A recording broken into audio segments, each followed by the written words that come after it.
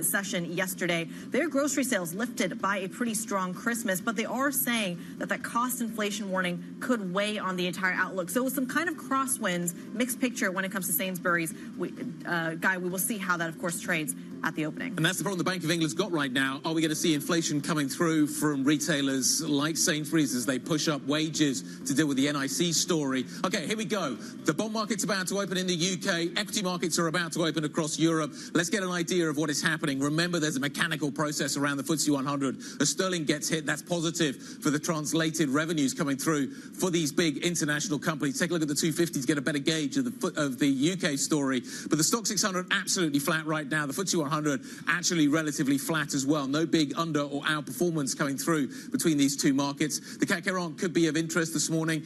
We are watching as well what is happening with politics in France quite carefully at the moment, but there's a whole load of single stock stories that are also worth paying attention to there as well. We're waiting for payrolls a little bit later on. We didn't have trade in the US yesterday, so that makes things a little bit more complicated in terms of the trading narrative coming through today. But we're waiting for the US to come back. We're waiting for that payroll number today. We're also waiting for CPI next week. What does the sector story look like, Kriti? Well, right off the bat, you are looking at commodities really front and center in terms of driving this trade. We're talking about the outperformance here. Basic resources seems to be driving the FTSE 100 outperformers, at least, although you are seeing that broader underperformance in the FTSE 100 today. Rio Tinto, Anglo American, Glencore are some of the biggest index contributors to the upside there. But again, it is a commodity story to the downside as well. I'm seeing Shell as one of the biggest weights on not just the FTSE 100, but the stock 600 as well. It's almost a tale of two commodity stories, but then you've got a little bit of various sectors. Airbus driving the trade, Roche driving the trade as well. We're going to dive into details in just a moment, Lizzie. Interesting, Guy, you made the distinction between the FTSE 100 and 250, the 250 being more domestically focused and actually seeing an ever so slight recovery this morning, outperforming the FTSE 100. And perhaps that's just a bounce back from the misery of yesterday's session. You have seen the pound pairing some of its earlier losses. It's down only 0.2% now at $1.2022. But if you look at some of those individual movers there, you've got Airbus at the top of the board, up 1.6%. Zurich at the bottom there, down 0.6%. Broadly, it's about half of sectors in negative territory, just over this morning, Guy. We'll talk about Airbus and what is happening there. Christian Scherer, a briefing yesterday from the company. We'll get Benedict Campbell's take on that out of Berlin very, very shortly. Let's talk a little bit about what is happening with the gilt market open this morning. I'm looking at yields moving higher, but not out of whack with what we're seeing across the rest of Europe. So the Bund is up by 1.5. You got the gilt up by 1.6. I think there's a particularly big divergence there. Let me just switch my board over to what is happening with the 30 years. And again, the UK, in some ways, the rise we're seeing this morning in terms of yields doesn't look that dramatic. We're up by, 1.5. Italy's up by 2.4, Germany's up by 2.1. So it looks like we're kind of broadly within the parameters of what we're seeing across the wider European story this morning, Chrissy. Yeah, certainly something we're going to keep an eye on in terms of course, the fallout and what those kind of correlations actually look like. Let's get a perfect expert analysis here this morning. Joining us is Wolf Van Rotberg, equity strategist over at J. Safra Saracen. Wolf, a pleasure to have you on this program. Let's start there. We're trying to figure out the kind of cross correlations here between the gilt story, the currency story, and what the read-through might be into the equity story, not just in the UK, but in the broader stock 600. Your take? Well, I mean, on the UK itself, it's a pretty clear story, I think. I mean, what we're seeing in the gilt market and in the FX market is more of a risk-off in a general sense. I mean, obviously, if you see a move higher in yields and a move lower in the currency, it's quite telling that the market is trying to pull back from from these two segments. But on the FTSE, it's obviously quite a supportive factor, and that's what we've known for quite a while. I mean, the FTSE 100 is inversely correlated to the currency. It's a very international market, 70% or more of revenues coming from outside the UK, barely a footprint of, kind of very small cost footprint in the UK. So you kind of have a hedge trade against a weakness in sterling. And I think that's the reason it's benefiting to the extent it does right now, in addition to the energy component, which has definitely helped with the oil price moving higher over the past few weeks. On the European market, I think on the wider European market, the impact is not as much felt right now, because it doesn't have much of a bearing, let's say, for European equities outside the UK. We are fairly, positive, let's say, on the market outside the UK, in Europe, Euro area, also on the Swiss market to some extent, mostly because we think there's some, kind of gap to be closed on the valuation side. And on the macro front, obviously, the data has been very weak in Europe over the past few months, but we think there may be a bit of a bottom here in terms of growth numbers, and in particular going into 25, we have the election in Germany in February. What we could see is a bit more of a fiscal stimulus coming out of Germany, obviously, maybe offset by some tightening in France, but at the end of the day, we may see a better year for European growth than what's currently being anticipated and what's currently priced. Well, when you bring in the currency picture to it, we saw weakness in the gilt market, as I said, weakness in the currency market. Does this at some point, if that weakness continues, incentivize flows into the equity market? What kind of levels are we looking at to really say UK and Europe are too cheap not to own? Well, I think we are already at these levels. So we've obviously seen the euro area in particular starting to perform over the past few weeks. I mean, part of the reason has been, kind of, let's say, fundamentally, it's probably the valuation side, but then the overlay from the currency side with the dollar strengthening, this has definitely helped the euro area. And I would think that this can continue for some time. We are more cautious on the US market, where we see basically that valuations are touching the highs they've done in 21, and the macro mechanics, let's say, is changing to some extent, which is becoming a lot less favorable for US equities in particular, with inflation being back, coming back, and kind of disinflationary period which we've had in 24, with inflation coming down, basically troughing in October against the backdrop which is fairly solid still on the growth side. This is ending, and inflation is becoming more of a driver of rates, and for that reason a negative for equities, or a headwind, let's say, for the parts of the market which are particularly expensive. So where you say you're more negative than consensus for US equities, but you're kind of positive about European equities, to be clear, is it that you're inherently positive about Europe, or just that it looks good compared to your view on the US? At the end of the day, we would still expect upside by the end of the year in both markets, in the US and in Europe. But the European, positiveness, let's say, which we are trying to communicate is more of a tactical trade. It's really, where we're sitting right now. We see on the valuation side, it doesn't make a whole lot of sense as compared to the US, and where we are in the cycle right now, with the potential catalysts, as I just mentioned, on the fiscal side out of Germany, helping the market to recover to some extent. So we would think that this is more like a 2, 3, 4 month position, whereas the fundamentals in the US are still quite a lot stronger in terms of like the long-term growth picture for earnings, structural growth margins, and so forth. Obviously, the US market is much healthier in that regard. But why have you gone off US banks when aren't they likely to benefit from Trump's policies? We've already seen Michael Barr leaving before Trump's even landed. Surely that's going to be a help to the banks on capital buffers. Yeah, certainly. And I think the banks obviously are, one sector which should benefit also from the current, let's say, gyrations in the rates market. They've seen the kind of curve they're trading on flattening a little bit into September, October. It started to steepen again, which may help in addition to the regulatory tailwinds they will likely receive in 2025. But then must also be said, the larger banks are already priced quite rich, I would say, in the US in particular. So it's more of a neutral, let's say, for the banking sector right now, I think, than what it was, let's say, at the beginning and the first half of 2024. Wolf, what's the beta of European stocks to US stocks? If US stocks go down by 10%, do European stocks go down by 15% or 5%? I would think the beta is probably below 1 right now. If we, think about a scenario which looks similar to 2022, must really be said, if it's basically coming from the valuation side with rates pushing to a level such that the market capitulates and says like, okay, these valuations in the US, 22 times 12-month forward earnings are just too high, without really pricing much of a recession. Obviously, if it came from the macro data side saying, okay, growth rolls over, which we don't expect right now, and I think the recent data is clearly pointing into a different direction, then the European market would have a beta above 1. But if it's an, let's say, valuation adjustment move lower, then the US is clearly more exposed here. Yeah, that nuance is interesting. 5%. How do you think equities react to 5% in the US? Is that a key line in the sand? If we go north of 5%, do we get a much bigger reaction? People are talking about this as being a kind of near-term possibility. How do you think risk assets are going to respond if yields continue to climb?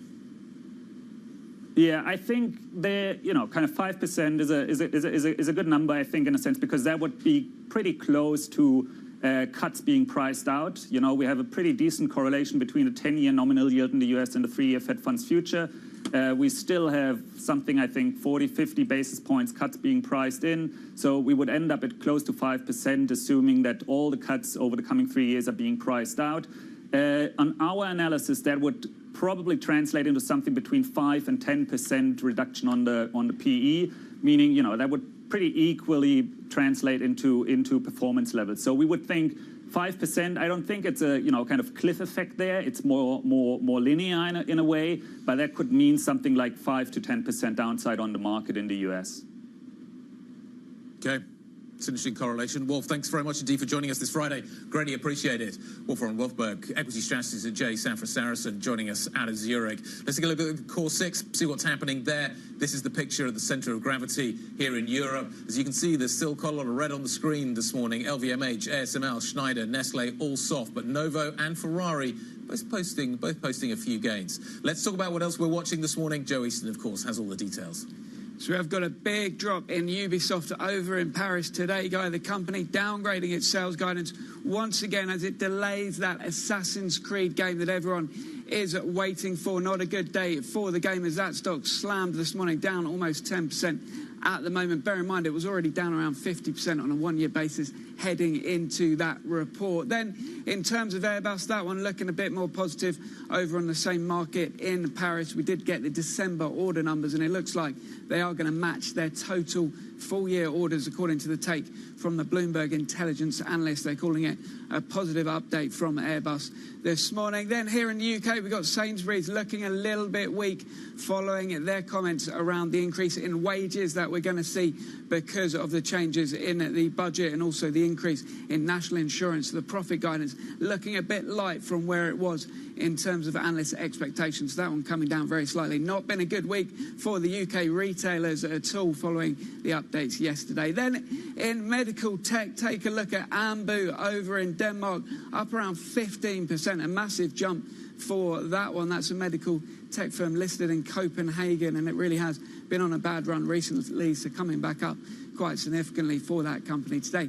In the data and AI space, we've got a company called Data Group that's saying they're no longer going to spin off one of their big units. That was one of their inter-business AI units that they say they're no longer going to spin off for that firm, and therefore that one catching our radar at the last minute, and it's coming down 5% this morning over in Germany for that one. Then in terms of rating changes, Persimmon, as we mentioned earlier, that one was edging higher at the open of trading here in London. We're up 1%, almost for Persimmon. UBS saying a 30% sell-off in the home builders in the past few months is too much, and they reckon there's a good chance to buy into Persimmons. That one coming up today. And finally, we mentioned earlier, E.ON downgraded over at Bank of America. They've had a negative court ruling on their grid business, and Bank of America reckons that's going to hit their bottom line. So E.ON falling 3%, underperforming in the European utilities market this morning. All right, Joe Easton from our equities team, we thank you for that update. Airbus shares, as you say, up 1.6%, and that's a story we're going to dive more deeply into next. They're hopeful of a return to pre-pandemic delivery levels, and they say it could be within reach. So we'll discuss that next.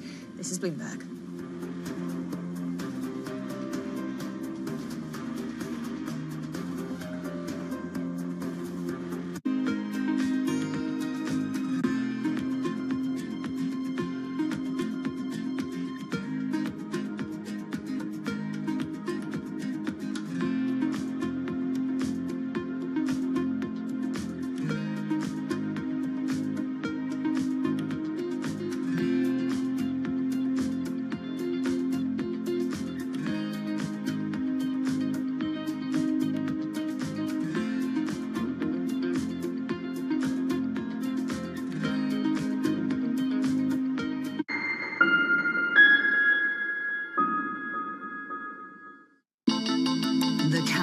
Is on. Everything you need to get the edge at the end of the market day.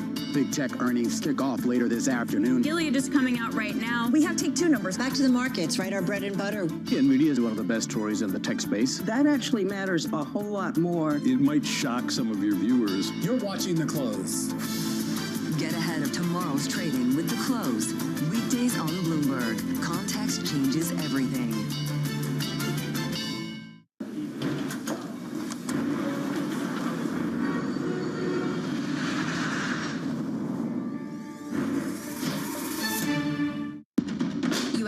Is influencing global markets. Technology is driving business across Europe. Companies in Asia are betting on tech.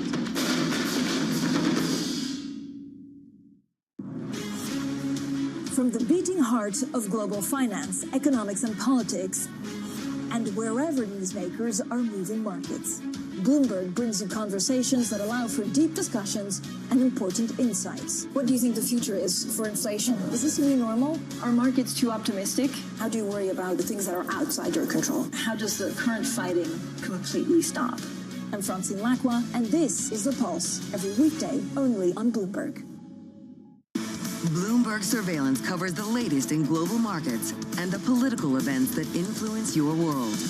Join Jonathan Farrell, Lisa Abramowitz, and Anne-Marie Hordern. Only on Bloomberg. Context changes everything. Welcome to the world of decentralized finance. Massive outperformance from Bitcoin. Bloomberg is covering all things crypto, the people. The tectonic shift emanating from Washington. All we're looking for is clear rules and an ability to build in the United States. Crypto shouldn't be partisan. The transactions. Really a record-breaking moment. Crypto VC is back. And the technology. It's really the beginning of a global on-chain economy. And if America doesn't embrace it, we're going to be left behind. Bloomberg Crypto, only on Bloomberg.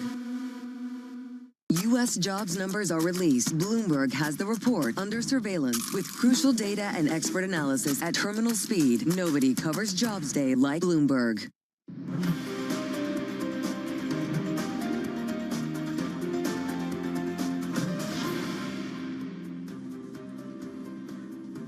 Welcome back to the opening trade. We are 17 minutes into the opening trade here in Europe. Not a great deal to write home about when it comes to the headline numbers being posted by European indices this morning, but below the surface there are some interesting narratives that are worth paying attention to. Airbus is certainly one of them. The European playmaker expecting to return to pre-pandemic delivery levels in the, quote, foreseeable future. This according to Christian Scherer. The world's biggest playmaker delivered 766 jets in 24, just shy of its targets.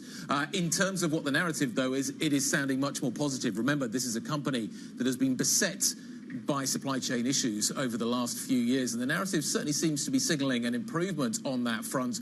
Not everybody's completely convinced. We've been speaking to Avalon here at Bloomberg. They think that actually Airbus's issues may persist. But Airbus, in some ways, hasn't been able to take advantage of the problems that its biggest adversary, Boeing has been experiencing because of the supply chain issues. They're still talking about the fact that there's a knowledge gap within the industry. Yeah. But if they can resolve some of this and deliver on the ramp, particularly on the 320 lines, then that will be a huge positive. So the Boeing recovery story has been known to be taking years in terms of timeline. Does Airbus have a shorter recovery story in terms of addressing supply chain issues? Well, I think that it's lasted much longer than anticipated. Yeah. So the point that Airbus is highlighting at the moment is that it is starting to see progress being made. It's still flagging that there's a longer-term issue with the fact that a lot of people left the industry during the pandemic and never came back. So there's this huge kind of skills shortage. So there's a labour shortage basically within the industry that they're really struggling with right now. That feels more resolvable than the long-term problems that Boeing has had. So Boeing's problems clearly are more intractable and more difficult to deal with. Airbus's issues have not been small, though. It's had also issues with engine suppliers. Pratt & Whitney, particularly on the 320s, has been hugely problematic. So they are resolving some of these issues. But if they can gain any kind of attraction, the operational kind of gearing effect through their supply chain into Airbus, into its customers, could be enormous. But this kind of comes back to our conversation with Vince and Ruby, because it's also a geopolitical issue, right? So, you know, the trade tensions since the first Trump administration have helped Airbus get the upper hand over Boeing. Then you've got China trying to make its own planes, Xi Jinping trying to make its own homegrown aircraft. So, you know, how do things change over this next administration as the alliances change and tariffs impact? So Airbus, to a certain extent, when it comes to the US, does have a tariff issue. Yeah. But it does also have an assembly plant in Alabama. So it is going to be partially manufacturing in the United States. Now, that was an issue last time round. Whether that remains a big issue this time round will remain to be seen. I think if Boeing was charging and on the front foot, I think maybe Trump would take a different line on this. But it'll be interesting to see how he manages that story on the tariffs. Is this something, I mean, when we talk about Boeing, we talk about them in the context of too big to fail, national security, just given just how big they are to the U.S. economy as well. This is something you're going to see from Comac as well, arguably from China. Does Airbus have that same oomph in France? Airbus is a huge employer in France. It's a huge employer across Europe. DASA, CASA, all these companies. But is that a lever they can pull?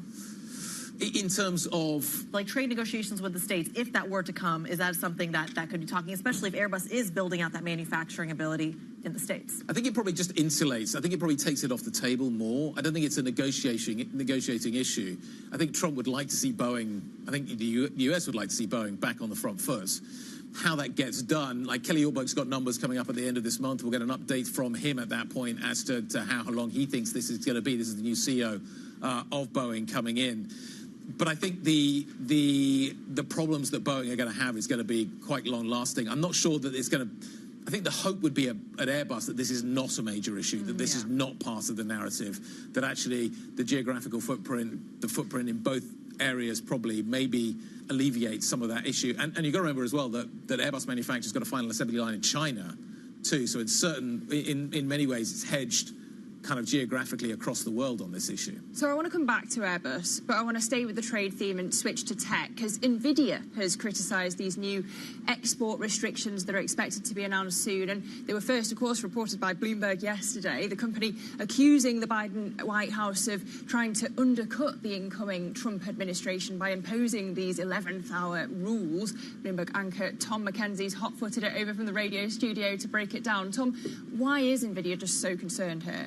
Well, one of the narratives and one of the themes, one of the pieces that we've understood around NVIDIA this week is that this is a company increasingly want to push into other segments of the ecosystem around technology and increasingly globally as well. But what that does, as they try to future-proof the growth for NVIDIA beyond data centers, is put them at a more exposed position when it comes to tariffs and restrictions that are coming through now from the Biden administration. So tariffs comes later, because that's what Trump has got in his pocket. But when it comes to these restrictions that we got yesterday, 3 different tiers, the most important being the second tier. First tier is allies, third tier is adversaries, China and Russia. The second tier is the global picture, making it more difficult, putting in place limits and caps on countries that have access to AI, so they'll have a certain number of GPUs or chips that they can actually buy in.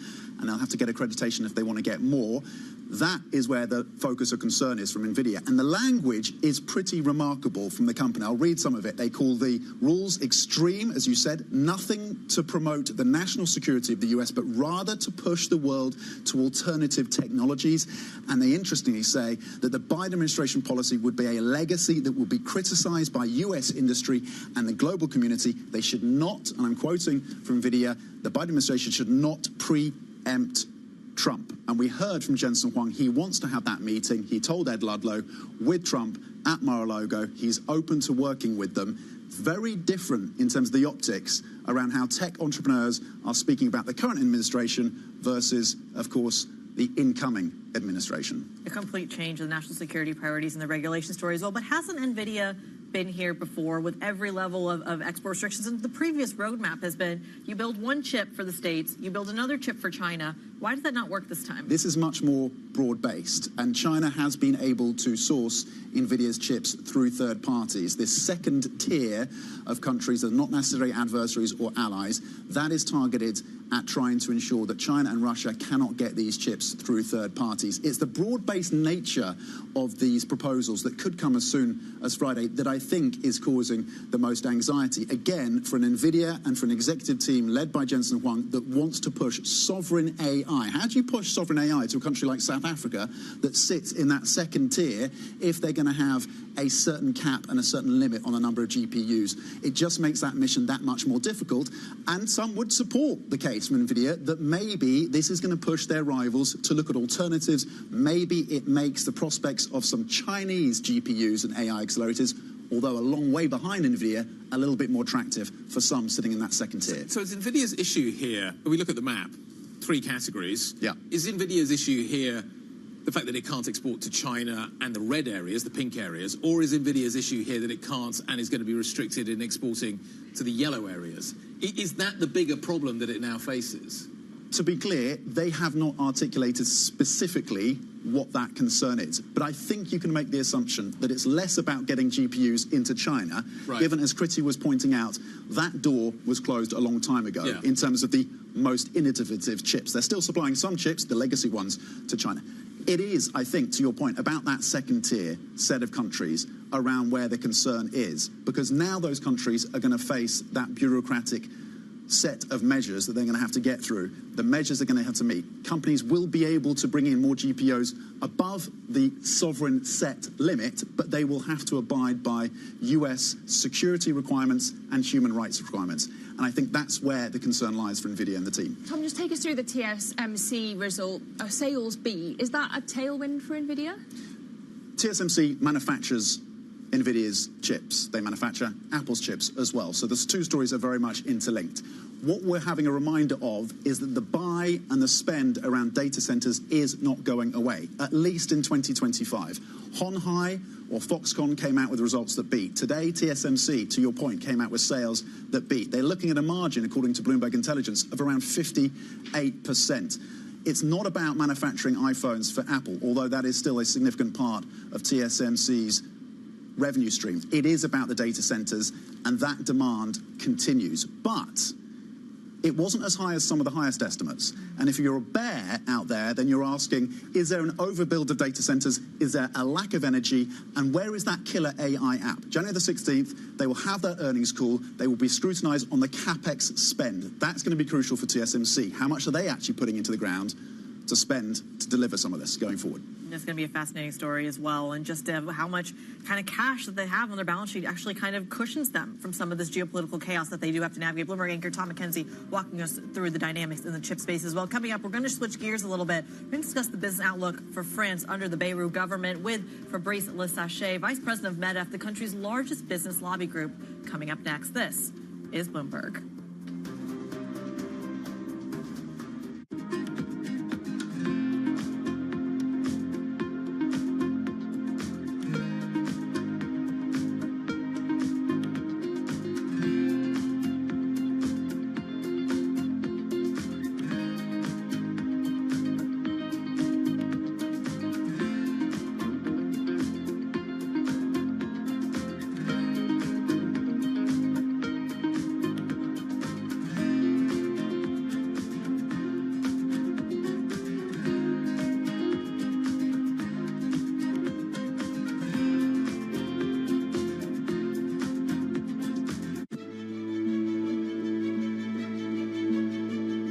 I've seen firsthand how some fashion businesses make women feel. And I think there's one thing, you know, being really vocal and being an Instagram activist and talking about something, there's a difference than putting your money where your mouth is and really trying to do something about the problem. And that's what I did with that business. It was about how do I take everything that I know and I've learned and actually do the opposite. And I think that as a young black female entrepreneur, the only thing that I could do was what I know from my experience. And the honest truth is, I didn't set out to create a company that was like deeply rooted in the principles of inclusivity and diversity. I set out to make a company that was right for me and my friends, and I knew that if I had a problem, chances are somebody else does. And I think that's where so many businesses are, you know, created, when you're solving a problem that's real for you and therefore real for the consumer.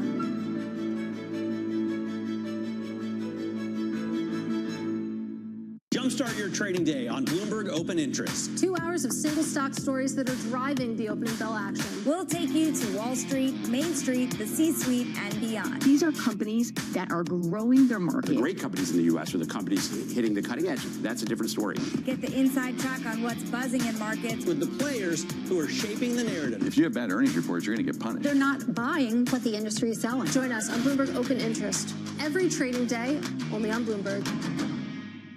From our studios in New York and San Francisco, our expert hosts have the data and analysis from the companies you know and the startups to watch, plus the interviews you don't want to miss. Watch Caroline Hyde and Ed Ludlow on Bloomberg Technology, the only daily business show dedicated to tech, right in the middle of the trading action. Live every weekday, only on Bloomberg Television. Context changes everything. Middle East and Africa, vibrant resources and high-yield investment opportunities abound. Join me on Horizons Middle East and Africa for the stories, newsmakers, and insight from this exciting region. Now weekdays, only on Bloomberg.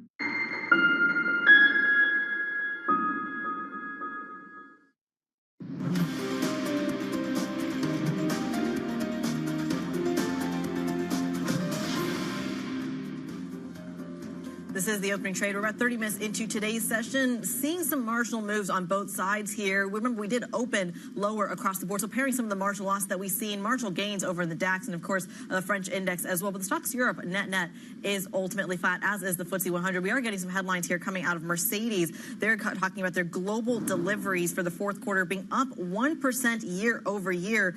The fourth quarter Europe car sales, however, are down 5% year over year. When you look at the stock, you are seeing, again, pairing a little bit of the losses, but still down overall, Guy, about 0.6%. Let's talk about what has been going on in Germany. We'll do German politics, then we maybe need to talk about French politics. But let's start in Germany. The US tech billionaire Elon Musk has waded into Germany's election with a conversation with a far-right candidate, Alice Weidel, on his X social media platform. Some would argue it amounted to an unpaid advertisement for the AfD. Let's bring in Bloomberg's Ollie Crook with the details. Ollie, they spoke for more than an hour. What did they talk about?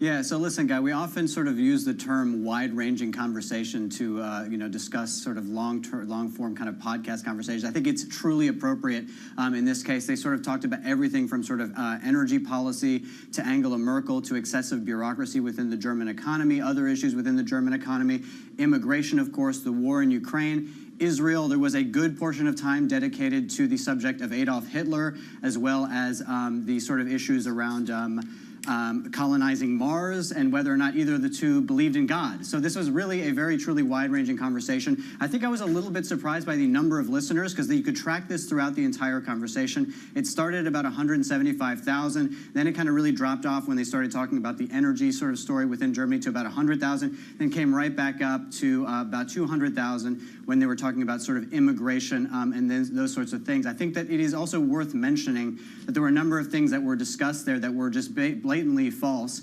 Elon Musk saying that she was the leading candidate to lead Germany. Of course, as we know, the AfD is the #2 candidate with 20% of the vote. The CDU is, in fact, leading with about 32% of the vote. And, of course, none of the other parties would ever enter into coalition with the AfD, so sort of bringing additional skepticism to that statement. In addition to the fact that they were both sort of agreeing and talking about how Hitler as a figure was actually a far-left leader, not a far-right leader, that basically he had been cast poorly in history. That is what Alice Weidel was trying to say, and also saying other things like, the Jews are not sort of free and to walk on the streets of Germany right now because they're under such threat from Islam. Again, these things are just blatantly untrue. What was interesting is the way in which the conversation was sort of set up. It was set up for both of them to sort of set up alley-oops and kind of slam dunk on issues that they knew they were going to agree upon. But really, Elon Musk's ambition was to sort of make her seem like a very, very sort of reasonable person on a number of different issues, and basically saying that, she was, and reiterating his support for the AfD, saying that they were the only sort of logical path forward in German politics.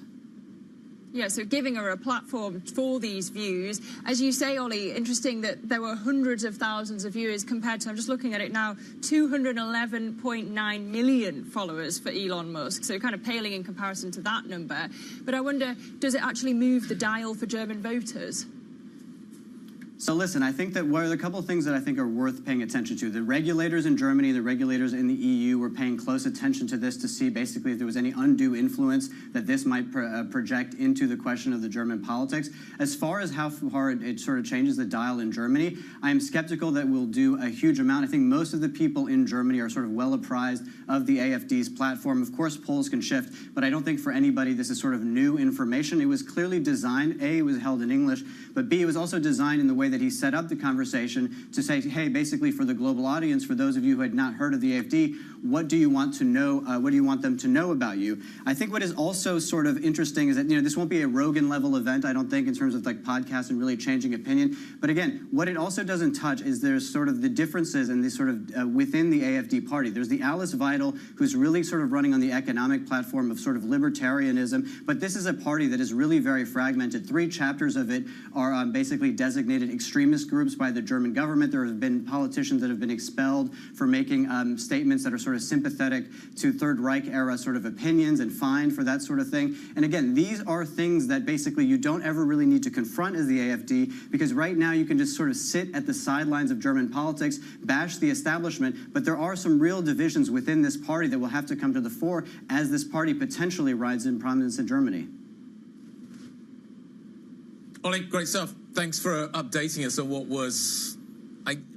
feels like an event that is relevant to Germany, but relevant to the wider European story as well. You see what is happening in the UK and the impact that Elon Musk is having on UK politics right now, the impact he's having on Keir Starmer and the issues that are surrounding him right now. It's not just related to what is happening in Germany. Let's pivot to France, talk about what is happening there as well. The French socialist leader, Olivier Faure, says that the budget talks between the left-wing parties are moving ahead. This as Prime Minister François Bayrou fights to get his 2025 budget over the line.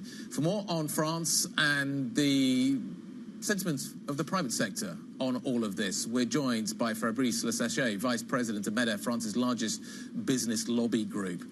Good morning. Good morning. Nice to see you in London. Thank you. Great to be here. What's going on? What is your perception of kind of this process and as it unfolds? And is business seeing the developments that it wants to see right now? What is your perception? Look, we need stability, but stability not at all costs, not on the expense of companies. So if the price of stability is to come back on the pension reform, that's a no. We can, of course, dialogue, we can find some solutions on the technical topics, but we need to work more. We have a productivity gap between Europe, US, China. In France, especially, we need to fix that. We need to work more. So what are your red lines? What do you think shouldn't be on the table here? The red line is to choose to come back on the pension reform and to increase tax. We need to cut spending. And everything that we hear now that is shaped in the public debate is increasing tax, having super tax on corporations, having tax on household, on airlines, etc. And this is not the good way, because the problem that leads us to that point is an excess of public spending. I recall your audience that France is spending 57% on GDP. Public spending. Now the debt is 12%. It's enormous. And the cost of this debt it could go up to 70 billion a year. So it's all this money that we need for something else, to invest in the future, in innovation. We don't have the luxury to burn our money just to pay high interest rate because we don't do the job of reforming the countries. So now the Business Confederation in France, MEDEF, said that we need to reset. It's a word that your Prime Minister uses a lot with Europe, reset. But in France, it's an opportunity to reset how we finance the welfare state. We cannot continue like this. to have lots of tax on work and production. We need to switch to consumption. Maybe we need to have pension fund, capitalization, titrization. These are the tools that are needed, that other countries have, that yield many good aspects for the people, and we need to implement that. So we'll push that very strongly. I get that impression. You say that there's no excess money in terms of refinancing and to kind of to address these interest rates. But I'm curious where, outside of the kind of local domestic story, where French business sees the bigger threat from the ripple effect from Donald Trump, from the U.S. steel tariffs, et cetera, coming westward, or the eastward tensions from China onto French luxury, onto French exports? It's both. For now, the U.S. is just a promise of increasing tariff, which has already some effects, because some people are trying to maybe locate investment in the U.S. to anticipate these tariffs. So we see that U.S. is a strong country to attract now industrial investment. It was already with Biden and the IRA. But with the overcapacity of China, it's not only France, it's all Europe. It's not only Europe, it's the other BRICS. Yeah. Brazil could be afraid of China. Egypt could be afraid, because who can cope with a country that was producing 5% of the world global industrial production in 2000 and will be nearly half in 2030? Who can cope with that? Nobody. So we need, and you know that the WTO is dysfunctioning, because we cannot nominate the judge to settle the dispute, and we cannot have resolution. So we need to find a way in this world, and this is why Europe and France is supporting that, took the stance of anti-dumping also, regulation, and now you see the first results on EVs for chemical industry, because we have lots of difficulty in automotive, chemical industry, steel, and we have lots of production of over-regulation that is killing the bird in Europe. I don't know about UK, but I guess it's a tendency that we all have in Western countries. This is also what Musk is saying for the US, so it's not only Europe.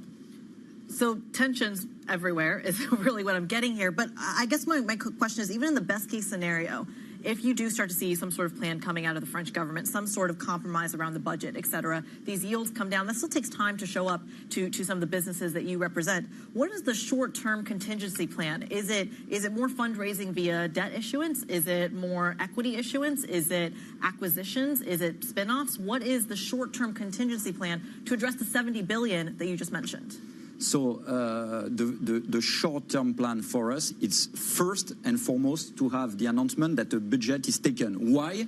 Because we see that all investments are cut and companies are not recruiting people because they fear what will going on in France. So to have this budget will ease maybe the cost of borrowing money on the markets and ease the yield of the bonds, of the French bonds. So for us, the key is to have an agreement. And the path is very tricky because we need this stability, this agreement, without losing too much. And it's a trade-off, what we will lose in this process. We cannot accept that companies get lots of new tax.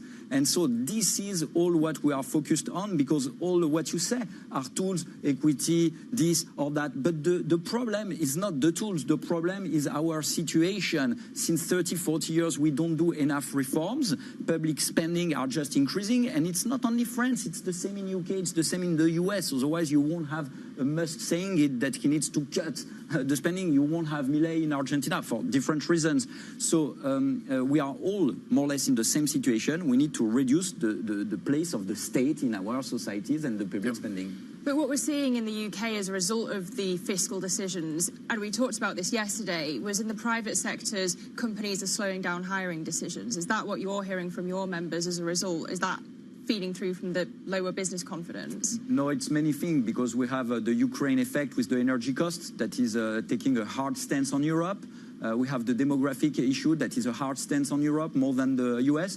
We have, since 2 years, US was more at 2.5% growth, Europe nothing. So we are not able to create enough growth and opportunities. We see that 300 billion flies of savings from Europe to the US every year. So the capital market is much more dynamic. And it's very hard for us, again, to cope with the ecosystem of the US and with the power of China. And we need to find a way. You see this with the UK alone, the global Britain, where it took UK. Not so far, I think, for now, when you see the results. So we need to be together. That's why I think the reset from UK with the EU is also important, because we share. You go with the Brexit, but the channel stays where it is. And we need to find cooperation, because we have the same structure of economy, more or less, and we have the same issue. So you see UK try to sign some trade agreement with Switzerland on financial market, with another small countries, but it's very limited. So we have a lot of work to unite ourselves to offer a good answer to China and the US. Well, I mean, Keir Starmer had dinner with Emmanuel Macron at Chequers last night. It seems like he's trying. Yeah, it's certainly something we're going to be keeping a very, very close eye on in terms of that geopolitics and whether that moves the dial. Fabrice Lessachet, Vice President of MEDEF, of course, joining us around the program. We should just bring you some headlines as we were speaking to Fabrice there. This time coming out of Japan, it has moved the market. You're looking at dollar-yen at a 157 handle. It did drop down to 158. At the BOJ said it was weighing raising the inflation forecast on rice and yen and still mulling the rate decision for January, still carefully assessing the data ahead of that January meeting and upgrading their core inflation views for the full year of 24 and the full year of 25. This marks the second time of verbal intervention that we're seeing in this market. Yes, rice costs. So rice costs are rising anyway. Yeah. Then you factor in a cheaper yen, and this is the problem that it has with the import around that issue, around the rice story. So it's just another factor that feeds into the mix about why the Bank of Japan may be looking to raise rates. How far will those go, I think, is the key question. Yeah. Like, is it just one more? Is it two more? Is it three more? And what effect will that have in terms of Japanese bond investors and how they see the story? Because in some ways, you're getting a bigger yield pickup elsewhere around the world as well, which is another factor that folds back into Japan. Yeah, interesting that private economists have higher inflation estimates than the BOJ itself. But, Kriti, as you say, the yen at 157 handle at the moment. Coming up on the programme, will President-elect Donald Trump come to TikTok's rescue? We'll discuss whether the app can avoid a ban in the US ahead of that Supreme Court hearing. So stay with us. This is Bloomberg.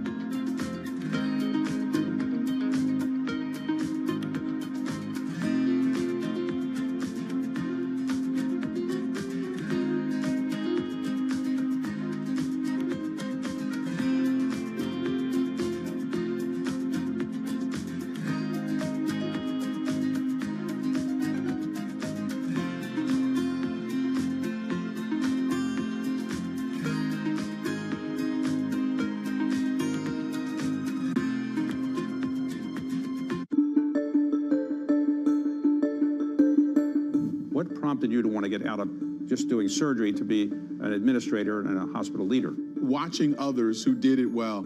I had a dean who recruited me from Birmingham, Alabama to Minneapolis, Minnesota, which is a big jump to convince me to move my family. I realized over time that my training as a surgeon brought a set of credible things to the table. One, if surgeons have a measure of emotional intelligence, not much of our training reinforces that. It reinforces skill, not necessarily emotional intelligence. But if a surgeon has some self-awareness and emotional intelligence, what they bring to the table of leadership are three fundamental things. Number one, they do everything in teams. Their operations, their patients they see is all team focused. Number two, they value process, but they hold themselves very much accountable to execution. They understand that it's good to explore a patient, but what really matters is that you take the tumor out. And then number three, they make difficult decisions on incomplete information. Those things I realized that I could bring to the table as a leader if I had a sort of a passion for working with people and had some sense of self-awareness.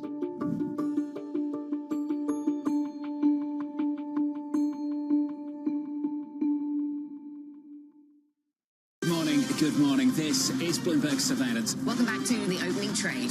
This is Bloomberg Technology. This is the Asia Trade. This is Wall Street Week. Welcome to Balance of Power. This is Bloomberg Television. Bringing you up-to-the-minute financial news whenever and wherever it happens. I'm Michael McKee at the Federal Reserve, and this is Bloomberg.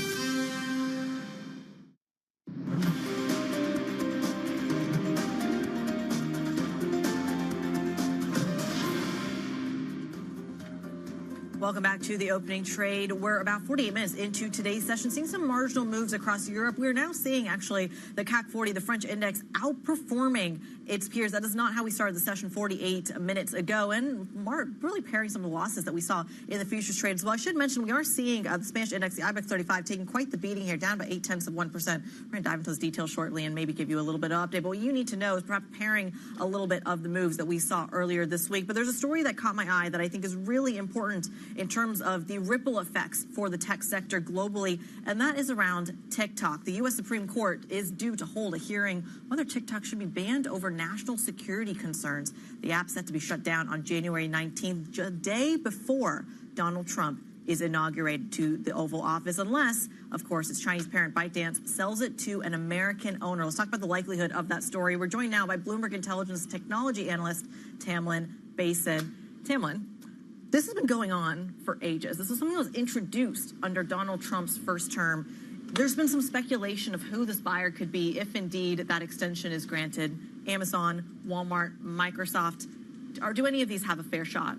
Well, so far there's been no indication that ByteDance is even entertaining the idea of selling the app. And there's also further speculation that China wouldn't even let the algorithm go along with any sale. So at the moment, we're operating on the assumption that no extension is going to be granted for the sale, and then it's going to be either banned or the Supreme Court hearing, which takes place later today, that might be TikTok's last chance to really stave off this ban.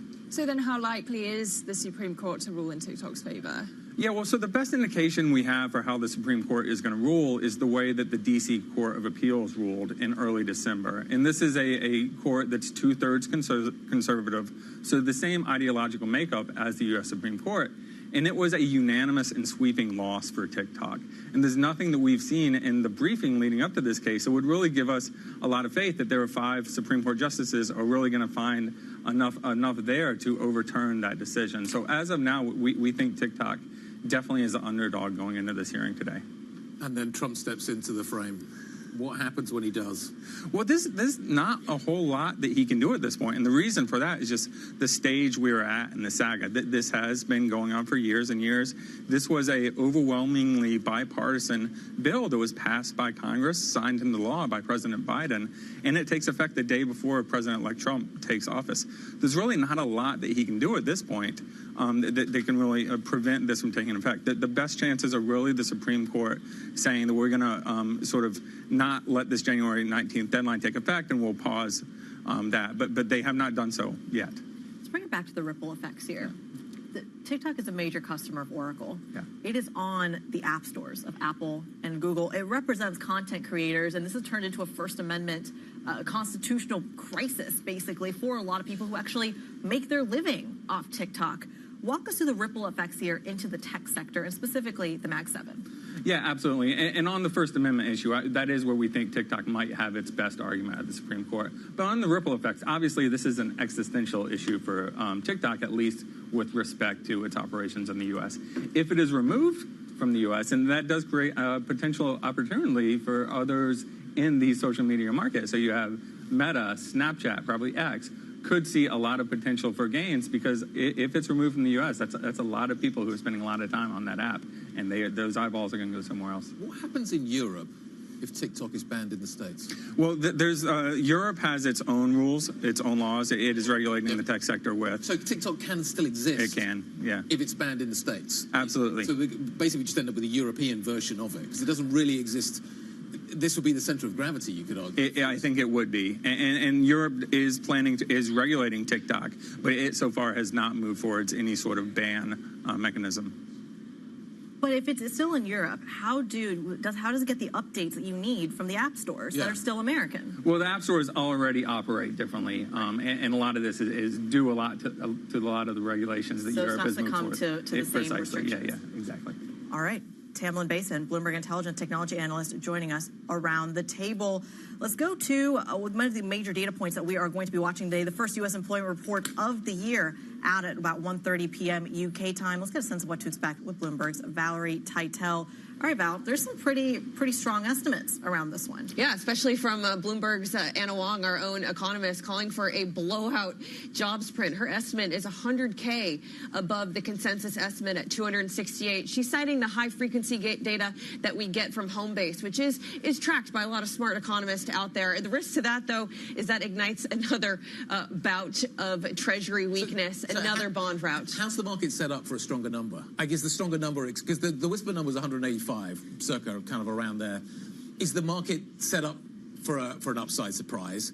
Is the risk to what's the risk to a downside surprise? Kind of just give us the kind of various reaction functions that we're going to see play out once this number drops. Look, the risk to a hot print is clearly focused in the Treasury market, but that could also ignite another bout of this U.S. exceptionalism trade, right? Yeah. A stronger dollar, money flowing into the U.S. equity market. That narrative of the U.S. really being the only developed economy out there who is running above trend will continue to gain steam. If we do get a downside number, though, I mean, you can put those bond route risks to bed for a moment. Maybe gives the U.K.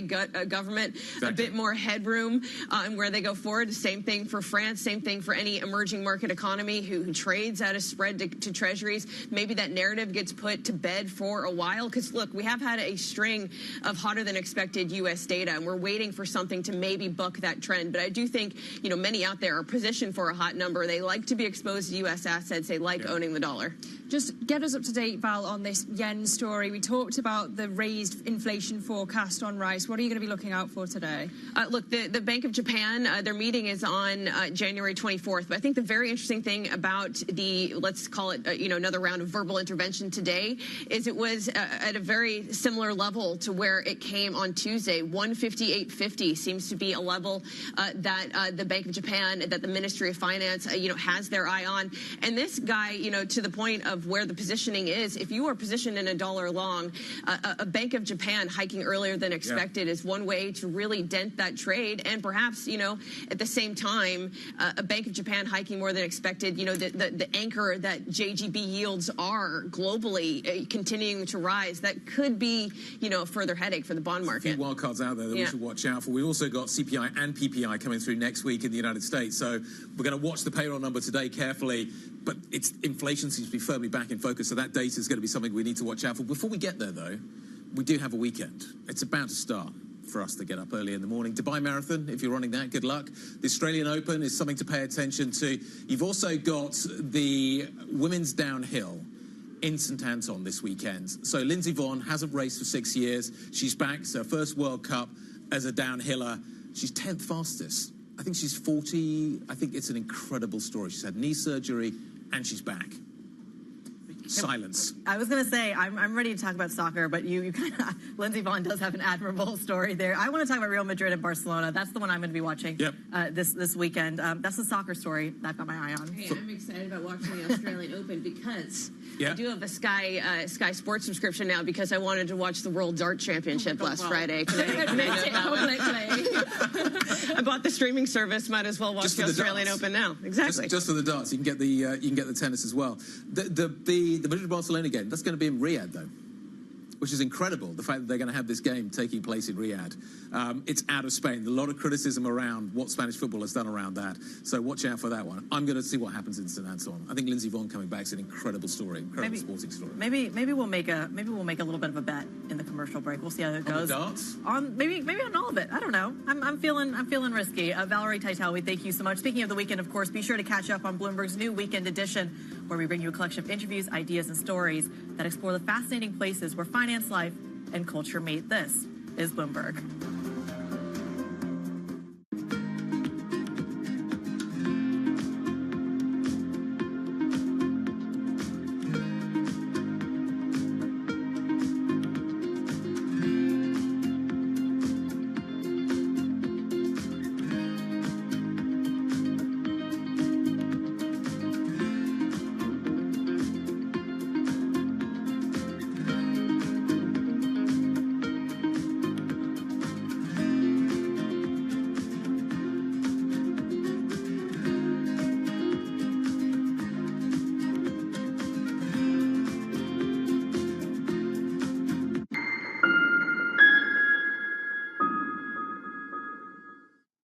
This is Bloomberg Daybreak Europe. I'm Tom McKenzie in London. These are the stories that set your agenda.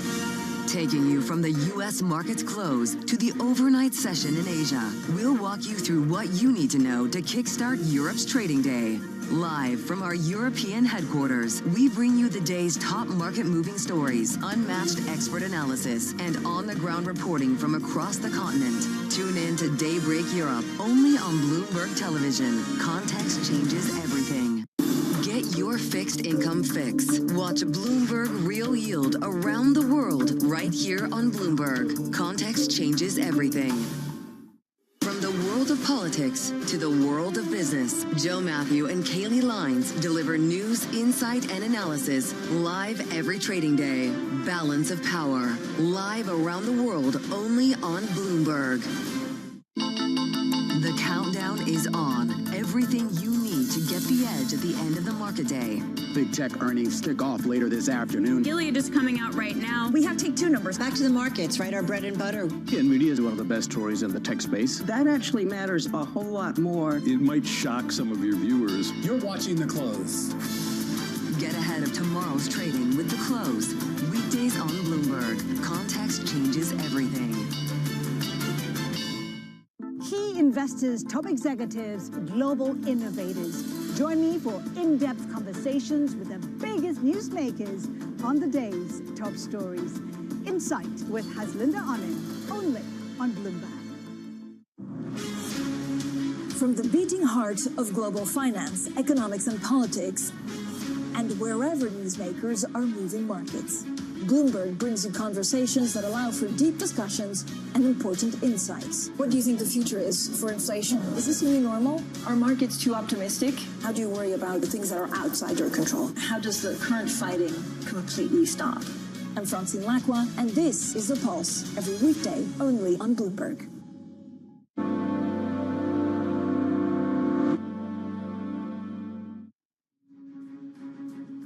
Investors wait for U.S. jobs data as the U.K. sell-off continues, piling pressure on the Chancellor's economic project. While firefighters make some progress in controlling several blazes that have scorched Los Angeles as the death toll rises and more than 180,000 people are forced to flee. Plus, Donald Trump says a meeting with Russian President Vladimir Putin is being arranged after the U.S. president-elect pledged a swift end to the war with Ukraine. So let's take a look at the European markets map. Now, we did have quite a big rout when it comes to stocks across the world. There's a bit of caution out there as we're expecting U.S. jobs data to maybe start repricing what the Fed expectation is. Remember, this was the big volatile thing that we saw in the last couple of days. Now, traders are definitely adopting this cautious stance ahead of U.S. jobs data that will offer some fresh insight into the thinking of the Federal Reserve. The CAC 40 gaining a touch, but you can see the FTSE and the DAX pretty much flat. S&P futures down 0.2%, and then all eyes on the 10-year yield in the U.S., but also in the U.K. There's a bit more market turmoil that we saw starting about 3 days ago. Bond markets really echoing the same sentiment that we're seeing in equities. U.K. yields actually extending this week's sell-off, and then sterling 122.87. For the conversations that matter and the insights you need, let's get started.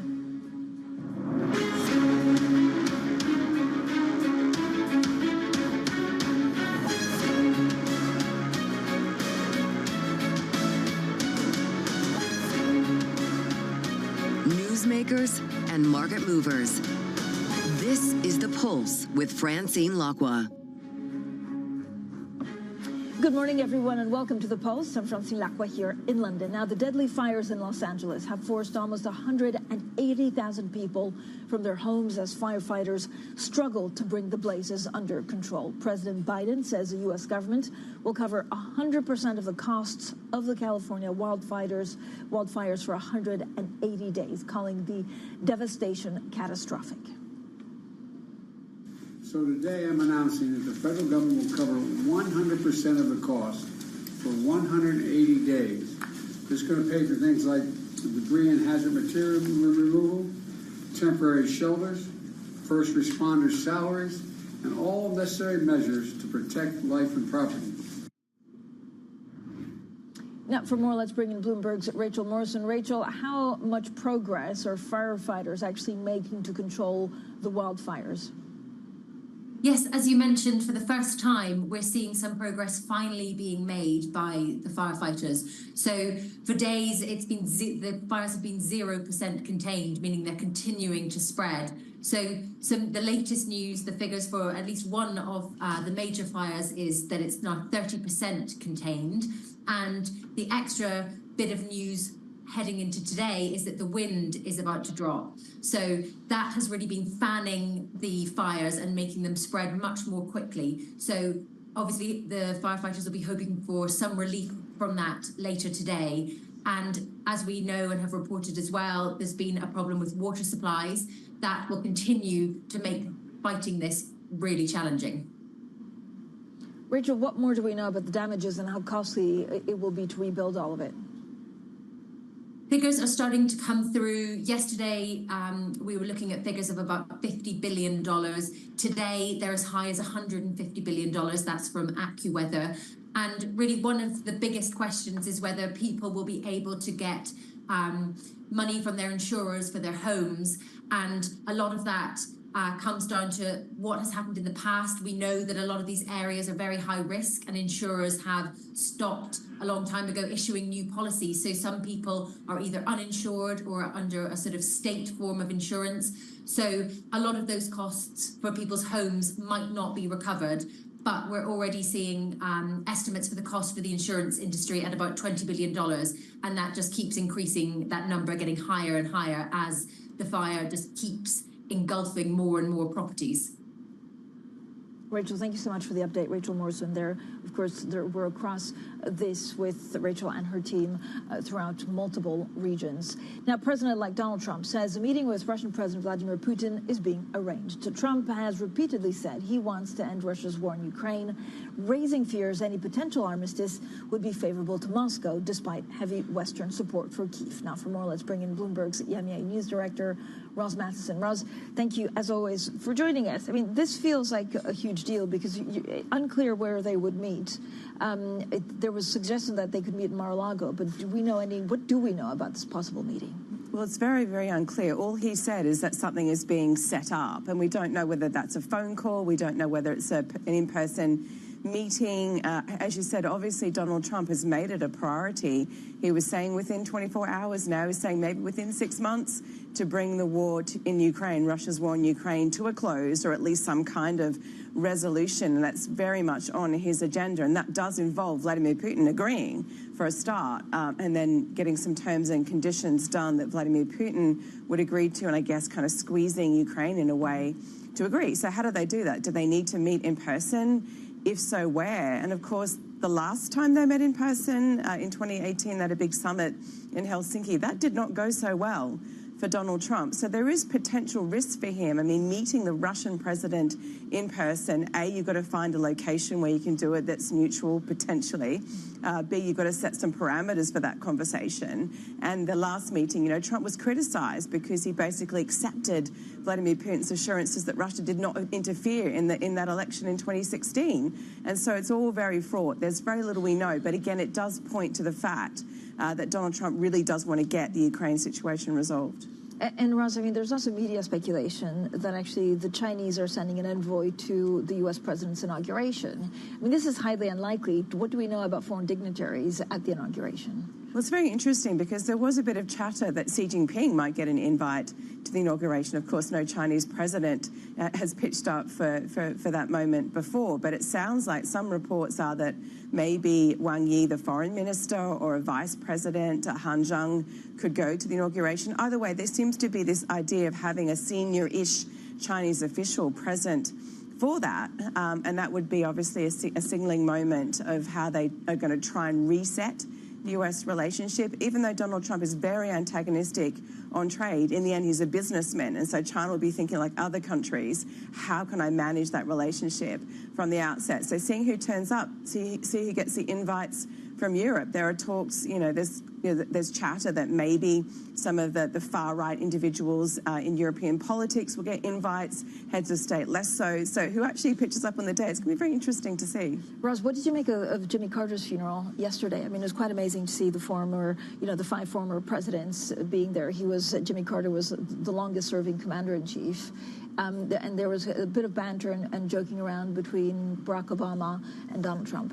That's right. Everyone was trying to lip read and work out exactly what they were saying, and I saw lots of reports of what exactly they were talking about. I mean, it wasn't particularly relaxed banter.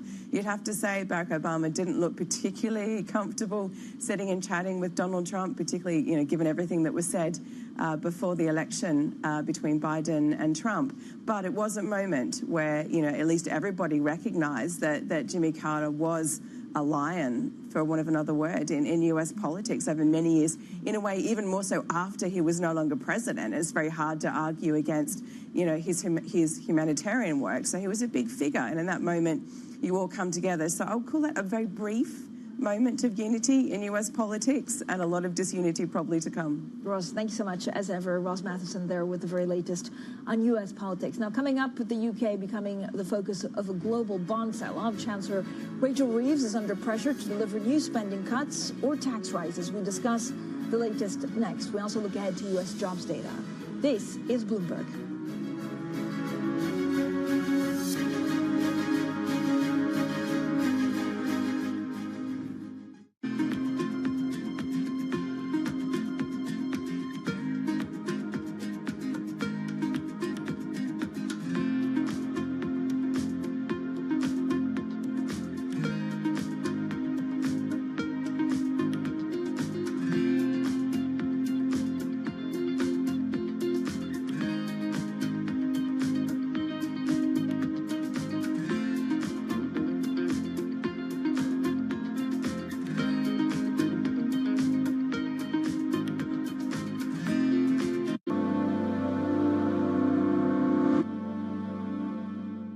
Welcome to the world of decentralized finance. Massive outperformance from Bitcoin. Bloomberg is covering all things crypto, the people. The tectonic shift emanating from Washington. All we're looking for is clear rules and an ability to build in the United States. Crypto shouldn't be partisan. The transactions. Really a record-breaking moment. Crypto VC is back. And the technology. It's really the beginning of a global on-chain economy. And if America doesn't embrace it, we're going to be left behind. Bloomberg Crypto, only on Bloomberg.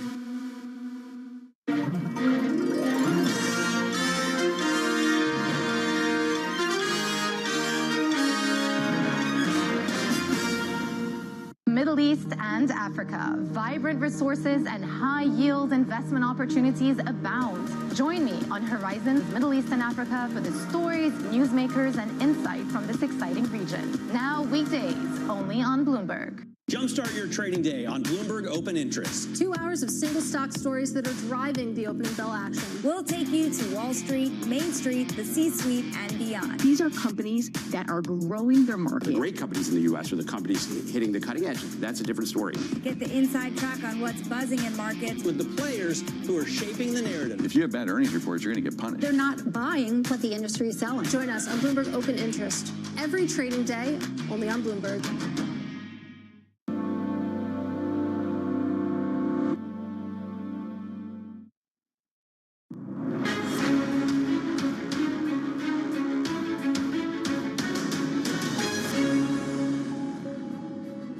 Welcome back, everyone. Now, investors adopting a pretty cautious stance ahead of U.S. jobs data later after a volatile start to the trading year. Now, here in the U.K., gilt yields climbing across the curve. The pound has fallen for a fourth day. Now, let's discuss all of this with Peter Beck-Friis, economist at PIMCO, and Themos Fiotakis, global head of FX strategy and EM macro strategy at Barclays. So thank you both for joining us. Themos, first of all, I mean, just from a market perspective, it was like, wait, what? You know, everything was started in the U.S. because of a repricing of expectations of inflation, but it really infected the rest of the world, especially first gilts, but then sterling. So I think you're hitting the nail on the head. When we're talking about any kind of bond market, even the UK, you have to understand this is a very bad setup for bonds, has been a very bad setup for bonds, particularly because of the developments in the US. You have much better data, you have strong, job openings, inflation expectations picking up on a number of surveys, and you obviously have the prospect of earlier tariffs, and the potential for fiscal easing, all of which is aggravating the bond market. And the UK, because of its demand and supply dynamics, has had a high beta to that situation. I'd say. Yeah, Peter, how would you describe actually the week that we've just lived through? And I guess there's quite a lot more to maybe do in terms of market route, but is it a fundamental problem for the UK economy?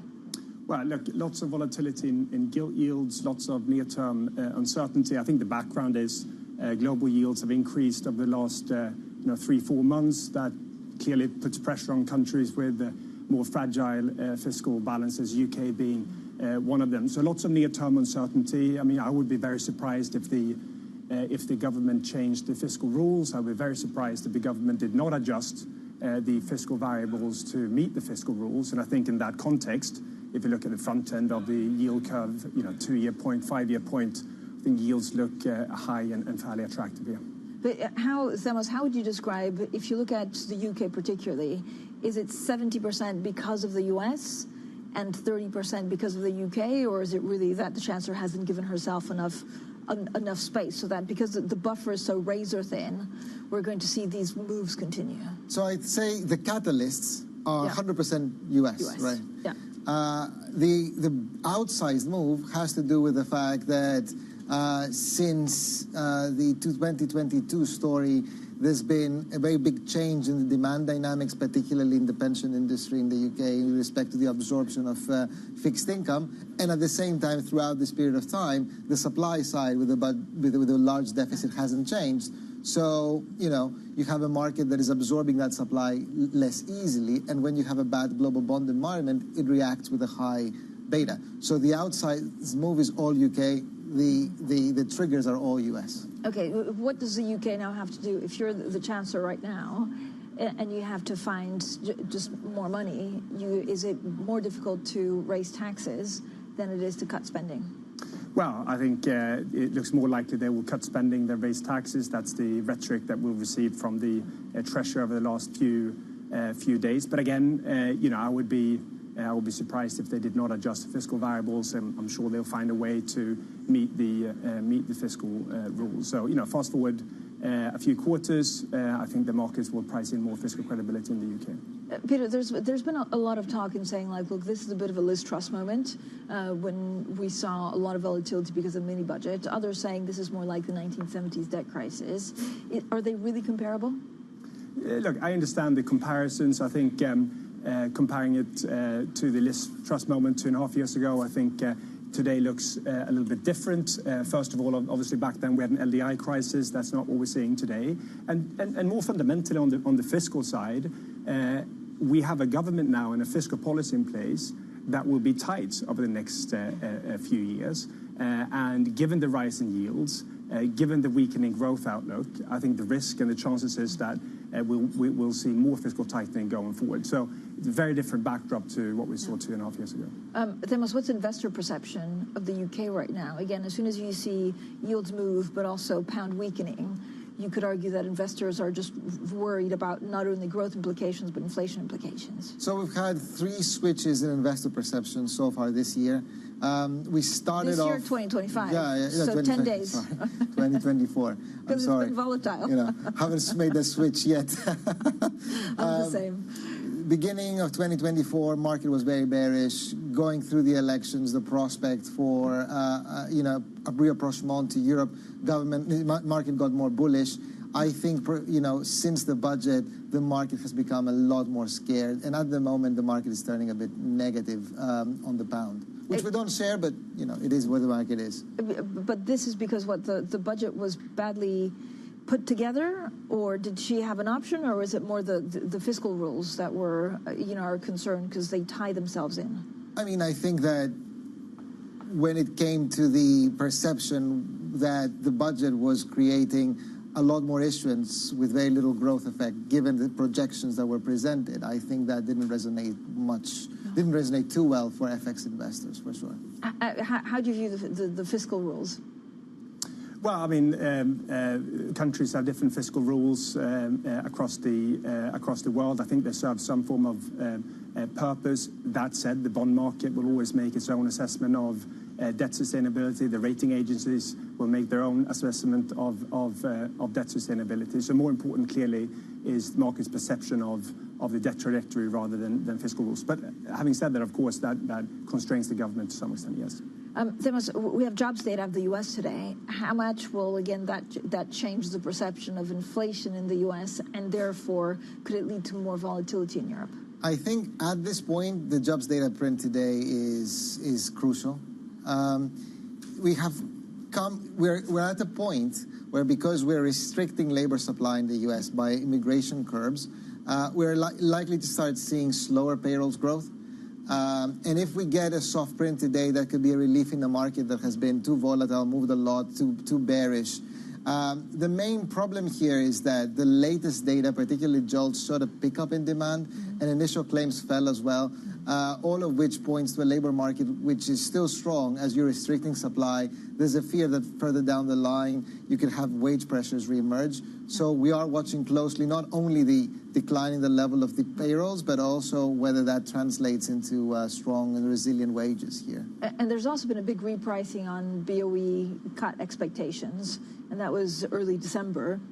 How much of that is that basically investors or markets looking at what the Fed does compared to actually looking at economic fundamentals of the UK?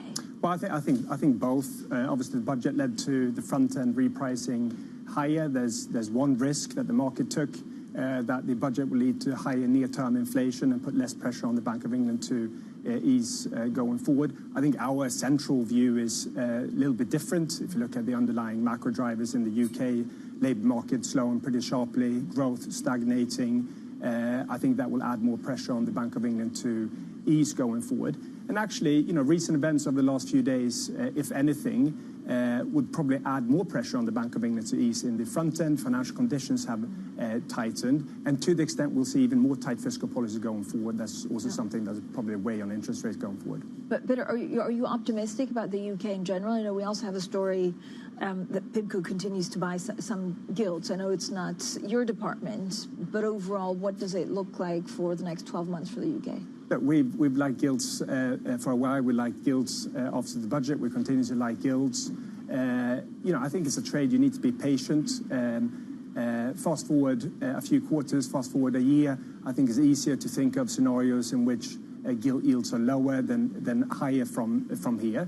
And yes, we can speak about fiscal concerns, but just if you look at the front-end pricing, not much is priced for Bank of England given the weakening growth outlook, and that reinforces our view that we think gilts are attractive at these levels. Okay, thank you so much for joining us. Peter Beck-Friis from PIMCO, Themos Fiotakis from Barclays stays with us, and we'll talk a little bit more about dollar strength or weakness and what the president-elect wants. This is Bloomberg.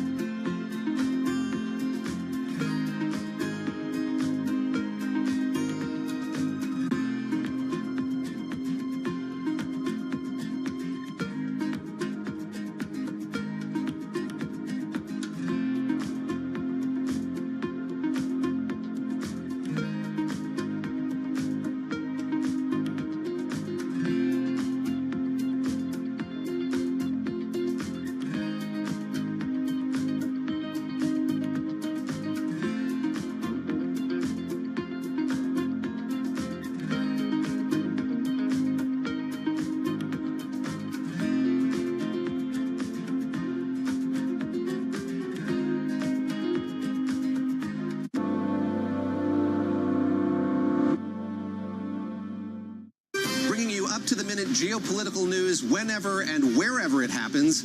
I'm David Gura in Rio de Janeiro, Brazil, and this is Bloomberg. From our studios in New York and San Francisco, our expert hosts have the data and analysis from the companies you know and the startups to watch, plus the interviews you don't want to miss. Watch Caroline Hyde and Ed Ludlow on Bloomberg Technology, the only daily business show dedicated to tech, right in the middle of the trading action. Live every weekday, only on Bloomberg Television.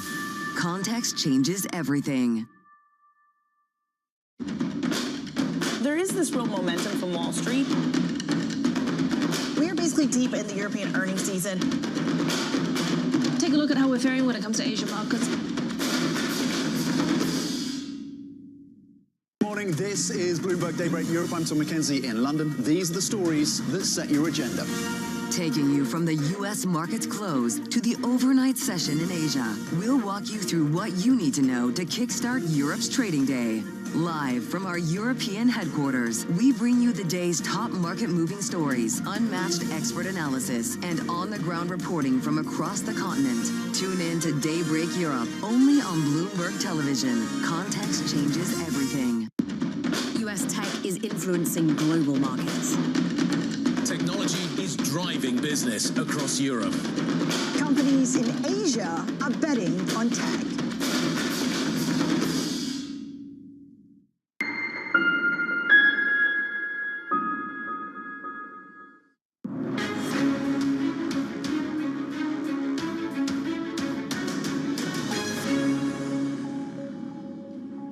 Welcome back, everyone. We put the focus on FX. Still with us, Stemos Yurtakis from Barclays. Stemos, we're talking a little bit before about yields, but also treasuries. I mean, we're what, 12 days away from the inauguration in the U.S. What do you think Donald Trump wants from dollar? I think that what he wants is very different to what he's getting based on his policies, right? His policies, he has said that he wants a weaker dollar. His policies are all strong dollar policies. Now, I think that one of our biggest areas of focus in our research is tariffs. A lot of people are thinking of tariffs now in comparison to 2016, 2017. I think the setup is different. The administration now, as Lighthizer is expressing himself, view tariffs as much more of a functional tool which they want to use in a very broad way to support the U.S. industry. This is also a setup where for a few years now the trade war has been escalating with a lot of retaliation from China. We had measures even from the Biden administration in the end in the form of the Inflation Reduction Act and the CHIPS Act that basically supported the U.S. industry. So we expect tariffs to be a pretty significant tool for this administration, which they will use broadly. The recent articles highlight the notion of sector-wide tariffs, which can be a lot more powerful, a lot more effective, and they can have a lot more collateral damage in effects. Tariffs mean a stronger dollar, and I think that. Sorry, is at the expense of others? So is your favorite pairing euro dollar because euro will suffer automatically? I think Europe is stuck in the middle and is not reacting, so it's definitely the prime candidate. But there's a lot of collateral damage with sectoral tariffs. The yen, the Korean won, the Chinese yuan hasn't moved enough. They're all prime candidates for this. So interesting. Well, I know we'll have a lot more conversations about FX in 2025. Stemos, thank you, as always. Stemos Yurtakis, Global Head of FX Strategy and EM Macro Strategy at Barclays. Coming up, Elon Musk gives a platform to the far right in Germany ahead of the country's federal election. We have the details next, and this is Bloomberg.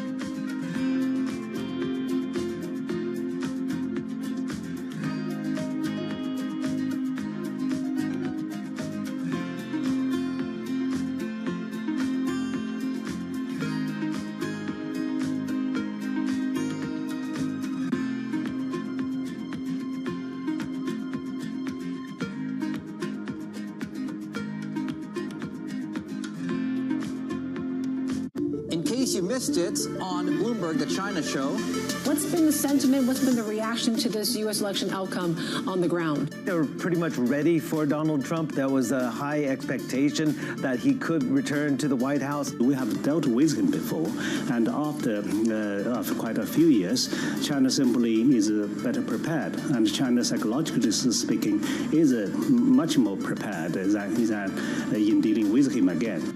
Probably are fully prepared for Trump to impose higher tariffs on China. What's the tone as they were talking to really a global investment? Right. The openness of China, including the capital markets, Hong Kong being an international financial center will be extremely important in channeling global investors. Don't miss the China Show live every weekday.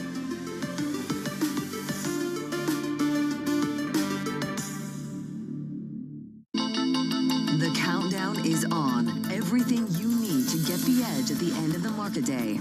Big tech earnings kick off later this afternoon. Gilead is coming out right now. We have take two numbers. Back to the markets, right? Our bread and butter. NVIDIA is one of the best stories in the tech space. That actually matters a whole lot more. It might shock some of your viewers. You're watching The Close. Get ahead of tomorrow's trading with The Close. Weekdays on Bloomberg. Context changes everything. Bloomberg Surveillance covers the latest in global markets and the political events that influence your world. Join Jonathan Farrell, Lisa Abramowitz, and Anne-Marie Hordern. Only on Bloomberg. Context changes everything. It's a multi-trillion-dollar industry. We'll show you what's happening in ETFs like no one else. ETF IQ, only on Bloomberg.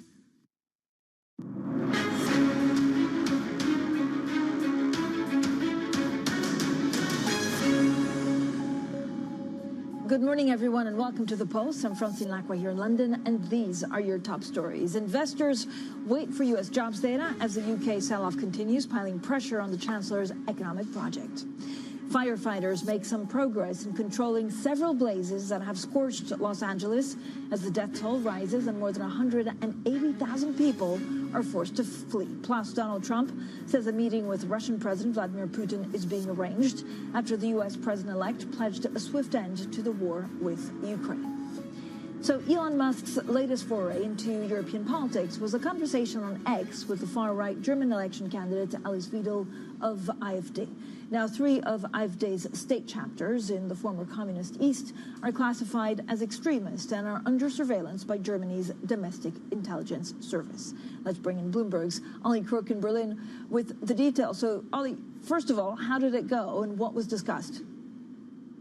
Yeah, so listen, Francine, it was about an hour and 10 minutes long, and I think the list of things that were not discussed was a bit shorter than what was actually discussed, because we talk about wide-ranging conversations and interviews. I mean, this really must have taken the cake. It really began on sort of energy policy, the sort of issues with the German economy, cutting back bureaucracy, the Merkel years, but then also, talked about immigration, the war in Ukraine, Israel, Adolf Hitler came up.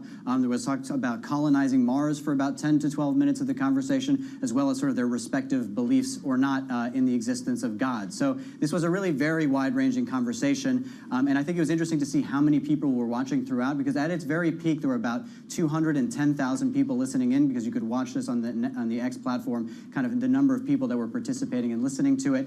I think it really sort of dropped down when they got into sort of nitty-gritty proposals on energy, but then rose back up when you started talking about immigration and some of the more sort of culture war issues. A couple of points that I think bear mentioning that probably require some sort of correction, because there were some sort of false statements made during this conversation. I mean, Elon Musk introduced her as the leading candidate in Germany. As we know, the AfD is not polling at #1. The CDU is polling at #1 with about 30 to 32% of the vote. The AfD is in second place with about 20% of the vote. I mean, another kind of very strange point was this sort of discussion that the fact that Adolf Hitler was not actually a far-right leader. They wanted to recast his leadership as actually being on the far left and being a communist, which is a fact that very few people who are credible and sort of with a perspective on history and within Germany agree with or could really stand up or validate. And also other statements that, like, for example, the AfD is the only party that sort of defends Jewish life within Germany because they're at such risk because of the Muslim population. Again, false statements. But really Elon Musk's ambition here was to try to sort of put her out in sort of as a very credible and sort of common sense voice on economic policy. I mean, at the end, basically reiterated the claim that he had made about a month or 2 months ago, saying that the AfD is the only thing that right now can save Germany.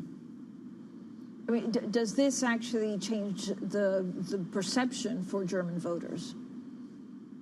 Yeah, so listen, I think that this was really not geared towards the domestic audience in Germany. This was a conversation that was held in English. You know, only about 200,000 people sort of tuned in to it.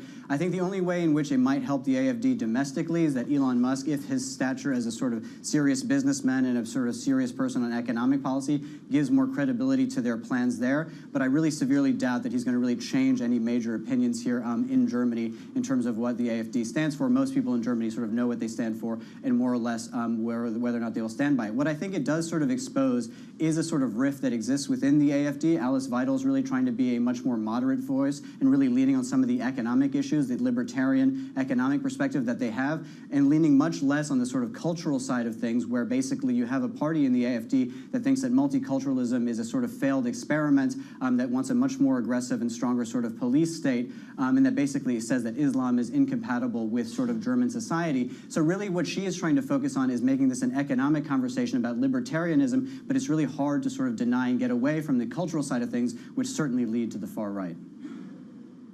Ollie, thanks so much. Oliver Crook there. We're a terrific roundup of exactly what happened yesterday and Elon Musk's foray or trying to influence politics in Europe. Now, TikTok set to appear before the U.S. Supreme Court in a last-ditch bid to avert a ban set to come into force on January 19th, one day before President-elect Donald Trump is inaugurated. Now let's get more with Tamlin Basin, a technology analyst at Bloomberg Intelligence. Tamlin, thank you so much for joining us. So what exactly is at stake for TikTok and its U.S. rivals? Yeah, Francine. Well, for TikTok, it's more or less an existential risk, at least in terms of U.S. operations. If it can't succeed at the Supreme Court, then it will be banned come January 19th. For its rivals, that could create an opportunity for market share gains if TikTok is removed from the U.S. market. So firms like Meta, Snapchat could see growth if TikTok is removed from the U.S. So Donald Trump has been talking about TikTok quite a lot, actually, and he said he opposes the ban. Does that matter? Frankly, it might not matter all that much right now. And sort of the reason being is, as you said, the ban takes effect January 19th. He becomes president January 20th. And just the stage we're at in this saga, this was an overwhelmingly bipartisan bill that was passed by Congress. It goes into effect January 19th. And really, TikTok's only chance right now is to succeed at the Supreme Court. So we do know Trump has softened his stance on it. But at this stage in the game, it might not carry that much weight. Tamlin, thanks so much for joining us. Tamlin Basin there from Bloomberg Intelligence. Now let's talk banks. And the top banks on Wall Street are also said to be planning the biggest bonus increases since the pandemic for traders and deal makers. Let's bring in Bloomberg's finance team leader, Jenny Serrain. Jenny, I mean, what details do we have on these bonus hikes? Yeah, I think this year the magic number seems to be 10%. So that's what we've heard is in store for folks at Bank of America, JP Morgan, Morgan Stanley. In some cases, it's even higher. So at JP Morgan, I think we're hearing that the deal makers there might be seeing increases of as much as 15%. So lots of good feelings and good vibes among all the top bankers and traders across Wall Street right now. I mean, does it give us an indication of what's expected for 2025? I think so. Bonuses are kind of a funny beast because they're very backwards looking. Yeah. But I do think these banks are in a really difficult position right now because obviously last year was better than what we've seen in recent years, and we started to see that uptick in M&A. We started to see a real rebound in volatility for trading. But we're going into a period where a lot of people think we're about to see a huge surge in M&A, a huge surge in capital markets activity. And so this time around, these banks are really having to balance the fact that they want to keep this talent happy and keep these bankers in these roles. Even though last year might not have looked as good as what we might have wanted, they need to kind of still pay up in a sense just to make sure that they don't lose any talent and that they retain all their best rainmakers. And this would be on the back of the Trump election? Yes, exactly, yes. So that's what is it, like deregulation? It's like all guns ho, exactly. We're going to get M&A and IPOs. Exactly, that's the big hope. So, I mean, we'll see. I think it's sort of interesting because I think the big expectation is the deregulation push and the fact that he's got much more friendly folks at the top of places places like the FTC, the DOJ, we might not see as much pushback to really big mega deals, and that we'll see this big return. But I think, the proof will be in the pudding in terms of when that actually comes to pass. But certainly that's the hope and the ambition of all these bankers right now. Jenny, thank you so much. Jenny Surinder, our team leader for Europe and UK Finance. Now, coming up, an exclusive interview, the president of the European Bank for Reconstruction and Development, after a record-breaking year for investments. That's next, and this is Bloomberg.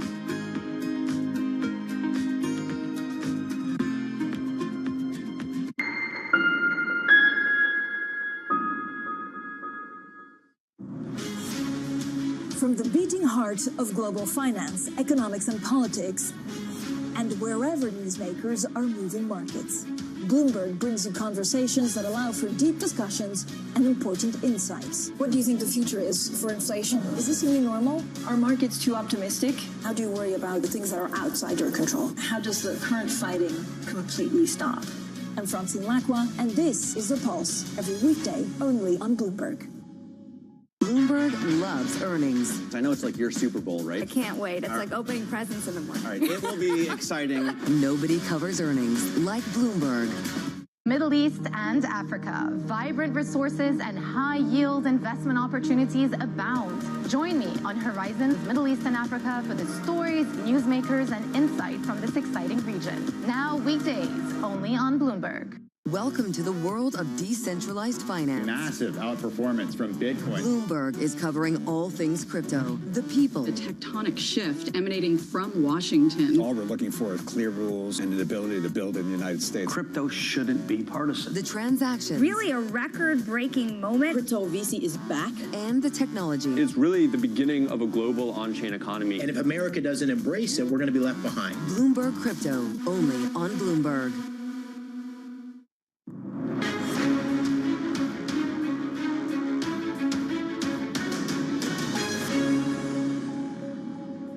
Welcome back, everyone. Now, investments made by the European Bank for Reconstruction and Development actually rose by 26% last year to a record 16.6 billion euros. Now, that's thanks to more support for Ukraine and green financing.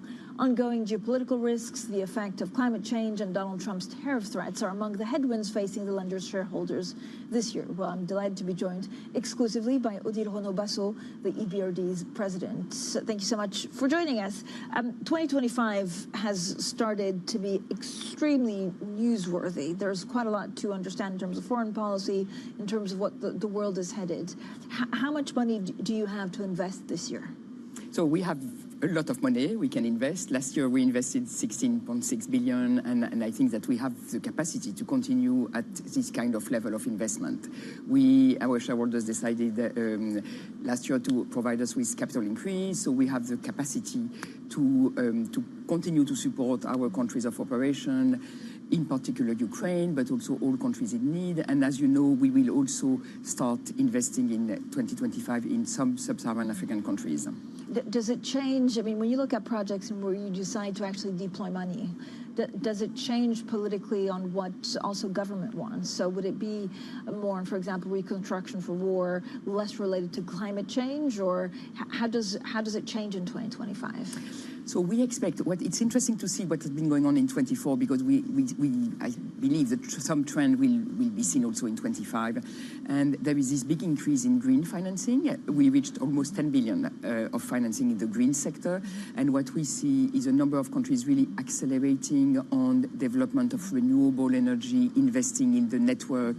And this is related to green transition. I think there is an understanding in cost competitiveness because renewable are becoming much cheaper, but also energy security. So I think this trend will continue because we really see a lot of countries, for example, Uzbekistan, but also in the Western Balkans and so forth, taking up that kind of course, reconstruction will be a big theme for us, and continuing to support Ukraine and adjusting to what evolves. I mean, there are a lot of discussion about, the geopolitical level, about possible negotiation, what could be a sort of settlement agreement. We don't know. There is a lot of uncertainty around there. But what is sure is that we will continue to support Ukraine in the war, but also in the reconstruction, and we are ready to step up and increase our level of financing in reconstruction. On climate change, there are many question marks on whether the U.S. sticks to the climate accord. Does that make a difference to appetite, again, for some of the green financing projects? I mean, it may. The U.S. position, the U.S. is an important shareholder for us, so the U.S. position in our board, in the discussion, likely to evolve. But I don't think that, I think the trend for investment and the understanding that this is needed, also when we see what's going on in the real world and the catastrophe, which are triggered by climate change. So I think there is this understanding by our clients, our countries, that they need to do something about it and that it's economically reasonable. We also see that in the manufacturing, industrial business, which are more investing in decarbonization of their processes than in the past. So we see acceleration in that. For reconstruction, again, how does it change depending on some of the peace? I mean, you have geopolitically, and you say, we're talking about a possible accord between the U.S. and Vladimir Putin, unclear if the two leaders are meeting or when or how. But does it slow down where you want to be invested in if there is peace or a deal, or do you go ahead until you hear otherwise? No, it doesn't slow down. I think we will continue to support, Ukraine, for example, needs a lot of support in the energy sector. We will continue to do that.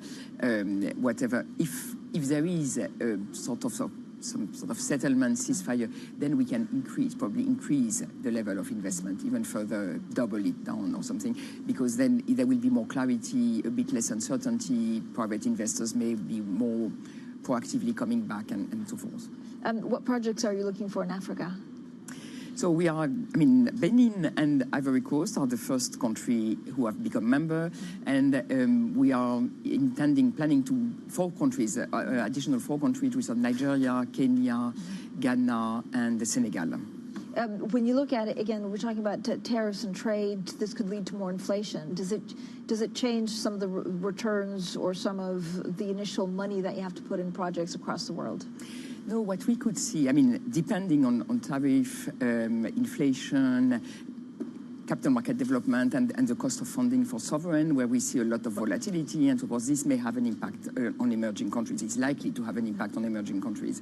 And then if their cost of funding, the role of MDBs, if cost of funding increase, if market access is more difficult, is to play a counteracting role, a sort of stabilizing factor. So demand for our financing is likely to increase if economic circumstances are becoming more difficult.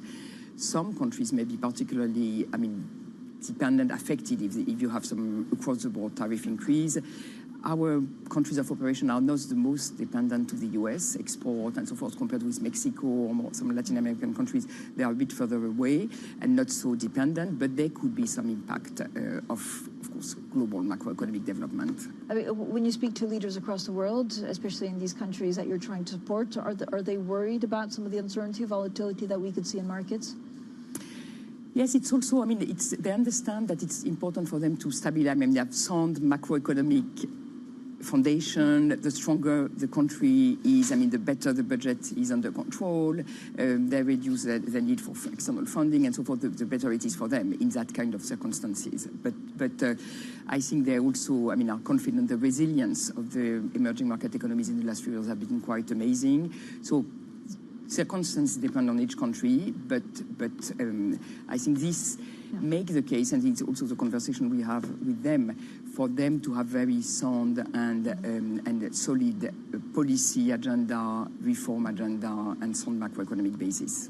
We also, this week actually, we spent quite a lot of time talking about the gas transit deal that's been stopped, which means that Ukraine will just get a lot less money than it used to because that gas is not flowing. Does that put them under more strain for reconstruction because they're lacking for that funding and money? I don't think it makes, a huge difference. They needed, in any case, a huge support, and they will get in 2025 because things have been arranged already for them to get the budget support they need so as to support the IMF program. So I think it's not going to make a huge difference for them. And it's a political signal, I think, that they needed to take. Can I ask you, as we get into 25, there's going to be a lot that you'll be dealing with. What's your number one priority? If there's one thing that you have to absolutely get right? I think it's really addressing the needs of our clients and countries of operation, and really be agile and able to help them in dealing with volatile, uncertain times. Thank you so much for joining us. Odile Renaud-Basso, they're the president of the European Bank for Reconstruction and Development. Now, we were talking a little bit before, and also with the president of the EBRD, about this possible relationship between Donald Trump and Vladimir Putin. We're just hearing from the Kremlin after we heard yesterday, rather cryptically, that Donald Trump will meet with Vladimir Putin. Mr. Peskov, the spokesperson for the Kremlin, saying, look, there's nothing concrete about this Trump-Putin meeting. This is according to the agency IFX. But Russia, he says, welcomes Trump's will to dialogue. He says they assume that both Trump and Putin are ready to meet. So we'll have plenty more, of course, on that story. Also coming up, the UK Chancellor, Rachel Reeves, embarks on a mission to deepen economic ties with China against the backdrop of market turmoil at home. We'll talk a lot more about that next, and this is Bloomberg.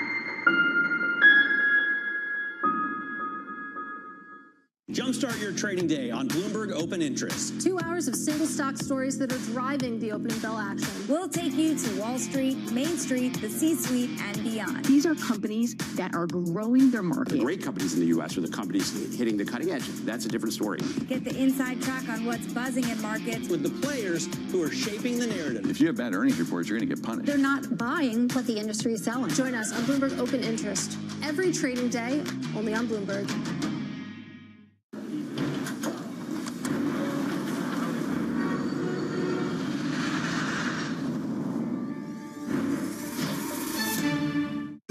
Good morning. This is Bloomberg Surveillance. Welcome back to the opening trade. This is Bloomberg Technology. This is the Asia Trade. This is Wall Street Week. Welcome to Balance of Power. This is Bloomberg Television. From our studios in New York and San Francisco, our expert hosts have the data and analysis from the companies you know and the startups to watch, plus the interviews you don't want to miss. Watch Caroline Hyde and Ed Ludlow on Bloomberg Technology, the only daily business show dedicated to tech, right in the middle of the trading action. Live every weekday, only on Bloomberg Television. Context changes everything. U.S. jobs numbers are released. Bloomberg has the report under surveillance with crucial data and expert analysis at terminal speed. Nobody covers Jobs Day like Bloomberg. It's Jobs Day, and Bloomberg has the report under surveillance. I think this scene is familiar. Wages are still robust. They're still growing. What does that mean for 2025? Today, Jonathan, Lisa, Anne-Marie, and Mike will bring you crucial data and expert analysis at terminal speed. We're looking at a re-acceleration of how much people are earning and the hours they're actually working. We count you down to the jobs report. The December Jobs Report, today on Bloomberg.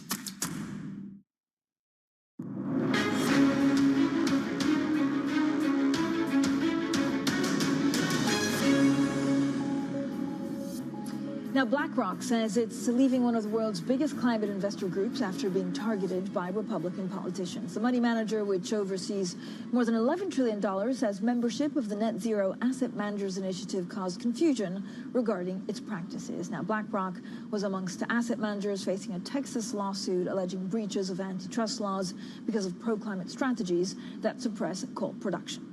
And NVIDIA has criticized new export restrictions that are expected to be announced soon and were first reported by Bloomberg yesterday. Now, the company has accused the Biden White House of trying to undercut the incoming Trump administration by imposing last-minute rules.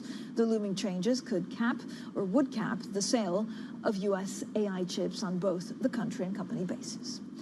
Today, the UK asset sell-off continues, with gilts falling across the curve, with waning confidence in the government's fiscal discipline driving sentiment. Now, for more, let's bring in our UK correspondent, Lizzie Burden. Now, first of all, Lizzie, it fell to Reeves' deputy, Darren Jones, to respond to Parliament yesterday about all of these questions. Do we know how she's thinking about the situation, what happens fiscally? Yeah, poor old Darren Jones, the Chief Secretary to the Treasury, his boss, Rachel Reeves, has jetted off to China to try and rustle up better economic ties with Beijing. So he had to stand up in the Commons and explain what's going on here. Take a listen. It's normal for the price and yields of gilts to vary when there are wider movements in global financial markets, including in response to economic data.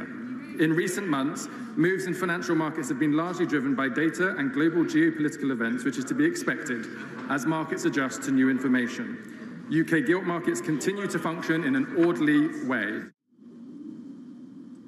He also said that he couldn't afford a subscription to Bloomberg, Francine. And if he were a subscriber, and I would say it's on offer at the moment, he would know that the pound's been at its lowest level in a year. He would know that there are being comparisons drawn to the Liz Truss era and the period after the mini-budget because of this rise in gilt yields. Orderly isn't quite the language that's being used on the trading floor either. Citigroup saying that sterling's now the great British peso. Wells Fargo saying that there's room lower to go. In terms of the solutions that you're talking about, it was interesting, wasn't it, that we had this signal from Rachel Reeves before she went to China that she would choose spending cuts over more tax rises, but that's going to be extremely difficult politically. Yeah, so Rachel Reeves also becoming the most senior British official to visit Beijing, and she wants to deepen ties after the week that she's had. Yeah, I mean, conveniently off to Beijing, you might say. Her spokesman said that it was never considered, the Prime Minister's spokesman said it was never considered that this trip would be cancelled.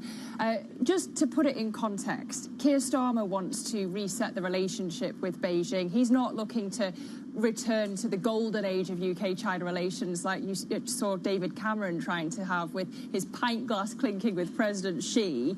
But it doesn't stop the fact that this is a really risky moment to be pursuing better economic ties. A focus, I should say, on financial sector opportunities. That's why Andrew Bailey's going. But look at the context for this trip. You know, we're just over a week away from Donald Trump's inauguration. We've already had members of his administration saying they don't want China to see this as a chink in the Western resolve. The new UK ambassador to Washington, Peter Mandelson, he's been a long-time advocate of better relations with Beijing. That might not endear him to the new administration. And then let's not forget the EU as well, trying to put pressure on China over the war in Ukraine. So it's a difficult balancing act, a lot of short-term downside risk for a trip that we're told isn't going to yield an announcement. Yeah, maybe something on cooperation, including financial services. Let's see, Lizzie, thank you so much. Up next, to Bloomberg Brief, Danny Berger, Manus Cranny in New York, and this is Bloomberg.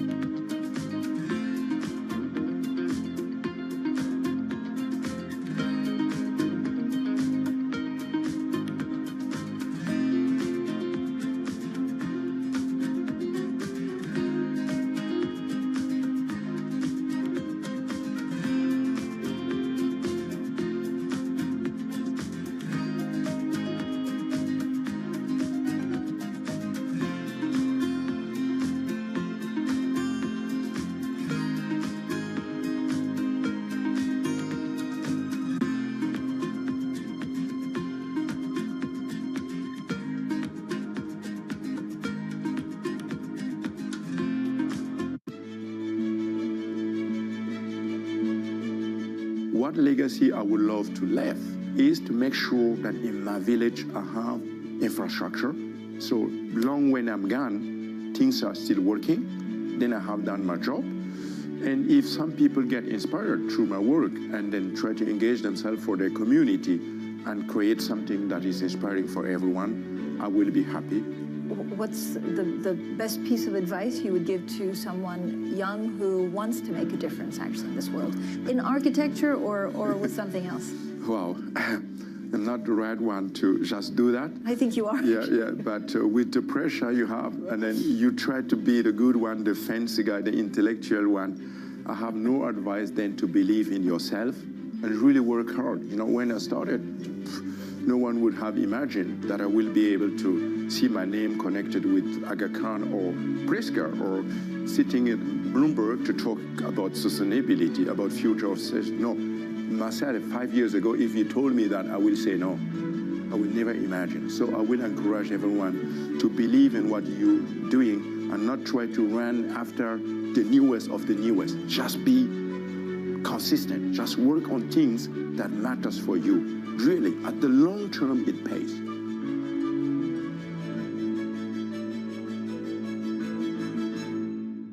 Morning, this is Bloomberg Daybreak Europe. I'm Tom McKenzie in London. These are the stories that set your agenda. Taking you from the U.S. market's close to the overnight session in Asia, we'll walk you through what you need to know to kickstart Europe's trading day. Live from our European headquarters, we bring you the day's top market-moving stories, unmatched expert analysis, and on-the-ground reporting from across the continent. Tune in to Daybreak Europe, only on Bloomberg Television. Context changes everything. From the world of politics to the world of business, Joe Matthew and Kaylee Lines deliver news, insight, and analysis live every trading day. Balance of Power, live around the world, only on Bloomberg. Bringing you up-to-the-minute financial news whenever and wherever it happens. I'm Michael McKee at the Federal Reserve, and this is Bloomberg.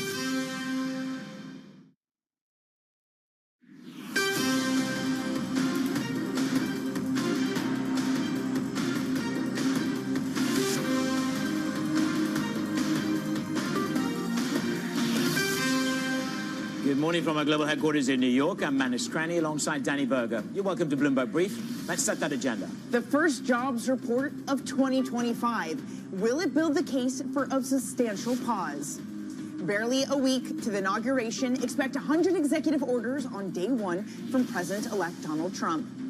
And TikTok's big day. The U.S. Supreme Court will hear the social media platform's challenge to the scheduled ban. Good morning, Manus. Happy Friday.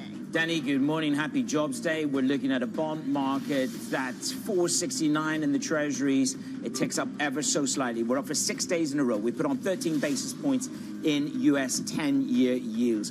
The estimates for this non-farms are wide and varied. As a house, we're going for over 260. Veronica Clark will join us. She's going for 120. And the whisper is somewhere in the high 60s, 70s. But the question is, this slope is now the steepest since 2022. Gilts, by the way, no reprieve for the gilt market. 5 days in a row, it's up. Two different stories. One is about term premium here in the United States of America, and in the UK, it is now about solvency and fiscal angst. Roll it over to the stock market. It is Jobs Day, as I say. The consensus estimate is for 165,000. We're down a third of 1%. We've got the Bank of America flow show out this morning. Money markets had their biggest inflows since April 2020. No shock in that. And these high bond yields and a high dollar is going to force the Fed to turn unambiguously hawkish, and that will hit stocks.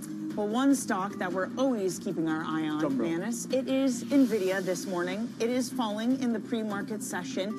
It did come out with a new criticism to the Biden administration on its new chip export restrictions. Those shares down 1 1/4%. And AMD also falling. NVIDIA's response, and Goldman Sachs is cutting up its recommendation on the stock to neutral from a buy. And TSMC rising in the pre-market. Sales beat estimates. It boosted the AI outlook for 2025. That reinforced investor hopes for their earnings to come. And in just a few moments, we'll catch up with Simon Dangor of Goldman Sachs Asset Management. A little bit later in the hour, Veronica Clark can give us her estimate, 120,000 in the flesh around the desk on the jobs report. The whisper number, I was way behind there. I was trying to sort of make it up as I was going along. Of course, consensus is 165. The whisper number is 180. Make up things, Manus. We don't make up things. Well, you know what I mean. It started at 167 when I walked in at 2:30. It's 185 now. But you made this point. I mean, it's a really wide range, 100,000 to 268,000. It underscores the uncertainty of the moment, which you could also say the bond market underscores too. This rise higher in the long end of yields. It's almost as if the bond market and economists are saying, we have no idea what's going to happen. The equity market shows that too. We're retreating to the corners of the safe things like money market funds. You mentioned the flow show this morning, and big tech. And it's interesting, in this dislocation, you've actually seen a flow into the Treasury market. And this is where, are you fearful or are you brave? Well, I'll tell you what, you want to be pretty brave in the UK market at the moment. I want to show you what's happening in the gilt market. We mentioned it at the start of the show. This is the 5 days chart for the UK. You're looking at an extension higher by 26 basis points. But I want to show you the CDS. Now, this is interesting, Danny, because if you look at the mini budget, this is the cost of insuring against default. Nobody's saying the UK is going to default at the moment. In September time, there's a small jump, but the CDS has really ratcheted higher. That goes to the narrative that we are now talking about solvency and fiscal angst in the UK, as opposed to term premium in the United States of America. Simon Dangor is the head of fixed income macro strategy over at Goldman Sachs. He joins us now for Goldman Sachs Asset Management. Simon, we understand it's a term premium, let's say, issue here in the United States of America. If I look at what's happening in the UK, let's start there. We're now talking about debt sustainability in the UK. How tenuous a moment is it? Thanks so much for having me on this morning. It's great to speak with you again. Look, it is an interesting moment in the UK. UK is always in something of a tight spot where the cost of global funds, particularly in the US, goes higher, just reflecting the current account deficit structure. And I think in many respects, the government has set itself up in quite a tight spot itself with how they've defined fiscal rules. I mean, I think to think about it as a major challenge to solvency as opposed to some of the trade-offs around how the government has laid out its fiscal strategy is maybe sort of overdoing things. I mean, when we think about the UK, one of the things that we think is somewhat overstated is that the risk that the UK is in some very poor position with respect to stagflation. And that when we look at, for instance, the labour market going into the recent episode, that looked to be weakening and softening to a certain extent. And so we think that some of the strength in wages that we've seen in recent months is probably going to come off. Similarly, when we look at the inflation picture, some of the data has been disappointing, but there's a number of the more cyclically sensitive parts of the basket that are showing progress. And so if you wind the clock forward a few months, we could certainly be faced with a situation where the growth inflation trade-off doesn't look quite as bad in the UK. That can create some policy space for the Bank of England. There's really not a lot priced for the Bank of England now, only 50 basis points for the rest of this year.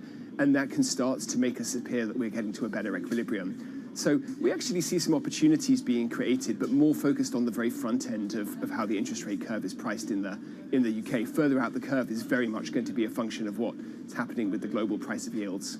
To that point, Simon, there has been a ramp higher globally. It is not just the UK, even if it is the epicenter of it. Perhaps was led by the US with 10-year yields at their highest since April of last year. In France, it's an October 2023 high. In Germany, it's the highest since July. Has something shifted in these markets, and is it a reason for concern? I think we're all sitting as investors, and you mentioned it in your introduction, and watching to see what we're going to get out of the next administration in the US, and particularly on the fiscal side of things. Dependent on that, I think fiscal is going to be something which is a focus of the market. That said, our base case is that probably the market is somewhat putting in some risk premium around this, and that the reality of what we're going to get out of the new administration is probably not the most extreme manifestation of some of the proposals that have been out there, and certainly that got talked about in the course of the election campaign. So perhaps once we start to get clarity around those prospects, we can see some moderation play out. And I think if you start to stabilize that, that could be something which is important for bond markets globally. I mean, I think the tactical call on duration is kind of tricky here. The Fed's moved to this stance where they're much more focused on the upside risk management around some of the potential effects of the policies of the incoming administration. Those things aren't going to rectify themselves or clear themselves up in the context of the next couple of months. And the US growth data looks pretty healthy at the moment. So tactically, there might be opportunities to get duration in at better levels, but when you use five-year real yields comfortably above 2.5% in the US, so some strategic value is opening up to quite a lot of different scenarios. It's good to hear you sound less fearful and perhaps more opportunistic than some of the other calls that we've had. Simon, today it is jobs day in the USA. The estimate is 165. It's wide and varied. I like what you say, which is it is the US data which will earn the cut. And with that in mind, we're so tethered to the NFP headline number. Is that the right data point that will earn the cut? And what is it that will deliver that? Well, we think the most important thing to focus on in today's report is the unemployment rate. And in spite of the fact that the Fed moved to this more circumspect view about the distribution of risks at their meeting last month, when we look at the underlying inflation picture in the US, we still think it's consistent with the level where the Fed would be pretty quick to move back to cuts if you start to see a re-weakening of the labor market, and particularly seen through the lens of the unemployment rate. Each monthly payrolls has lots of issues associated with various different distortions, with seasonals, with how much it gets revised these days. And we think the unemployment rate is probably a better indicator of really what's going on in terms of the tightness of the labor market. There's a decent chance we print a 4.3 today. I think that will be important. Again, whilst we look at the US economy and things look reasonably healthy, if we do start to see unemployment move up again, 4.3, 4.4 in the course of the next couple of months, that could very easily bring the Fed back to the table and earn those cuts that you talked about. Remember, in the SEP that we got last month, the Fed really didn't have unemployment going more than 4.3 at really any stage. Our survey estimate currently has 4.2%, the estimate for the unemployment rate. Simon, really great to get your thoughts this morning ahead of Jobs Day and after some of the UK turmoil. Simon Dangor of Goldman Sachs Asset Management. Let's get you some other stories now that are trending on the terminal this morning. Wall Street executives are locking in plans toward traders and deal makers' big bonuses, with hikes of 10% or more. That according to people familiar. The raises follow 2 years of industry-wide restraint, while investment banks struggled to maintain the flurry of trading and deal-making that they handled at the height of the pandemic. Apollo is considering taking a substantial stake in a bid by Seven & I's founding ITO family to take the store operator private. It's discussing a commitment of as much as $9.5 billion of an equity stake in the plan that would join the family as a key investor. That's according to people familiar with the matter. DOJ officials are likely to discuss raising their inflation outlook at a policy meeting later this month. According to people familiar, it's mainly due to a recent surge in the cost of rice and the weakening of the yen since the last outlook report in October. The central bank currently sees underlying inflation rising 2% this fiscal year. Coming up, the clock ticking for TikTok. That's a pun for you. It's only 9 days before a U.S. ban is going to come into effect on the social media platform. We're going to have more on the Supreme Court and their decision coming up next.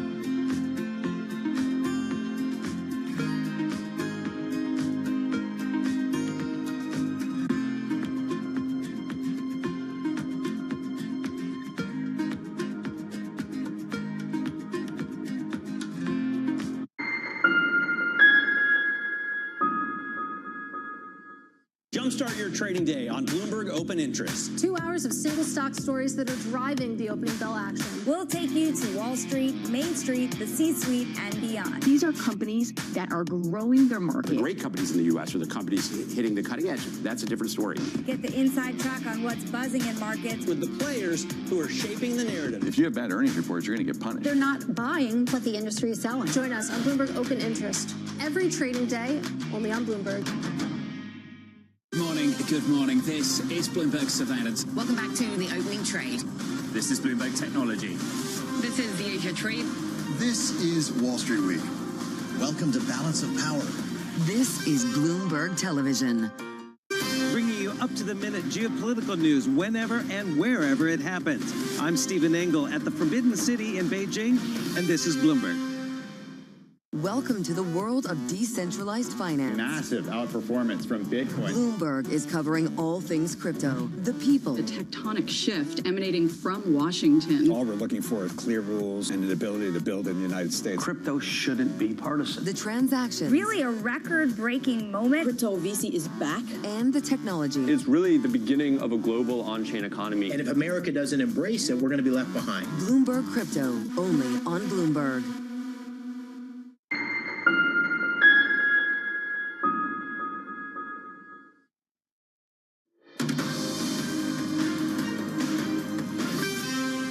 Welcome back to your Bloomberg Brief. Danny Berger and Manus Cranny here in New York.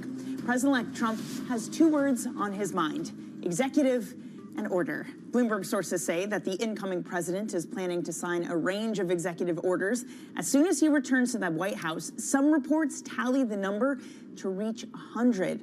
For more detail, let's bring in Bloomberg's Rosalind Matheson. Roz, 100 executive orders on day one. What could this look like?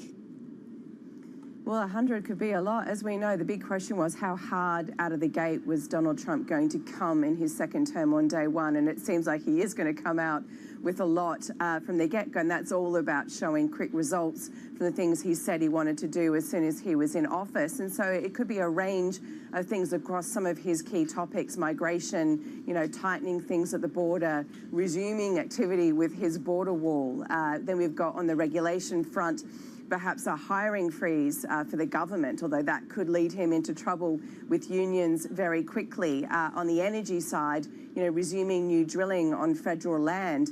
And of course, does he pardon even more of the Jan 6 rioters? And for overseas, what does he do out of the gate potentially when it comes to trade and tariffs? He's talked a lot about putting tariffs on a variety of countries. Does he try and enact some of that agenda very early on, or does he focus more on domestic US issues? So it's going to be a lot to absorb on day one. The interesting thing will be how much of that can then bear up under reality, how much of it comes under immediate challenge, legal challenge and whatnot, particularly on the migration front. We can expect that. So it's going to be a very, very busy period from the get-go. I think if history is anything to go by, it's about that grand political win, that grand bargain that he's made with the American public, and it's about being seen to deliver on that on day one. Look, we also heard from President-elect telling a reporter at Mar-a-Lago yesterday that a meeting with President Vladimir Putin has been arranged. Now, the Russians say they don't have any specifics on this. We know that Trump has spoken about the issue, about NATO in Ukraine, etc. This is going to be front and center geopolitically. What do we know exactly about this? Well, we know very little, as you say. He simply just said that something was being, quote, set up. We don't know if there's been any actual outreach or it's just an intention at this point. We don't know if there's any back channeling that's been going on or whether there's been something through an intermediary. And if so, who would that be? Because it can't really be Finland anymore. Obviously now they're in NATO. And so how advanced is this, or is it just an intention at this point? Because, of course, a phone call with Vladimir Putin is one thing, but an in-person meeting is a very big deal, given all that's happening in Ukraine, given US sanctions that are heavily put on Russia. How do you have this meeting in person? Where do you have it? What are the parameters around this meeting? But it's very, very clear that it is Donald Trump's intention to try and bring the war in Ukraine to some sort of resolution early on in his term. What that looks like, we don't know. But a meeting with Vladimir Putin would certainly be a big moment early on in his administration. Yeah, as you say, Roz, where would the logistics of this be, and all the issues around that? Roz, thank you very much. Roz Matheson there with the very latest political news flow. Now, as Washington prepares for the transition in 10 days, NVIDIA slams the outgoing Biden White House for trying to undercut the incoming Trump administration. The tech giant criticized the new chip export restrictions that were reported on Bloomberg on Wednesday. In a statement, NVIDIA's Vice President for Government Affairs said this: the extreme country cap policy will affect mainstream computers in countries around the world, doing nothing to promote national security, but rather pushing the world to alternative technologies. Glad to say Tom McKenzie is with us on this story. Tom, look, this is a very, very clear pushback at this last piece of policy from the Biden administration. What good will that do at this stage? Is there any way to backtrack on this? And what is the real implication for NVIDIA from this potential ban? Well, Manus, I think you nod to something which comes out of this statement, a scathing statement, as you read out, which is that this is as much for the current audience, the current Biden administration, as arguably it is for the incoming Trump administration as well. This seems to be directed at Trump and their team when they take over from January the 20th. And it underscores the concern that NVIDIA has about these measures. NVIDIA that has pushed, for example, for sovereign AI, which would involve countries, nation states, buying and building out their own AI accelerator clusters. That proposition gets undermined if you're in a situation where you are one of the majority countries falling into tier 2, where you have to essentially meet a cap in terms of the number of these NVIDIA chips and others, AMD, that you can actually get hold of. And again, most countries fall in to that category. There are 3 categories. First, allies of the US, like the UK, Canada, and Japan. And the third, Russia and China, who are completely blocked. And it's the second, the global picture, most other countries. That seems to be where the concern is for NVIDIA. And again, I think the statement is aimed not just at the Biden administration, but the incoming Trump administration as well, saying, look, this is going to undermine the legacy of the Biden administration, but equally saying that the Biden administration should not preempt Trump.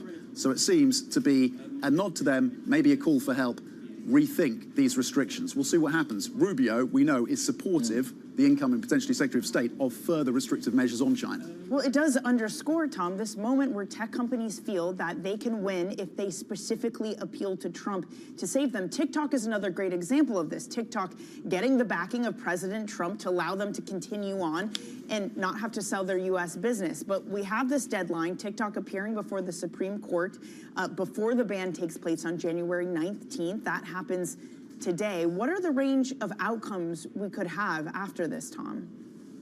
Well, we know that this is a bipartisan law, of course, so backed by both Republicans and Democrats and signed off by President Biden. No one knows exactly how the Supreme Court will rule, and that goes to them later today, of course. The various outcomes are it is banned, and it gets banned before, of course, Trump gets into power, is inaugurated just one day before. The other outcome is potentially that they push, the Supreme Court decides to push this back, gives them some breathing room to work out a deal. The other option further down the line is that there is some form of acquisition. TikTok US, they have no intention to sell the US business. But we know that Trump has made it clear that he wants to be an environment where TikTok still does exist, but he addresses those national security concerns. And he says, and he has made it clear, he wants to work out a deal. Analysts at Morgan Stanley say that could come down to, for example, companies like Amazon could be a potential buyer. It would align with their social shopping push. Microsoft, Oracle, those are other names that have been pitched by some analysts who had previously expressed interest when Trump himself in his first term had tried to ban TikTok. The outcomes are varied, but this is a crucial point for the advertising revenues of this industry. $10 billion is how much TikTok brings in, approximately. That could go to Instagram, Meta. It could also, of course, go to other social media players within that space. They could be the beneficiaries. Oracle, though, on the downside, TikTok's one of the big customers for data centers. So it's going to have a varied impact across the ecosystem of tech in the US. Where will Manus Cranny post his TikToks? That's the big question if this happens, Tom. More importantly. Thank you so much. Bloomberg's Tom McKenzie there with the latest on TikTok and other tech stories we are following. Okay, coming up on the show. Firefighters have regained some control over the Los Angeles fires. The government responding to the tragedy. We are going to bring you the details next on your brief.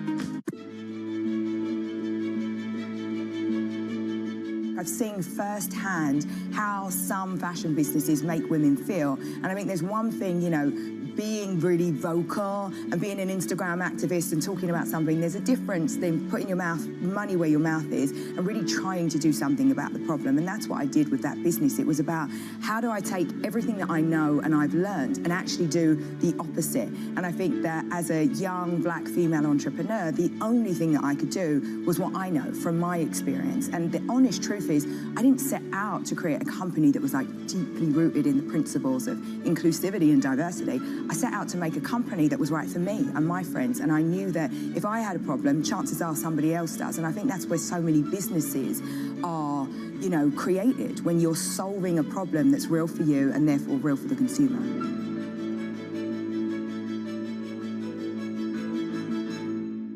Bloomberg brings you breaking news 24 hours a day, powered by 2,900 journalists and analysts in more than 120 countries across the globe. Bloomberg Television. Context changes everything. From our studios in New York and San Francisco, our expert hosts have the data and analysis from the companies you know and the startups to watch, plus the interviews you don't want to miss. Watch Caroline Hyde and Ed Ludlow on Bloomberg Technology, the only daily business show dedicated to tech, right in the middle of the trading action. Live every weekday, only on Bloomberg Television. Context changes everything.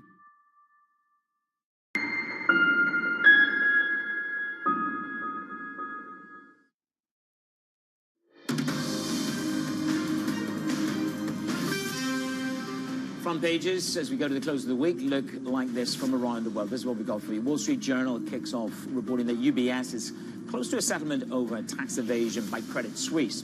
UBS is said to pay hundreds of millions of dollars to settle violations as soon as this week. Credit Suisse pleaded guilty in 2014 to helping Americans evade taxes, but still harbored hidden accounts. Next up, the New York Times leading with the nation saying farewell to former President Jimmy Carter. 5 living presidents and other leaders gathered at the Washington National Cathedral yesterday to pay tribute. The son of former President Gerald Ford delivered the eulogy his father had written for Carter before his own death in 2006. He called him an old friend and said he looked forward to their reunion. And on Bloomberg, the firefighters are regaining some control over the fires in Los Angeles. It has forced 180,000 residents to flee, causing economic losses estimated between 135 to 150 billion. That's AccuWeather. There are other numbers out there. President Biden spoke on how the government would help the wildfire victims. So today I'm announcing that the federal government will cover 100% of the cost for 180 days. It's going to pay for things like debris and hazard material removal, temporary shelters, first responders' salaries, and all necessary measures to protect life and property. Of course, our thoughts go out to all the devastation happening there. We will keep you up to date with any developments as they come. Coming up in the show, we're going to be pushing ahead to the payrolls report. We're going to catch up with Citi's Veronica Clark with a wide range of estimates from 100,000 to 268,000 for your jobs report. That's coming up next.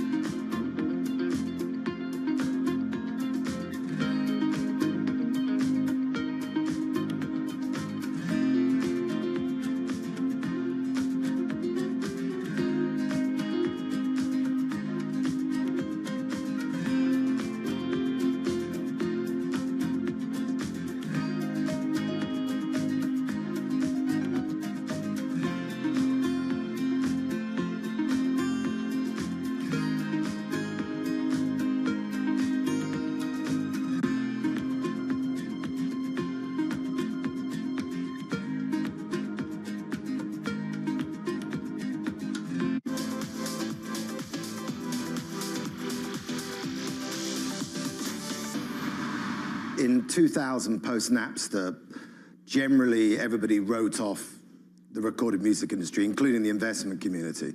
And I didn't mind that chapter because then I got left alone. And actually, I think out of that period, we started to create better art because the pressure wasn't on from the technology to be the most powerful chapter.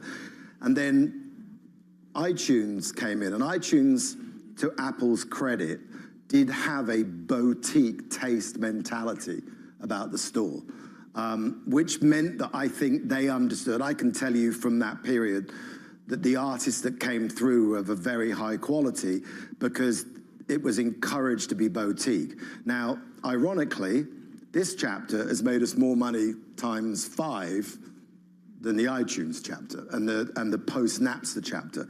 But an algorithm tells you what you want, not what you might like.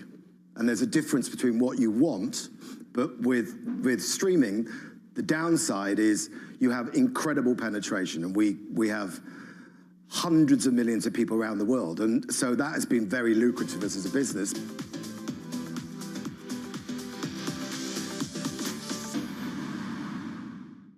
Key investors, top executives, global innovators. Join me for in-depth conversations with the biggest newsmakers on the day's top stories. Insight with Haslinda Onen, only on Bloomberg. Bringing you up-to-the-minute geopolitical news whenever and wherever it happens. I'm David Gura in Rio de Janeiro, Brazil, and this is Bloomberg.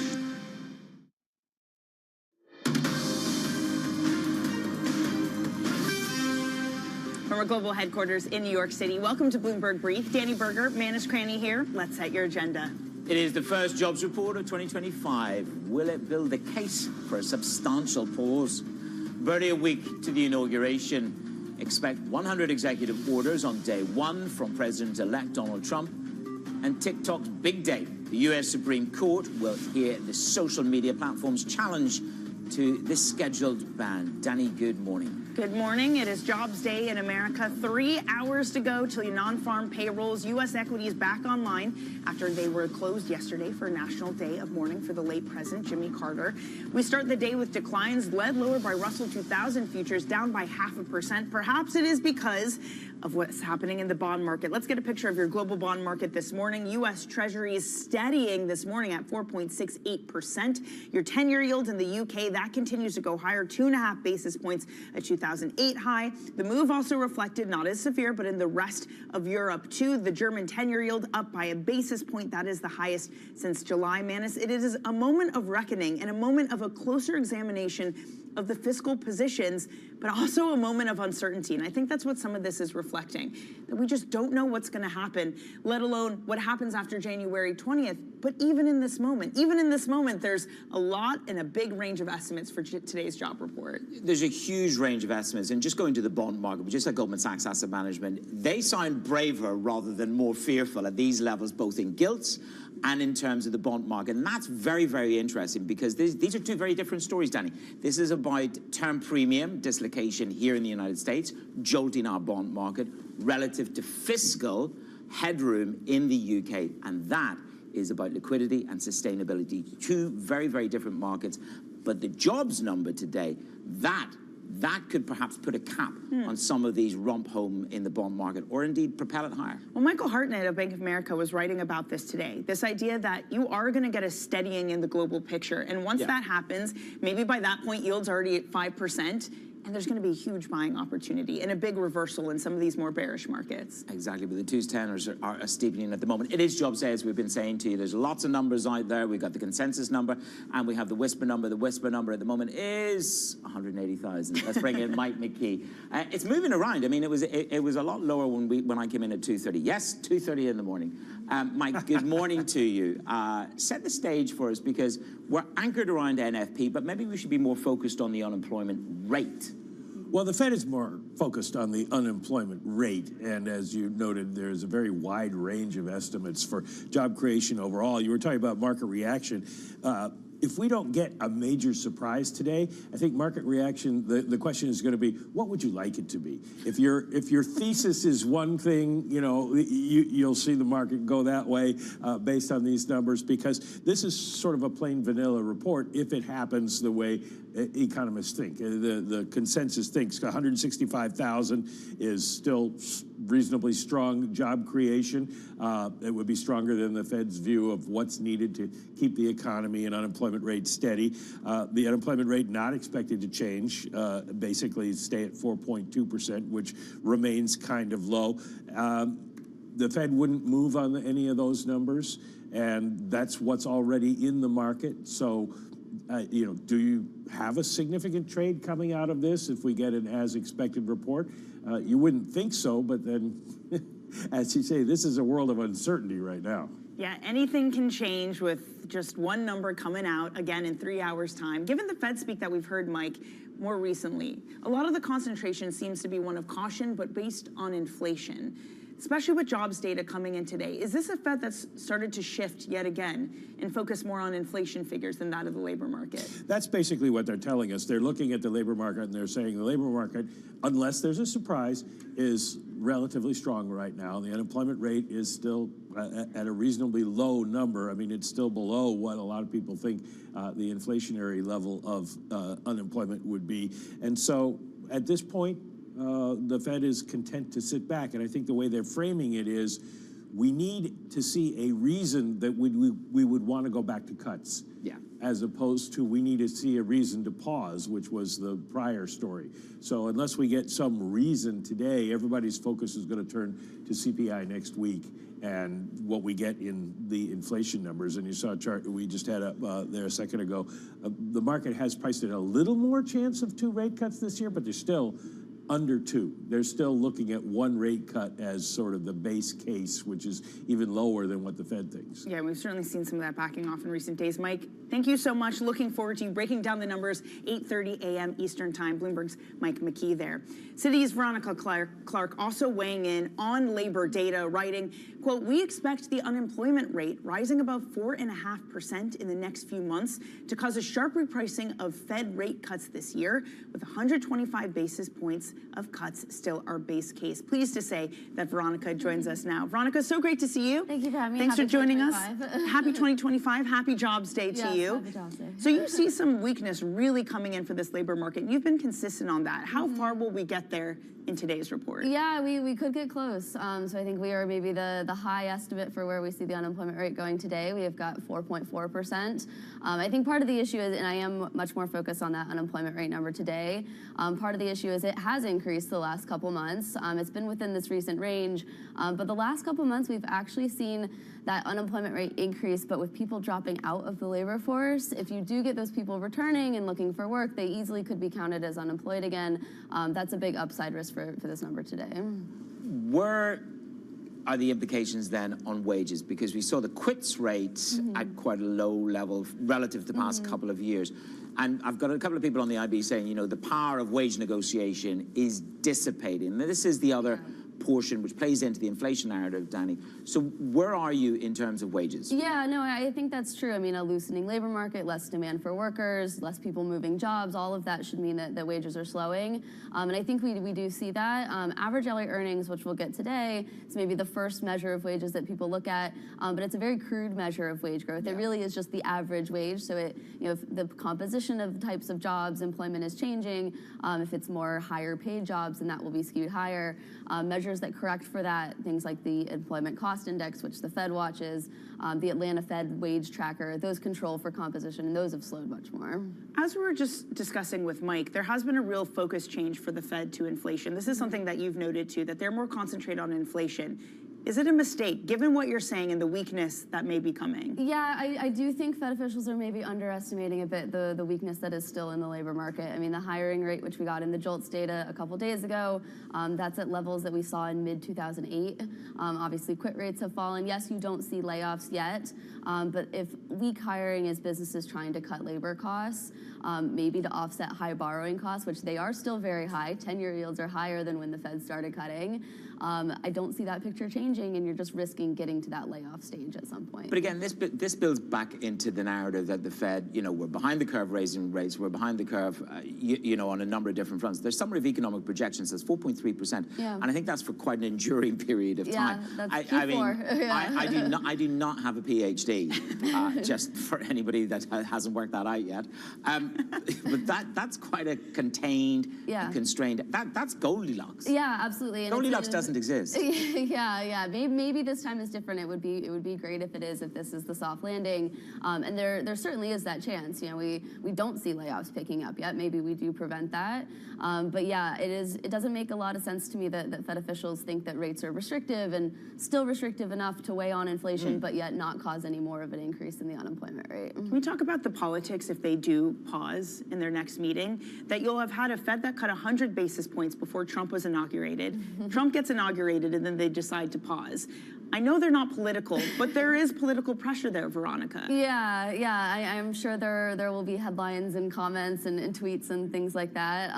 But yeah, I do believe that the Fed is apolitical. If they pause, of course, in January, it's not going to be a surprise to anyone, of course, right? We've known this now for a couple months.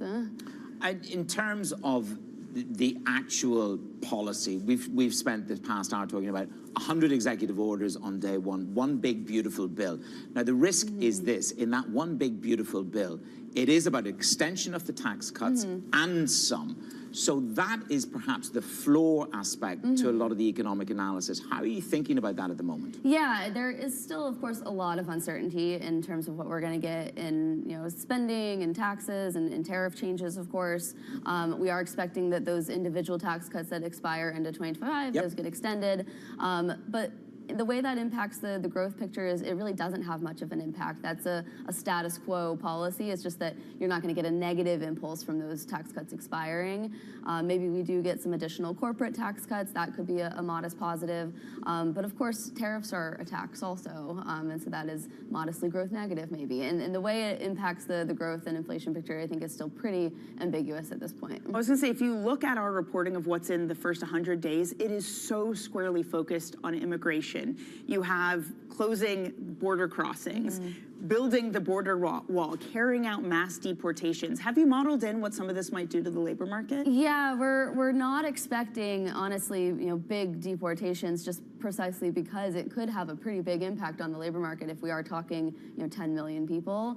Certainly, we could see some of that, and the flow of new immigrants could be, slowing. It already has started to slow. Maybe that has been some reason for strong economic data the last couple of years, in which case that would ease too. But we're really not expecting the big disruptive policies, in which case it could mean a weaker labor market. What's your tail risk here? We're just seeing a headline break across the Bloomberg terminal that oil's at a 3-month high. The consumer is strong. We know that. They've got low mortgage. They've got access to credit. Access to credit is fine in this economy. Your take on the consumer 2025, because it is bifurcated. We know that. That was 2024's story. What's 2025? I think that's still a big part of the story for 2025. Certainly, yes, if you are a higher income, hold assets, own a home, you're doing pretty well. But the lower end of the income spectrum is probably not. We do see credit card auto delinquencies, which are still above pre-pandemic levels, savings rate, which is lower than 2019 and falling. If job growth is slowing, which even in payrolls we do see it slowing, that's where we calculate income from. That just means savings is going to fall even more if people don't pull back on spending. Okay, so still in the lower numbers, cuts not hikes. That would be the base case for Citi. Veronica, thank you very much. Thank you. Let's see what the number is. We're beating that drum to 8:30 a.m. Eastern European time. Veronica Clark there, our Citi. Coming up in the show, Danny and I will take you through what the president is looking at for sweeping push for his policy agenda from day one. The first 100 days of President-elect Donald Trump.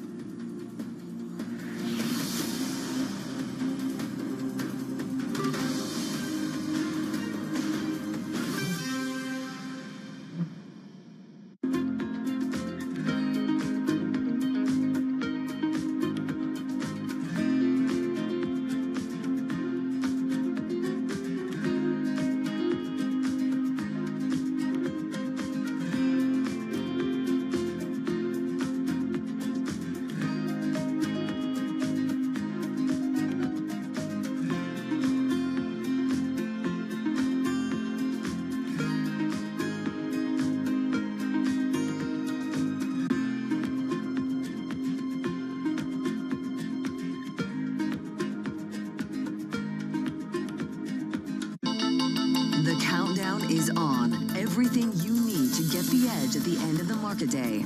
Big tech earnings kick off later this afternoon. Gilead is coming out right now. We have Take-Two numbers. Back to the markets, right? Our bread and butter. NVIDIA is one of the best stories in the tech space. That actually matters a whole lot more. It might shock some of your viewers. You're watching The Close.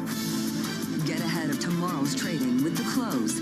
Weekdays on Bloomberg. Context changes everything.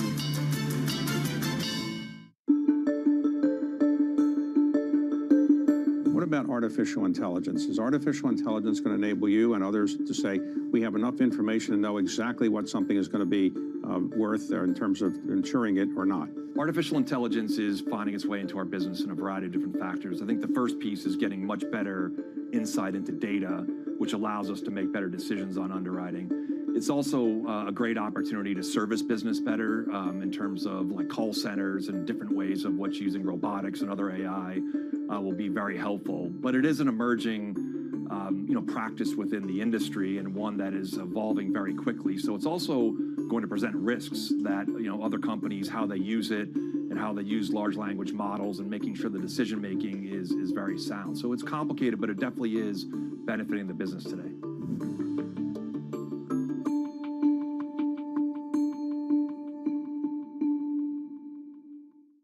This is Bloomberg Daybreak Europe. I'm Tom McKenzie in London. These are the stories that set your agenda.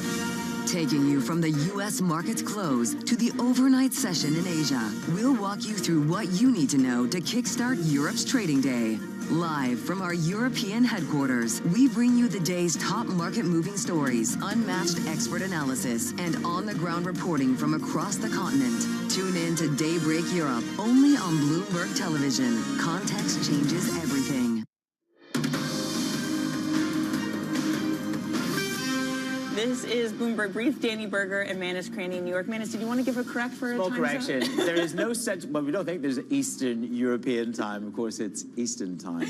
8:30 Eastern time for your jobs report. That's There a you correction. go. We should have a little red banner at the bottom there. I don't know what time zone I'm in anymore. Manus, you've worked in too many places. This is the problem. We're in New York City. It is Eastern time. Thank you. We are the global team.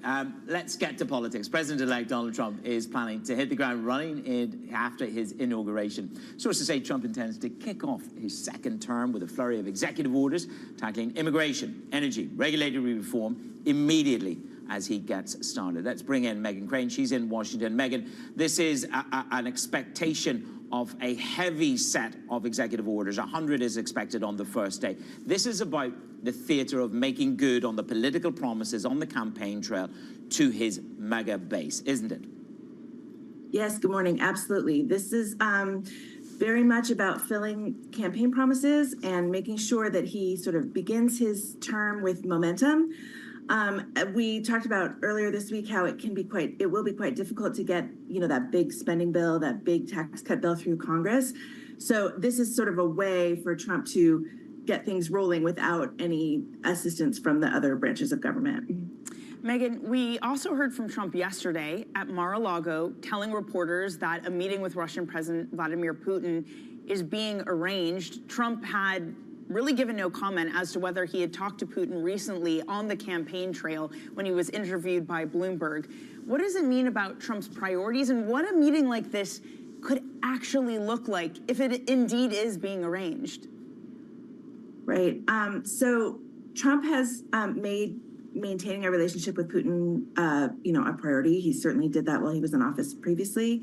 And the Russians this morning said that there were no specifics yet, but they certainly didn't deny that a meeting was in the works. Also, the president-elect has made very clear that he is focused on trying to bring an end to the war in Ukraine. So whether he'll be working with Putin to do that is sort of unclear, but he certainly is focused on that part of foreign policy. Today's a pretty important day for President-elect, isn't it, Meghan? You've got the Supreme Court clearing the way for Trump's sentencing. Now, this is in the hush money case. It's set to go ahead. The scale is this. I mean, if you look at what in the story, the burden of sentencing on Trump could be relatively insubstantial in light of the New York judge's plan not to order prison time. But this is, of course, about what the media will make of this in terms of a sort of a blow to President-elect's standing as he goes into office. Right. So Trump definitely did not want this to happen today. He did a lot, did what he could legally to try to prevent it. Even if it doesn't mean jail time or significant fines, which is sort of what we expect, it's still unprecedented, right? The incoming president of the United States will be a convicted felon. And that will stand as a fact, as he takes office, which is just never happened before and certainly not a good look for him, I suppose, is one way to think about it. It does, open the lane for him to appeal that verdict and that conviction. So, it sort of sets up a different path. But, while he takes office, when he puts his hand on the Bible, he'll be a convicted felon. Megan, one of the other machinations that's been really front and present in this incoming Trump administration is moves from the tech world. This I thought was really interesting. NVIDIA slamming the Biden administration's decision to put more restrictions, to put this three-tiered system into who can get NVIDIA chips. The VP of Government Affairs saying we would encourage President Biden not to preempt incoming President Trump by enacting a policy that would harm the U.S.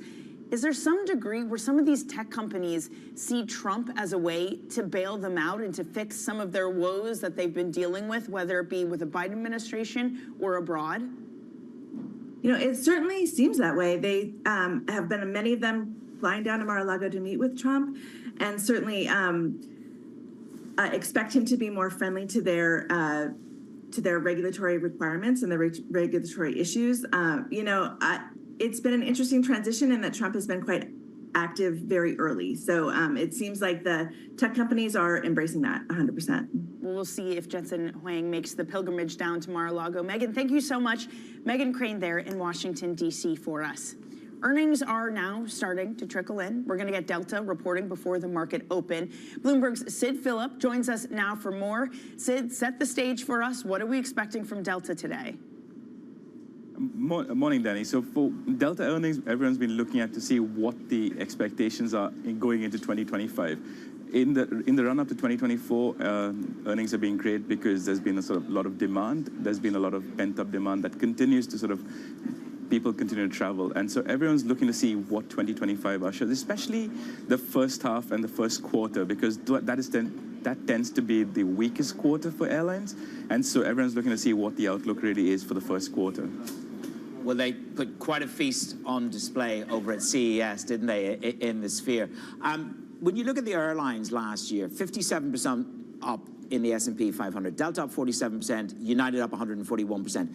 This is about getting the front of your cabin right. This is about having global and international proposition rather than just being that domestic player in the United States of America. What do we know about what they're able to squeeze here? Because this is all about, that revenue per available seat, and that's about the front of the bus or the plane. Absolutely. Revenue per available seat mile is basically the metric everyone's been looking at in terms of what Delta Airlines goes from here. I mean, they've been talking about how they're looking at premiumization of the cabin. They're looking at how they're offering more and more premium seats. And they talk about how there's more and more leisure travelers willing to pay more to travel. And so while the ultra low-cost carriers in the US have been hurting, the full-service carriers like Delta, United, and everyone else have been sort of seeing a resurgence in demand. And they've seen tons of people sort of tracking them. And as more and more people travel, and given the fact that they have such a wide network, both domestically and internationally, it helps them sort of de-risk their business as they go into sort of 2025. And the fact that they're able to sort of leverage that network allows them to sort of get that revenue, especially with costs rising. It is an important sort of metric to get that margin going up. Well, of course, they have got the capacity constraint themselves along with everybody else. That is a natural boost to prices. They have us, Sid. They have us every which way we turn. Sid Phillip there. We're setting you up for Delta. Danny and I will set you up for your jobs report in just a moment. That is officially at 8:30 Eastern time. Not Europe? Not Eastern Europe. No, not Europe. Not Europe. I know my time zones now. I live in New York.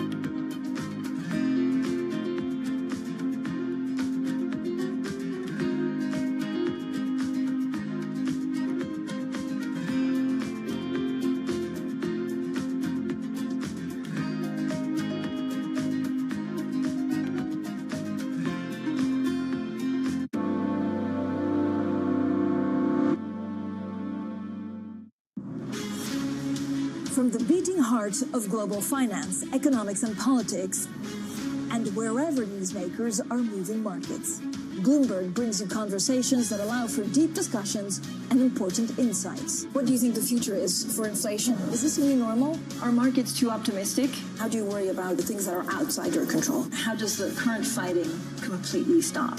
I'm Francine Lacroix, and this is The Pulse, every weekday only on Bloomberg. U.S. jobs numbers are released. Bloomberg has the report under surveillance with crucial data and expert analysis at terminal speed. Nobody covers Jobs Day like Bloomberg. Middle East and Africa, vibrant resources and high-yield investment opportunities abound. Join me on Horizons Middle East and Africa for the stories, newsmakers, and insight from this exciting region. Now weekdays, only on Bloomberg. Jumpstart your trading day on Bloomberg Open Interest. 2 hours of single stock stories that are driving the opening bell action. We'll take you to Wall Street, Main Street, the C-suite, and beyond. These are companies that are growing their market. The great companies in the U.S. are the companies hitting the cutting edge. That's a different story. Get the inside track on what's buzzing in markets. With the players who are shaping the narrative. If you have bad earnings reports, you're going to get punished. They're not buying what the industry is selling. Join us on Bloomberg Open Interest. Every trading day, only on Bloomberg.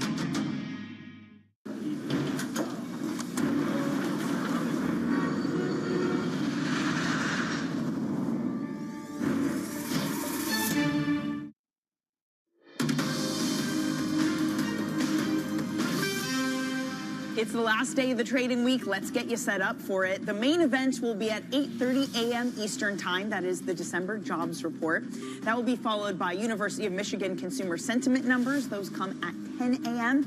And then President-elect Trump's sentencing for his hush money criminal case. That is scheduled also for today in New York. Manis. Yeah, that's going to be interesting. Danny, a couple of stocks to keep our eye on. Travelers, all states are among the public insurers most exposed to the LA fire risk. That's according to JP Morgan. The stock is down by 5%. At Costco, Danny and I are going to go to the one in Brooklyn, apparently. We've just agreed a day trip to Costco in the city. Gains as December comparable sales top out estimates. Danny and I did not help that number. Advanced Micro Devices, or I didn't. Advanced Micro Devices down 1.76%. AMD cut to neutral from by Goldman Sachs. Price target 129.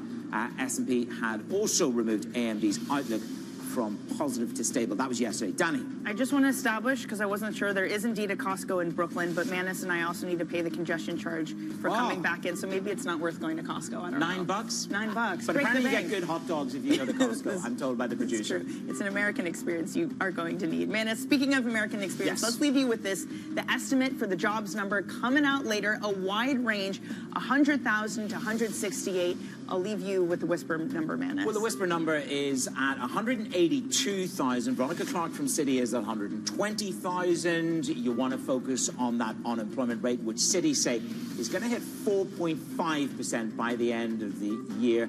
That's going to give you a Fed that's going to be cutting rather than hiking. So says Veronica Clark at Citi. And what huge rally, what might we see in the bond market if that happens, considering the sell-off we've had? All right, that's it for us. Surveillance is ahead.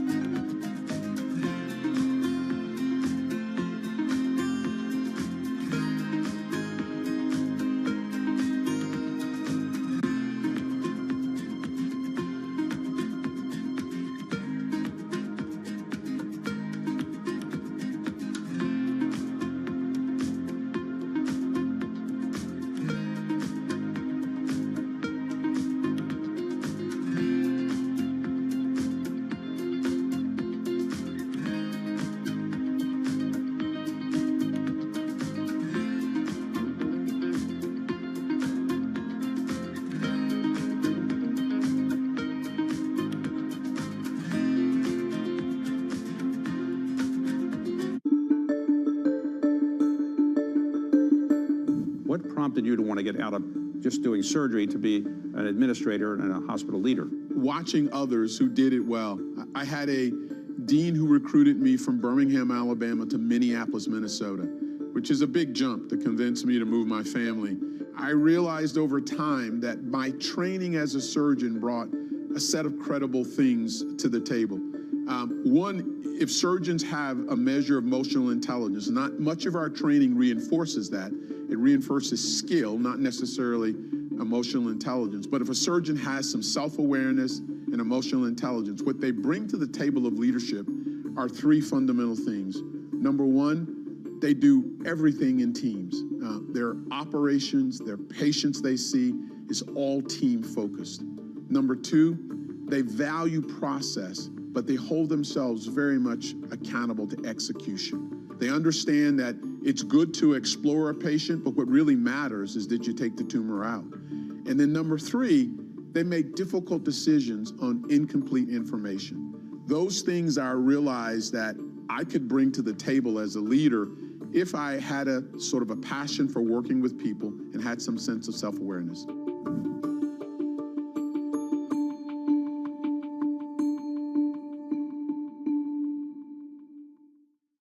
Always on the heartbeat of the tech sector. Spread across global markets. The real-time data aspect is going to be important. We're going to bring you expert analysis on that. Sure. Don't miss Bloomberg's interview with the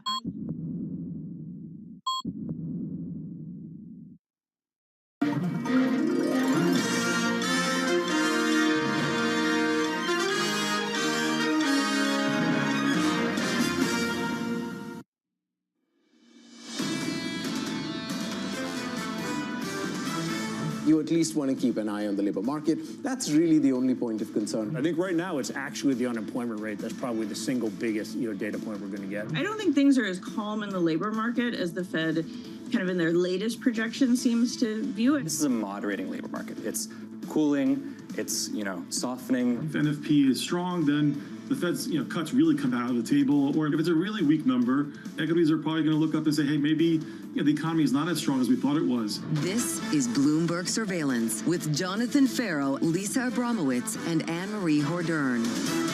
Live from New York City this morning. Good morning, good morning. For our audience worldwide, Bloomberg Surveillance starts right now. Coming into Friday, facing down a week of losses with equity futures on the S&P 500 negative by 0.2%. On the NASDAQ, also down by 0.2. Going into the first big data point of 2025, the payrolls report just around the corner. The median estimate in our survey, 165. The low, 100. Lisa, the high, 268. And it comes at a time where it's unclear exactly how to read this data. What is the threshold for the Fed to actually cut rates again? Right now, people are saying that threshold is incredibly high at a time where we still see robust job growth.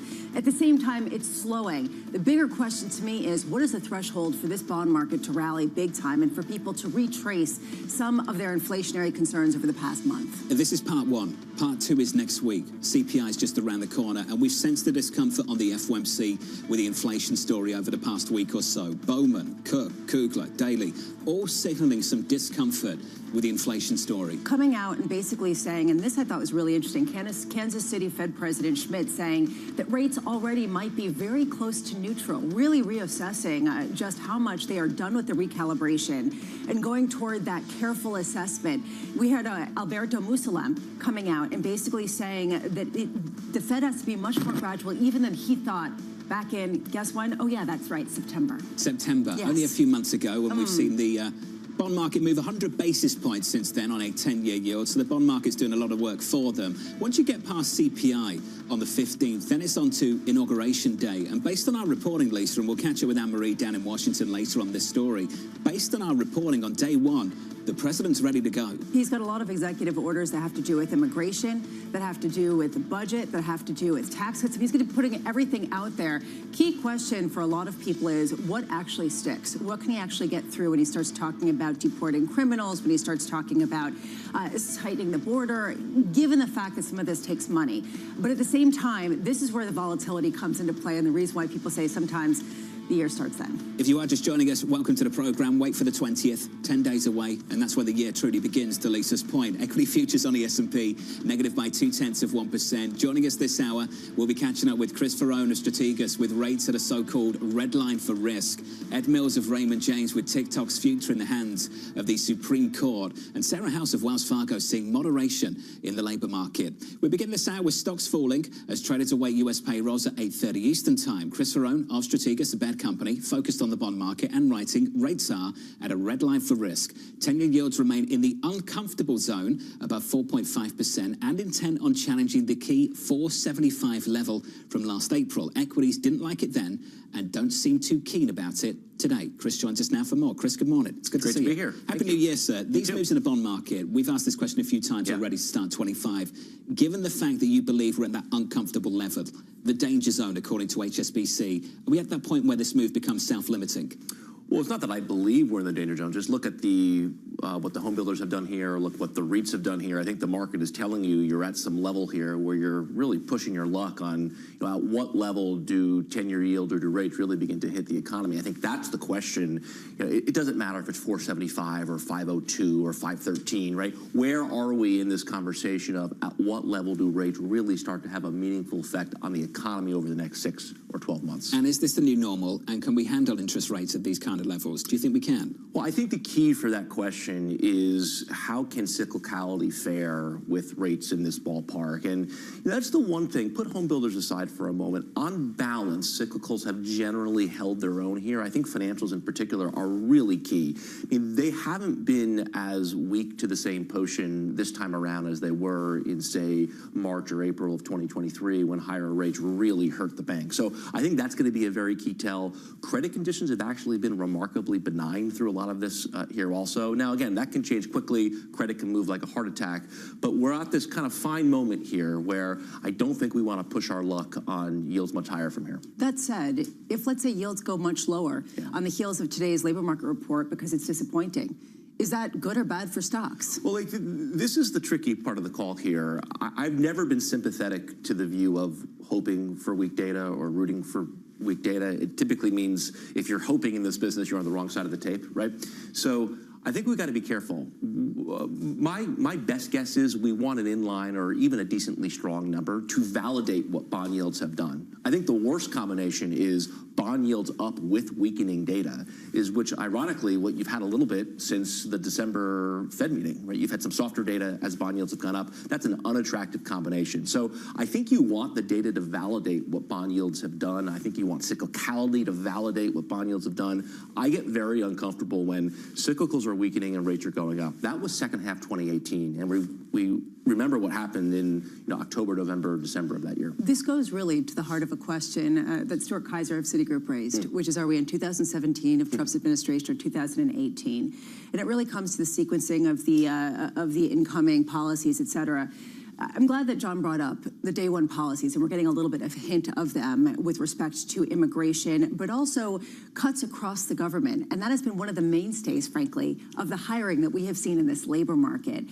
How are you evolving your thinking around the policies and whether they're bullish or bearish right now for the overall risk appetite? Well, if you go back to the 2016, 17, 2018 cadence, what I think people forget is as the tax cuts were being debated in 17, it was a very pro-risk, pro-cyclical moment. It was the passing of the tax cuts that actually kind of put the top in cyclicality, right? If you remember, early 18 is when cyclicals began to kind of lose their oomph. You had rates going up, you had cyclicals weakening, undesirable combination. So it almost seems like we've kind of skipped 2017 here, and we're kind of right in this 2018 moment where higher bond yields have kind of disrupted some of the cyclical momentum that this market and the economy have. So I think that's the fine line, Lisa. We don't want to lose cyclicals here. We don't want to lose credit here. And to what extent does the new administration almost facilitate these things? Have we lost the rest of the world? Because I remember the global synchronized growth story back then as well. It's a very different story now. What do you make of things at the moment? Yeah, it's certainly bifurcated. I mean, one thing I'm struggling to reconcile is why there's actually some parts of Europe that actually seem to be firming here a little bit. European luxury comes to mind. I'm surprised by this, but I'll take the market's opinion over my own. The fact that LVMH seems to be getting better here. The DAX through the whole of last year. Hermes broke out this week. Richemont has turned. This may just be responding to weaker currency, but nevertheless, there are some modest improvements there. Where we're getting more and more bearish on is actually India. And I think this is interesting with the respect that there's a very consensus view out there that if Trump were to win or Trump won, it would be extremely bullish for India. Well, to what extent was that a price move for the last several years? I mean, the Indian markets are rolling over meaningfully in our work. They've deteriorated in our trend work. And again, I think the consensus is still very comfortable in being long there. We are not. I think that part of the world has weakened. Let's stay over in Asia in that part of the world and move over to China. It's a complete opposite story in China compared to the United States, where yields have been lower. There's been a big question about whether the government is spending enough. Any signs of stabilization there whatsoever? I think you need a clearing moment in currency. And, that's one of the big lessons. We were talking about 92 earlier off air about a central bank or a country being pushed to the brink where there's only one option that's left. I think the only option left here is to devalue the currency. 737s being the big level on dollar CNH. I suspect we'll lose that here. 780 would be the level I would focus on. We've seen the move in the rates. It's been extraordinary. I think there's a clearing moment to come in global FX that will be dominated by this move in dollar CNH. I think that's the prerequisite for growth ultimately bottoming and turning in that part of the world.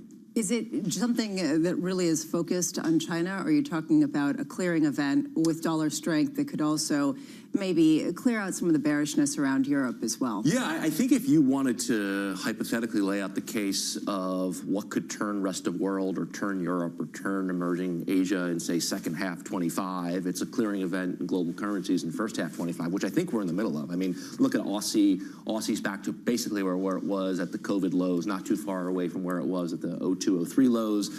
We talked about sterling before. 123 today seems too high. I mean, 105 to 110 seems more appropriate. We've seen euro.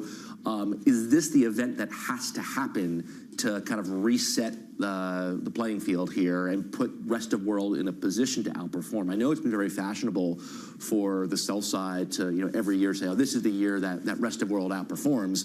I don't think that can happen until this clearing moment in FX is upon us.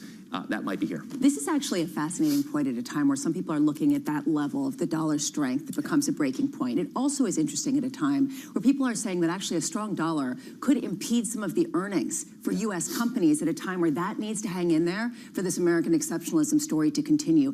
How far away are we from that moment? I think the irony about American I think maybe the irony here of the America First policy is it's creating change in other parts of the world. I mean, look at Canada, look at Germany, look at UK, right? That to me is the irony here, which does that set the stage for a robust maybe second half in parts of these world. With respect to dollar, we did some work just last week. The 3-month rate of change in DXY is in the 95th percentile right now historically. You have not seen great forward S&P returns over the next 6 and 12 months from that condition. So I want to be mindful of that. I also just want to be aware, everyone I know is a dollar bull. And if you look at any of our sentiment work, it is really kind of pushed to the extreme here, particularly on CAD, particularly on Euro. So I think if you got some flush here, that would be my signal to cover dollar shorts or cover dollar longs and maybe think about the other side of the story. You've got to recognize how quickly this position was built up as well. We came out the summer and everyone was bearish the US dollar. Yeah. Do you remember some of those calls? I do. I also remember what happened after the Fed cut by 50 basis points. And I think that move really highlighted the shift where, wait a second, not so fast. Because maybe this wasn't the right call. On course for a 6th consecutive week of dollar strength. Chris, it's good to see you, sir. Great to be here. Appreciate your time. Thank you. Chris Varone there of Strategas, a bad company. Just some breaking news for you. It's coming from CNN. The Chinese hackers breached CFIUS back in December. Stunning reporting, although for many of you not surprising. Chinese hackers breaching the U.S. government office that reviews foreign investments for national security risks, according to 3 U.S. officials familiar with the matter. The concerning thing is this just builds on all the other hacks that we have heard about that are becoming increasingly exposed. And there isn't a clear message on how they are being prevented going forward at a time where some basic systems have been breached with some basic infrastructure that have been put in place years and years ago. We'll head down to Washington, D.C. in just a moment. Let's get you an update on stories elsewhere this morning with your Bloomberg Brief. Here's Danny Berger. Hey, Danny. Hey, John. President Joe Biden has increased federal assistance to California to combat the wildfires, urging Governor Gavin Newsom to spare no expense. So today I'm announcing that the federal government will cover 100% of the cost for 180 days. This is going to pay for things like debris and hazard material removal, temporary shelters, first responders' salaries, and all necessary measures to protect life and property. The president also announced 400 additional federal firefighters and over 30 firefighting helicopters and planes to support California. The Department of Defense has also authorized 500 wildfire ground clearing personnel. TSMC shares are rising in the pre-market 1 1/3%. The chipmaker reported quarterly sales that topped estimates. Revenue growth accelerated in December thanks to its key role as a supplier to tech giants like Nvidia and Apple. Shares as a whole have risen nearly 90% over the past 12 months, with market value also doubling in that time period. TSMC will report its full earnings next Thursday. Sources tell us that executives at top investment banks plan to reward traders and deal makers with their largest bonus increases since the pandemic. 10% hikes or more are expected from many firms like Bank of America, Morgan Stanley, JP Morgan. Sources say that increases might be even higher at Goldman Sachs. The bumps, as always, are helped to retain talent, but also reflect business optimism for the year ahead. That's your brief, John. Danny, thank you. More from Danny in about 30 minutes' time. Up next on the program, warming up to TikTok. We'll either close up TikTok in this country for security reasons, or it'll be sold. We did go on TikTok, and we had a great response with billions of views. They said, maybe we got to keep this sucker around a little while. It's a big change from the incoming president. We'll discuss that next down in Washington from New York City this morning on this Payrolls Friday. Good morning.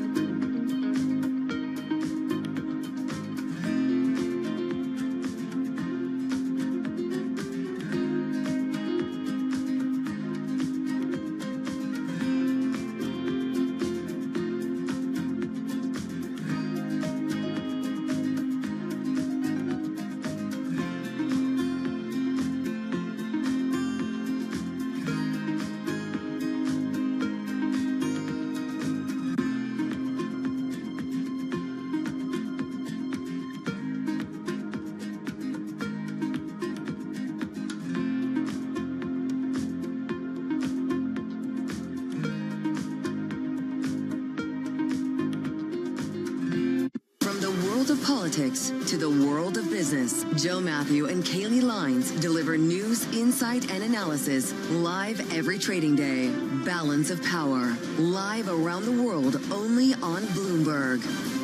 Welcome to the world of decentralized finance. Massive outperformance from Bitcoin. Bloomberg is covering all things crypto, the people. The tectonic shift emanating from Washington. All we're looking for is clear rules and an ability to build in the United States. Crypto shouldn't be partisan. The transactions. Really a record-breaking moment. Crypto VC is back. And the technology. It's really the beginning of a global on-chain economy. And if America doesn't embrace it, we're going to be left behind. Bloomberg Crypto, only on Bloomberg.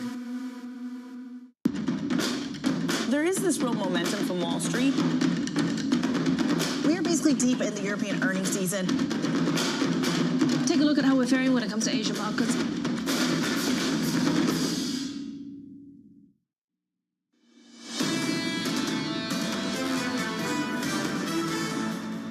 Equity futures on the S&P negative here by close to 0.1%. Check out the bond market. Yields higher by almost a basis point. We've gone almost 6 sessions now without a single day of declining yields, pushing 470 once again on a 10-year.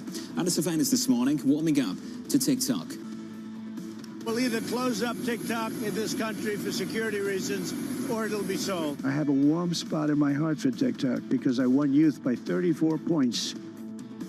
And there are those that say that TikTok has something to do with that. We did go on TikTok, and we had a great response with billions of views. They said, maybe we got to keep this sucker around a little while.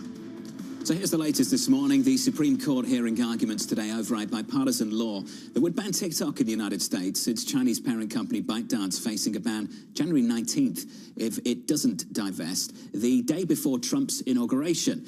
Anne-Marie joins us now from Washington with Ed Mills of Raymond James. Anne-Marie, over to you. Good morning, Jonathan. The clock is literally ticking for TikTok, and today they're going to have their day at the Supreme Court to try to combat this bill. And they will either be banned unless they divest away from ByteDance, this Chinese company. What do you think happens, Ed? I think on January 19th, TikTok ceases to exist here in the United States. I think the wild card here is that under the law, the President of the United States has an ability to extend one time for 90 days. So the question that I have is, come January 20th, the next day, does Trump activate that 90-day extension, and is there a deal worked out? It sounds like he's going to, because he's flip-flopped since his first time in office, in the Oval Office, when he talked about the security concerns of TikTok, that now he thinks actually, in an interview with my colleagues over the summer, talked about the fact that, well, if you don't have TikTok, then Meta's too big, and he understands a lot of individuals get their news from there. It seems like he wants to keep it around. So what are the options, even if there's an extension? So after the 90 days, one of the things we went through the statute at Raymond James yesterday, published a report about this, and ultimately, it is up to the president to declare that what has happened with the divestment or for foreign ownership has met the needs of the law. And so as long as the president declares, it's okay. The problem for Trump, though, is that if there is not a divestment, a $5,000 per user fee gets kicked in. And I don't think the app stores at Apple or Google or Oracle's hosting of this wants to exist, because when you look at the number of users, I add that up to about an $85 billion fine. And unless you change the law or you have this divested, it will cease to exist, assuming it is upheld by the Supreme Court. Who can buy this? This isn't even like Elon Musk buying Twitter. This is an incredibly expensive company. Yeah, I assume the money would be there. The bigger question for me is, will the Chinese government allow it to be sold? Because ultimately, well, if they you said no. Yeah, because you could open up the hood, you look in, and everything that the national security folks have said about keystroke capture, about geolocation, about the algorithm potentially manipulating the users of TikTok, all of that will be very apparent. And we will know even more of how the Chinese have been spying on Americans using a very popular app. Trump will also be breaking with his national security advisor and his secretary of state. And? I mean, it's just like Trump will break with his administration whenever he wants. I do think it's important that you highlight the kind of animus that he's had towards Meta and towards the potential benefit to Instagram because of this. It does look like some of that animus might be reduced over the actions by Meta, by Mark Zuckerberg in recent weeks, trying to get him okay. Do the concerns grow on a day like today when CNN comes out and says that Chinese hackers breached CFIUS in December? Not really a surprise, as Jonathan said, because we do know that there was Chinese hackers breaching the Treasury Department.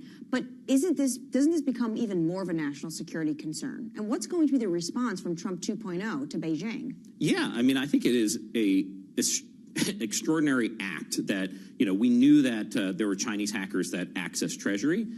It was downplayed by Janet Yellen recently, but for them to have hacked into CFIUS, the Committee on Foreign Investment into the United States, there was a deal that was pending, Nippon Steel trying to buy U.S. Steel. We were looking at all of the potential national security concerns about that, Nippon's operations within China. For them to be looking for exactly what was happening at CFIUS at that time is a huge concern. And that's why I've always said almost everything in D.C. related to China is bipartisan. The only place you don't want to be is being seen on being on China's side.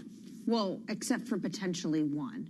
We are waiting for a Commerce Department to come out, and this was a Bloomberg scoop, but I know you've been writing about it for months, about AI chips from NVIDIA And all roads really lead to China when it comes to wanting to make those export controls tougher, correct? Yeah, so as early as today, and it's going to happen between now and January 20th, there's going to be a final export control rule that comes out from the Biden administration. This is going to be focused on the number of AI chips that are going to countries that we have concerns about. Now, we've blocked almost everything going to China or to Russia.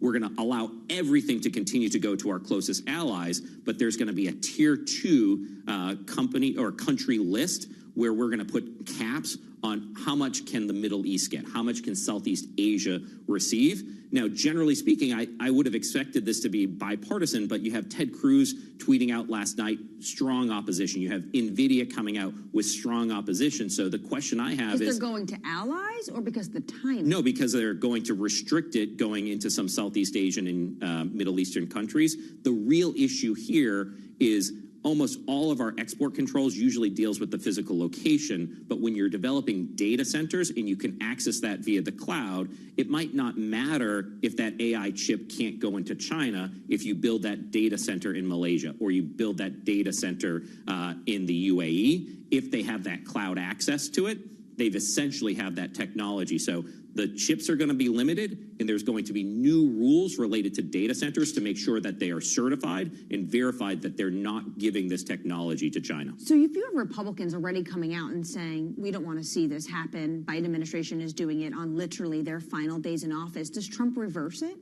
I think it's going to be hard for him to reverse. What they're going to do is it's an interim final rule. DC speak to it goes into effect immediately, but there's an opportunity for the Trump administration to put the final tweaks on that.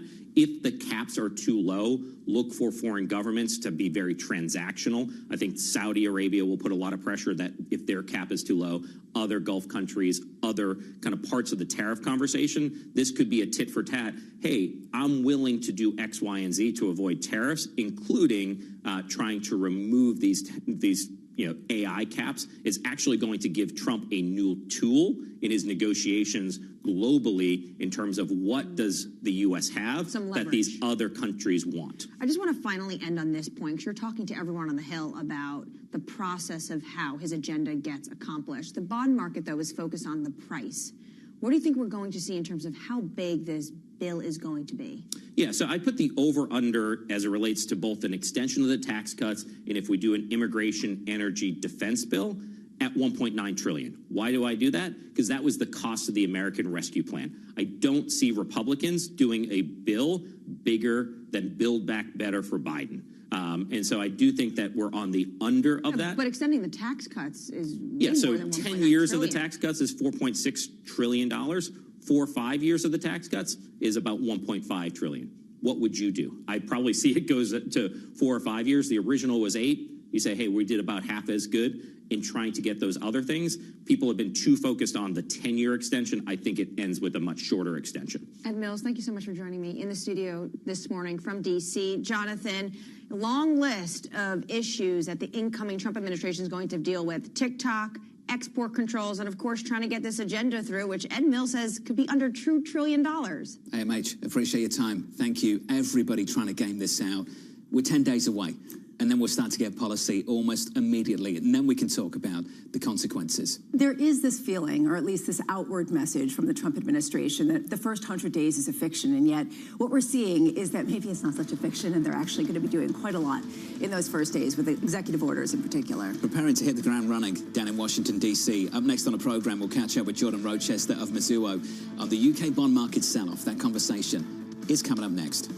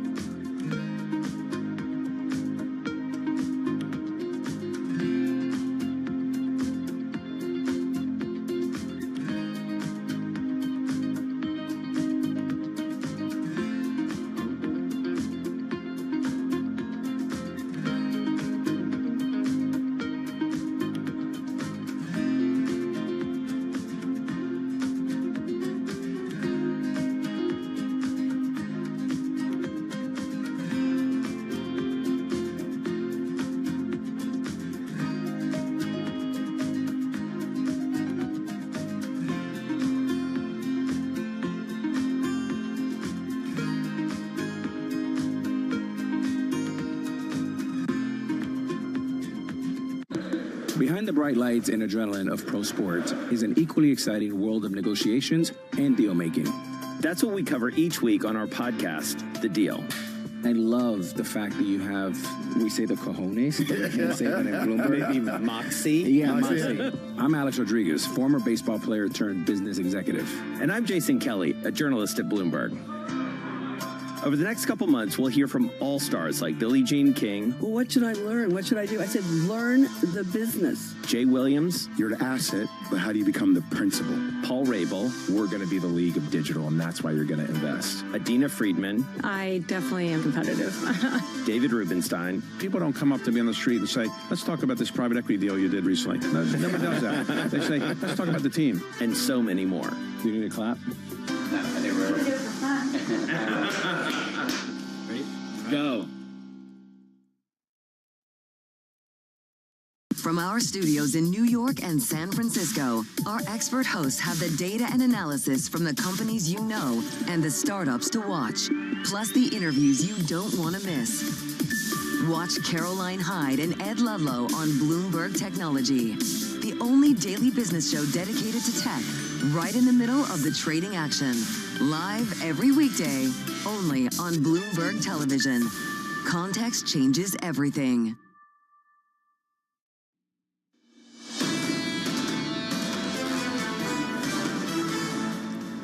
Equities here down 0.1%, negative on the week as well, heading towards a week of losses, a mild week of losses, but that can all change in 2 hours' time when we get the payrolls report. Equity futures on the Nasdaq were down by also about 0.1%. Let's switch to the board and get to the bond market. A sixth session now without declining yields on a 10-year, up by a single basis point. The 10-year 4.6977. Heard from a range of Fed officials over the past week or so. We talked about a few of them. Bowman, Cook, Kugler, Daly, all signaling some discomfort with inflation at the moment. The outlier is Governor Waller. And Governor Waller just becomes more and more of an outlier for me the more you hear from other Fed officials who are uncomfortable with inflation. Some are concerned about the incoming policy changes from the incoming administration. And there stands Governor Waller, who's not worried about tariffs, doesn't think they're inflationary, and thinks we're on course for more interest rate cuts. This is the reason why people were wondering, okay, is he trying to line up behind the idea of maybe in 2026 being Fed chair? It goes to this point of A, who are the people who are taking into account some of the policies that are incoming, and B, just how inflationary or not are they going to be? There was someone else, I'm thinking of Patrick Harker of the Philadelphia Fed, also who came out and said, I still see us on a downward policy rate path. So it's a matter of how they message that, perhaps. Is he auditioning as well? I doubt that. To be the next Fed chair, maybe. Delta Airlines, numbers just crossing, kicking off earnings season for the fourth quarter. Passenger revenue coming at a $12.82 billion. The estimate was $12.62. As for the outlook for the first quarter, a range here of 70 cents to $1. The estimate, Lisa, 76. The stock is higher by 1.8%. Yeah, and this coming from Ed Bastian. The supply-demand balance is as good as I can ever recall it being as we look into 2025. We have pretty good visibility through the first quarter and into the spring. Now, pair this with some of the commentary that we've heard out of domestic-focused airlines. Delta has done really well with business travel, with overseas travel at a time where people are trying to take advantage of the strong dollar, and we hear about all the European and Asian adventures that people are going on, and you just have to wonder how much the gains are consolidated in the big airlines that really can take advantage of that more than others. As for that supply-demand balance, let's put that in English and strip out the McKinsey. We cut a load of capacity and demand is good so we can charge higher fares, right?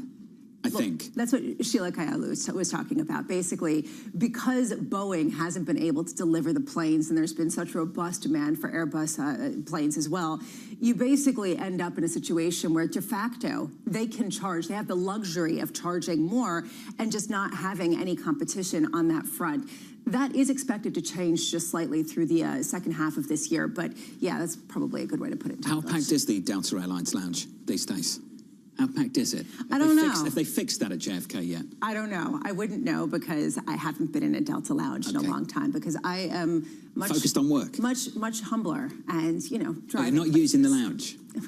Okay. You don't have access anymore. Delta in the pre-market. Fix that, Ed Bastian. Delta right now by about 0.1%. Under surveillance this morning, firefighters making some progress on controlling wildfires across Los Angeles. The Kenneth Fire now 35% contained, and the Pacific Palisades blaze showing early signs of control. AP reporting the death toll, Lisa, has climbed to 10. It is a huge tragedy that's been unfolding. A lot of people starting to put into raw numbers what type of damage this is going to incur financially. Some potential estimates from AccuWeather talking about $135 to $150 billion of damage. JP Morgan saying insurers might be on the hook for $20 billion.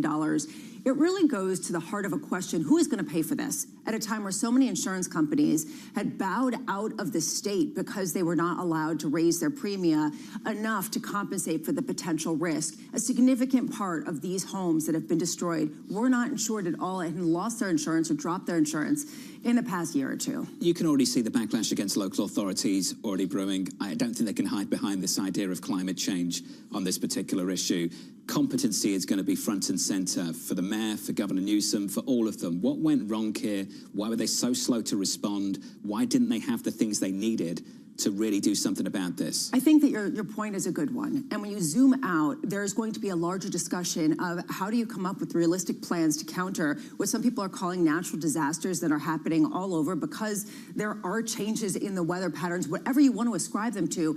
How do you come up with competent plans to mitigate some of the damage and mitigate the loss of life, mitigate the ability for people to actually exit in an orderly fashion? And that's going to be true in a number of areas that are disaster prone where you have not had updated maps in a very long time. Shocking pictures, absolutely shocking. Our thoughts are with the people of Los Angeles and beyond, and of course we'll bring you updates throughout this morning. Let's turn to our next story. NVIDIA slamming new export restrictions that the Biden administration is expected to announce soon, saying the White House is trying to undercut the incoming Trump administration by imposing last-minute rules. The changes would cap the sale of US AI chips on both a country and company basis. My favorite part of some of the statements that are coming out of the policy representative from NVIDIA are basically trying to shame President Biden into reversing this, saying this isn't going to look good for your legacy, essentially, because this does hamper the ability for the United States to actually be the dominant technology around the world. And all this is going to do is increase some of the competition from others.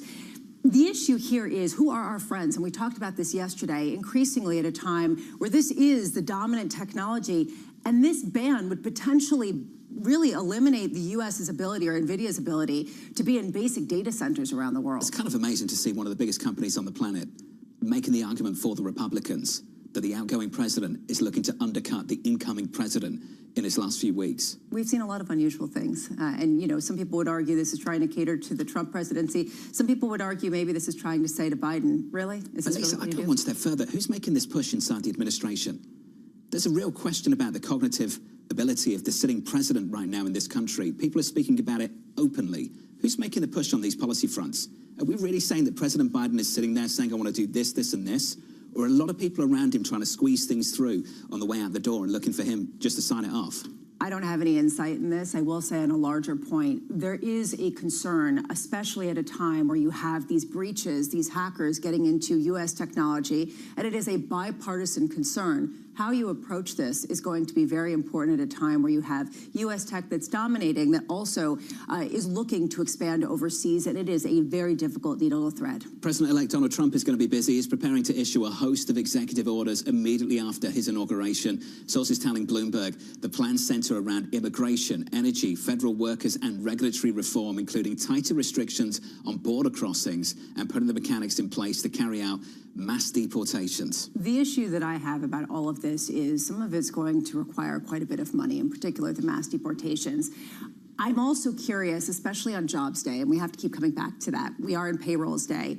The idea that they're looking to shrink the federal workforce. If you take a look at some of the major drivers of the labor market growth, it has been the labor market. That has been it has been the government workforce. That has been one of the pillars of the U.S. labor market. So when you take a look at some of these effects, you have to wonder what that does economically in ways that maybe we're not accounting for. It is Payrolls Friday. Thanks for the reminder. The UK doesn't need one. The UK will also be focused on the jobs number in the United States. Traders struggling to regain confidence in the market. Gilts continuing to fall after 10-year yields hit their highest level since 2008. Jordan Rochester of Mizuho writing, in the past, these EM-like moments don't last for too long, as the headlines push UK policymakers to correct course, something that will be harder this time, as a lot of the sell-off has been driven by US and European factors. Jordan joins us now for more. Jordan, welcome to the program, buddy. It's good to see you as always. I think you framed it quite nicely. Internal factors, forces, and external factors. What are the biggest problems right now? Do they come from abroad or within the United Kingdom?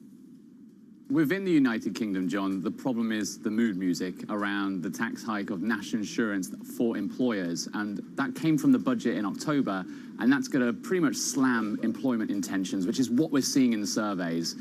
It's a bit of an eaten mess when it comes to the impact of that budget, because it was supposed to be growth boosting. But if you see employers with this, one of the record tax raising measures, one of the biggest tax raising measures in UK history, £22 billion alone from that national insurance tax hike, which is what you charge on employer contributions of someone's salary.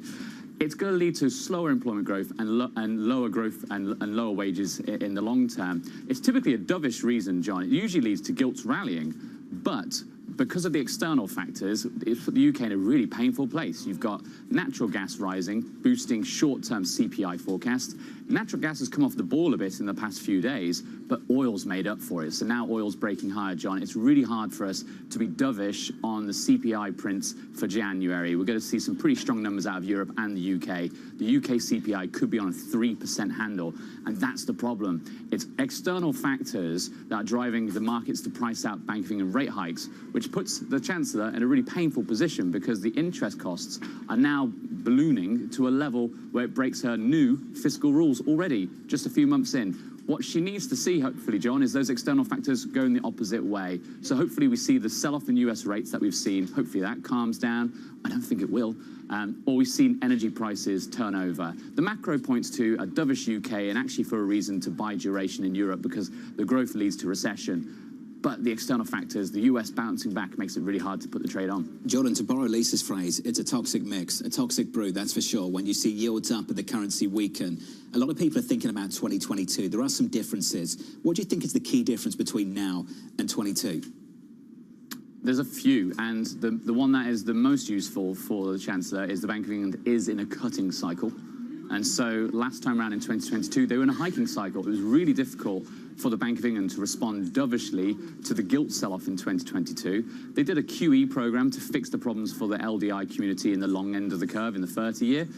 This time round, they don't need to do those operations again. They can just simply cut rates to sort of help the momentum and to remind markets they are in a cutting cycle. So what we've seen priced out, which has led to this sell-off in UK rates, could be put back in, especially for what's priced for February. I think February is a done deal, John. They're going to cut rates in February.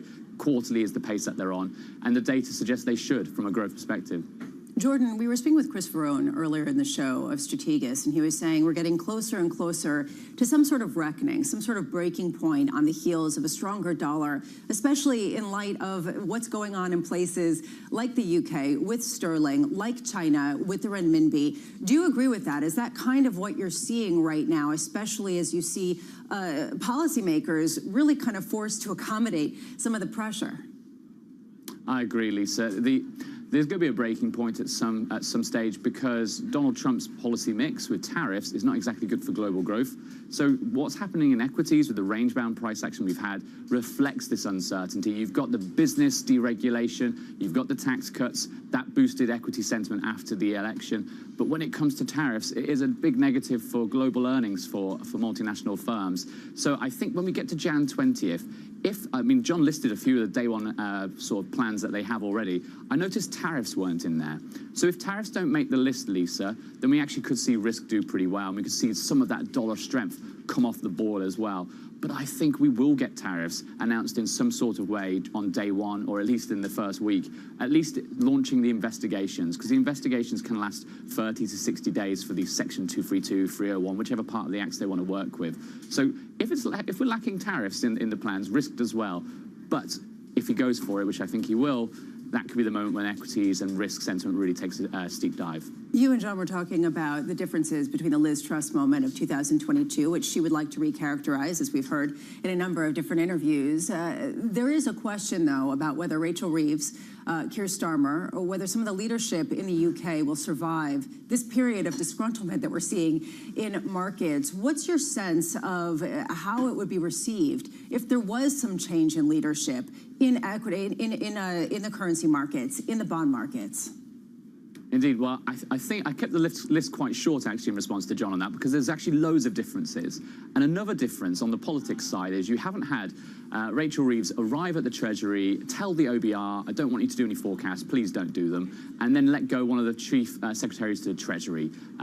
So that was what Liz Truss did, and that led to huge uncertainty, and it therefore required the markets, but also the politicians themselves to call for the end of that leadership. This time around, it's not exactly self-inflicted. As I mentioned, those global factors are driving the latest breach in the fiscal rules. And it's really difficult for a replacement of leadership in the Labour Party. It's got different rules for its leadership than the Tories. The Tories can get rid of their leaders quite easily via votes of no confidence, via letters to the 1922 committee. Labour doesn't really have the same sort of function. Look how long Jeremy Corbyn stayed in the post, for example. And then, of course, it's not self-inflicted, so it's not really their fault that US rates are selling off, natural gas and oil prices are going up. It's a different story. I think they hang on, and I think by March, they're hoping for the best. They're hoping that US labor data slows down, they're hoping that global rates rally, and this natural gas story gets better. But it's a big hope, and hope is not a strategy. Jordan, I've got to jump in because we don't know what the counterfactual is, but I think it's worth debating. Are you saying that if the Chancellor hadn't come into this job and hadn't gone around saying there was a massive black hole, and didn't give away billions of sterling to public sector workers to give them a pay increase, and to bring back the old mood music of tax and spend, big tax and spend in the UK, if they had done something different, are you saying it wouldn't have made a difference? It would have made a difference to the mood music. So I think the drop we've seen of business confidence, John, wouldn't have been as severe, and especially the employment intentions that we're seeing after the national tax hike.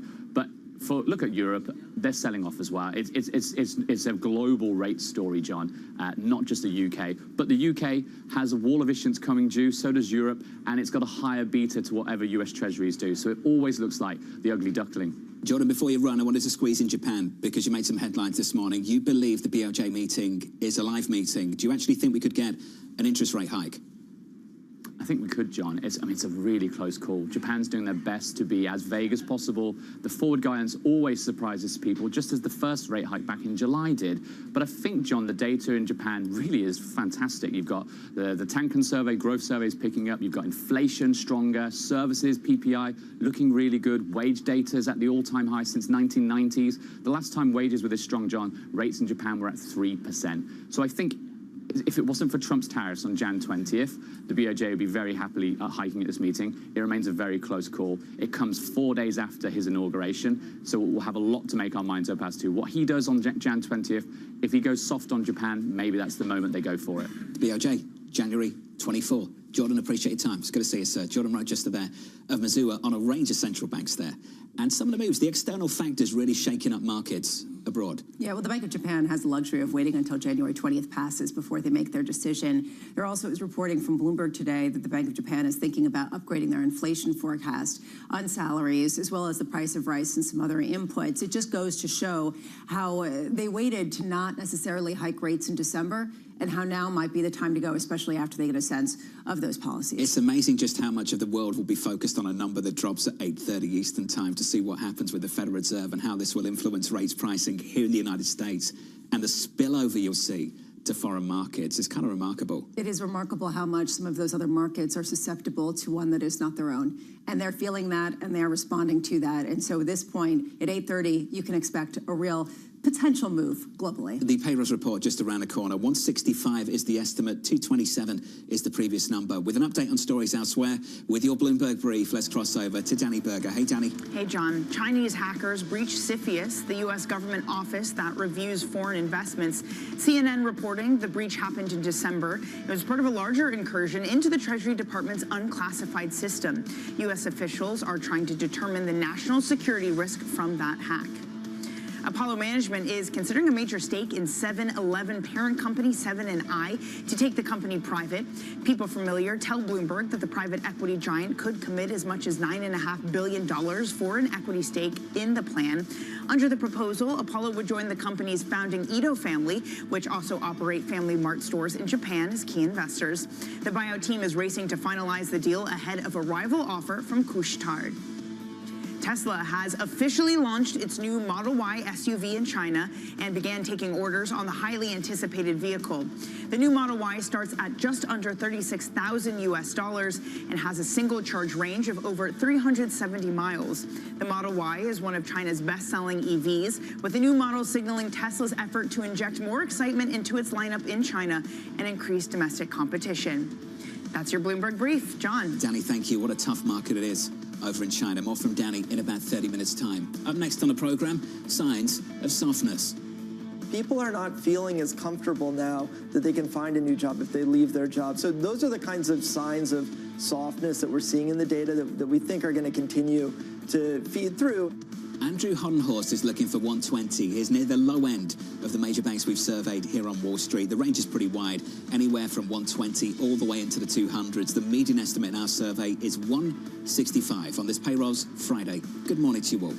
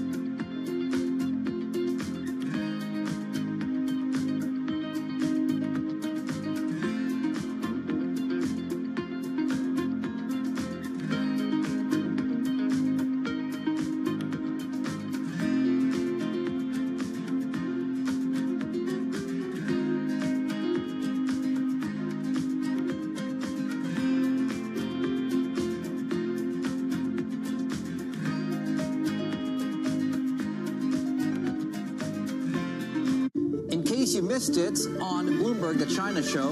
What's been the sentiment? What's been the reaction to this U.S. election outcome on the ground? They were pretty much ready for Donald Trump. There was a high expectation that he could return to the White House. We have dealt with him before, and after quite a few years, China simply is better prepared, and China, psychologically speaking, is much more prepared than in dealing with him again. Probably are fully prepared for Trump to impose higher tariffs on China. What's the tone as they were talking to really a global investment? Right. The openness of China, including the capital markets, Hong Kong being an international financial center will be extremely important in channeling global investors. Don't miss the China show live every weekday.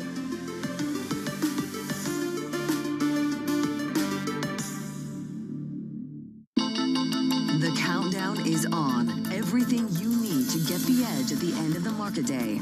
Big tech earnings kick off later this afternoon. Gilead is coming out right now. We have take two numbers. Back to the markets, right? Our bread and butter. NVIDIA is one of the best stories in the tech space. That actually matters a whole lot more. It might shock some of your viewers. You're watching The Close. Get ahead of tomorrow's trading with The Close. Weekdays on Bloomberg. Context changes everything. U.S. tech is influencing global markets. Technology is driving business across Europe. Companies in Asia are betting on tech. Get your fixed income fix. Watch Bloomberg Real Yield around the world right here on Bloomberg. Context changes everything.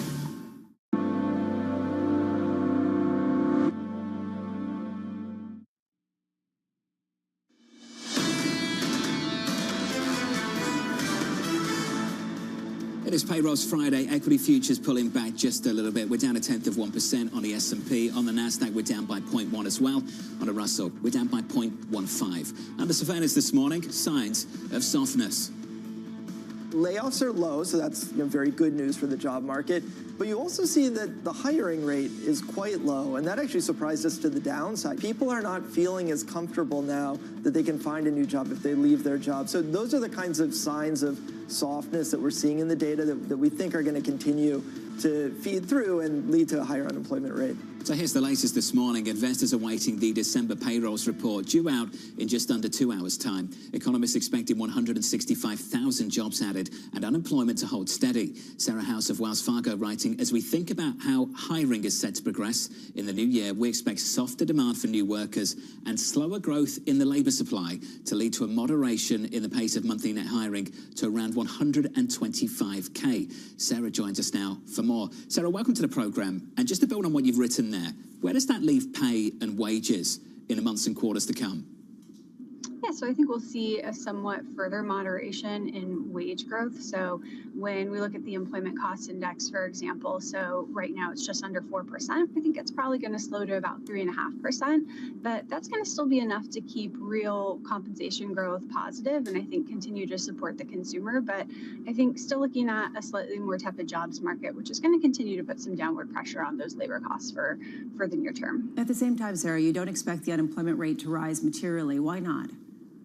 Yeah, it really has to do with the supply backdrop. So yes, we're continuing to see demand weaken on trend, although at I think a much slower pace than what we were seeing through most of 2024 and certainly 2023. But we've already begun to see the labor force growth slow quite substantially. So for 2024, it looks like it'll come in about 0.7%. That's less than half of what we saw in 2022 and 2023. We think that moderation continues as you just look at not only the demographic backdrop here in the U.S., but also as we've already begun to see immigration flows slow quite substantially. And so I think that's going to help keep the labor market relatively balanced next year. At the same time, Sarah, Michael Reed of RBC pointed out that the main drivers of the job growth that we saw over the past year were healthcare, leisure and hospitality, and government. If we do get a significant slew of government cuts, how does that affect job growth in the U.S.?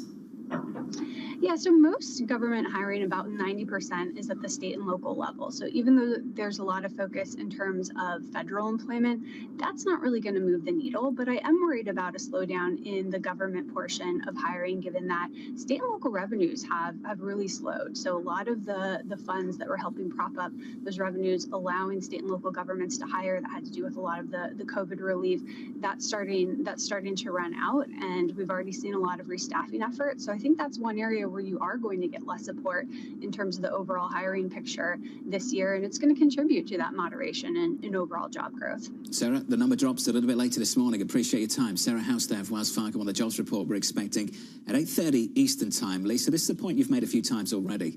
Federal hiring and what it's going to look like in the years to come. The reason why I'm pointing out the government hiring is because it's been such a major support for some of the numbers that we have gotten recently. If that is a target to reduce that area of hiring, well, what does that do to the overall market, and how fragile does that leave a labor market that is being supported by a couple of pillars but has seen softness elsewhere? It's something that I just think is important to understand and digest in these numbers. 165, the median estimate this morning. In the next hour of Bloomberg Surveillance, we'll be catching up with Mohammed Al-Erin of Queen's College, Cambridge. He'll be with us for 2 hours in the studio, counting you down to payrolls, alongside Mira Pandit of JP Morgan Asset Management, Matthew Palazzola of Bloomberg Intelligence, and Ellen Zentner of Morgan Stanley. The second hour of Bloomberg Surveillance is up next.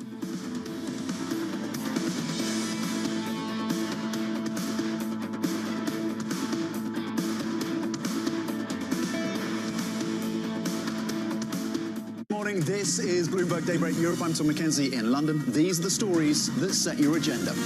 Taking you from the U.S. market's close to the overnight session in Asia, we'll walk you through what you need to know to kickstart Europe's trading day. Live from our European headquarters, we bring you the day's top market-moving stories, unmatched expert analysis, and on-the-ground reporting from across the continent. Tune in to Daybreak Europe, only on Bloomberg Television. Context changes everything.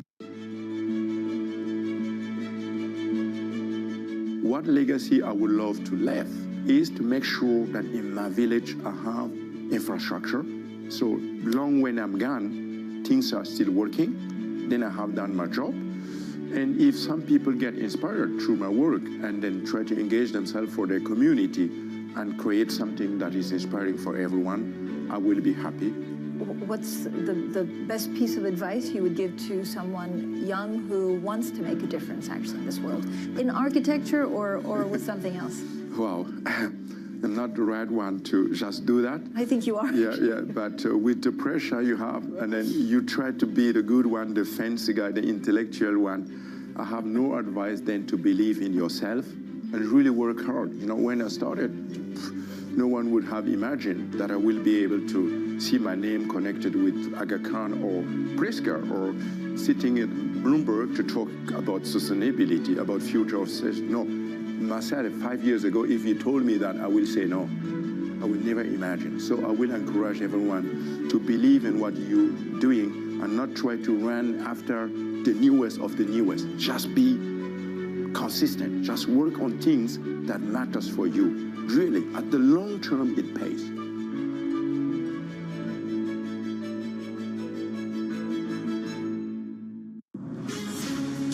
From the beating heart of global finance, economics and politics, and wherever newsmakers are moving markets, Bloomberg brings you conversations that allow for deep discussions and important insights. What do you think the future is for inflation? Is this new normal? Are markets too optimistic? How do you worry about the things that are outside your control? How does the current fighting completely stop? I'm Francine Lacqua, and this is The Pulse, every weekday only on Bloomberg. Good morning. This is Bloomberg Surveillance. Welcome back to the opening trade. This is Bloomberg Technology. This is the Asia Trade. This is Wall Street Week. Welcome to Balance of Power.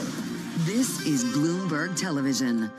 Jumpstart your trading day on Bloomberg Open Interest. 2 hours of single stock stories that are driving the opening bell action. We'll take you to Wall Street, Main Street, the C-suite, and beyond. These are companies that are growing their market. The great companies in the U.S. are the companies hitting the cutting edge. That's a different story.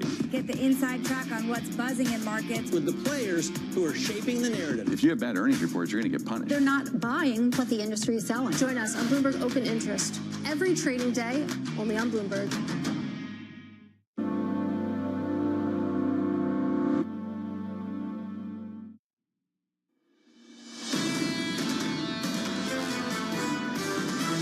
The U.S. economy has been the beacon of opportunity in the last several years. There's a lot of health in the U.S. labor market because the economy itself is very healthy. Workers have lost some leverage from the heyday of the Great Resignation when they were clearly in the driver's seat.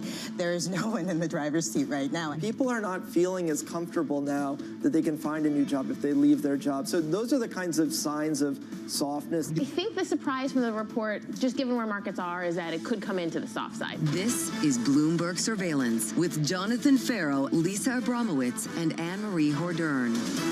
The payrolls report 90 minutes away. The scores look like this. Equity futures down by close to 0.2% on the S&P. On the NASDAQ, we're down by basically 0.2. In the bond market, some stability, but still, over the previous 5 sessions, we haven't had a single day of declining yields. Well, that changed today. We're up 2 at the front end on a 2-year to 428.69. The jobs guesses this morning look like this. The median estimate is 165. The low's 100, the high's 268. A range from the biggest banks on Wall Street from anywhere between 120 and 175. Yeah, the question that we keep asking, and I think is going to be the most important one, is the market response to this number. If it's bang in line, then we can all go home and say, okay, let's wait for CPI next week and retail sales and maybe even earnings. If it is not, what is more punishing to the stock market? An upside surprise or a downside surprise? And I am curious to see the response to that. It depends who you ask.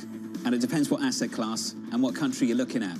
Good afternoon, London. Good evening, Tokyo. Because you know, there's those 2 countries are watching this closely later this morning. Interestingly, we can't say good afternoon, Tokyo, as much as good morning, Great Britain, or actually the other way around. But I will just say this, that right now the United Kingdom is probably watching much more than the Bank of Japan, just simply because of the vulnerability with the dual deficits, the twin deficits in the United Kingdom, and just how much that bond market has sold off, with yields hitting the highest on the 30-year, going back to 1998 and just continuing to creep higher. Some of these countries, some of these markets, many of them at the mercy of what happens outside of their own borders. The world's looking to the United States, not just today, but again on the 15th when we get CPI, and certainly again on the 20th when we have inauguration in the United States for President-elect Donald Trump? It's no longer that the Federal Reserve is a central banker to the world. It is increasingly that Donald Trump is the arbiter of tariffs around the world. And how do other countries respond at a time where they're fiscally challenged and dealing with some doubts about their ability to borrow and spend to the degree that they've planned to? We've got a lot to talk about this morning. Coming up this hour, we'll be catching up with Mohammed Al-Erin of Queen's College, Cambridge on the global bond market sell-off, Mira Pandit of JP Morgan Asset Management on policy efforts in Washington, and Matthew Palazzola of Bloomberg Intelligence on the cost to rebuild Los Angeles. We begin this hour with stocks lower and U.S. Treasuries finding some stability. Mohammed Al-Erin of Queen's College, Cambridge, staying focused on the bond market and writing, some label 2024 as ushering in the return of bond vigilantes. This greater focus on debt and political stability is likely to continue into 25, as will the extent of dispersion between the United States, the Eurozone, and Japan. I'm pleased to welcome a good friend of all of ours, Mohammed Al-Erin. Mohammed, good morning. Good morning, John. And a happy new year to you. It's the final day we can say. It's January 10th. So we'll say it all day. The rules of Bloomberg surveillance. Mohammed, are the bond vigilantes back? And if so, what's changed? Why are they back? They're back because of three issues, as you know, John. One is consistently stronger than expected U.S. economic data. Two is the understanding that inflation will be sticky. And three is there's renewed focus now on debt and deficits. Put these three things together, the U.S. leads a global bond sell-off, and then what that sell-off does, it picks vulnerabilities in the system and weaknesses, and it wouldn't have been good afternoon Britain, it would have just been afternoon Britain, because they are facing the combination, the emerging market combination of higher yields and lower currency, which is really bad news for them right now. How much of that is in their own control? Some of it is in their control, and it is a golden opportunity for this government to redouble or restart its economic approach, which has lost its way a little bit in the last few months. But they will be looking at the U.S. jobs report and critically the CPI coming up. You know, it's not so long ago, Lisa, that we used to say, okay, forget about CPI, inflation's under control, all that matters is the jobs report.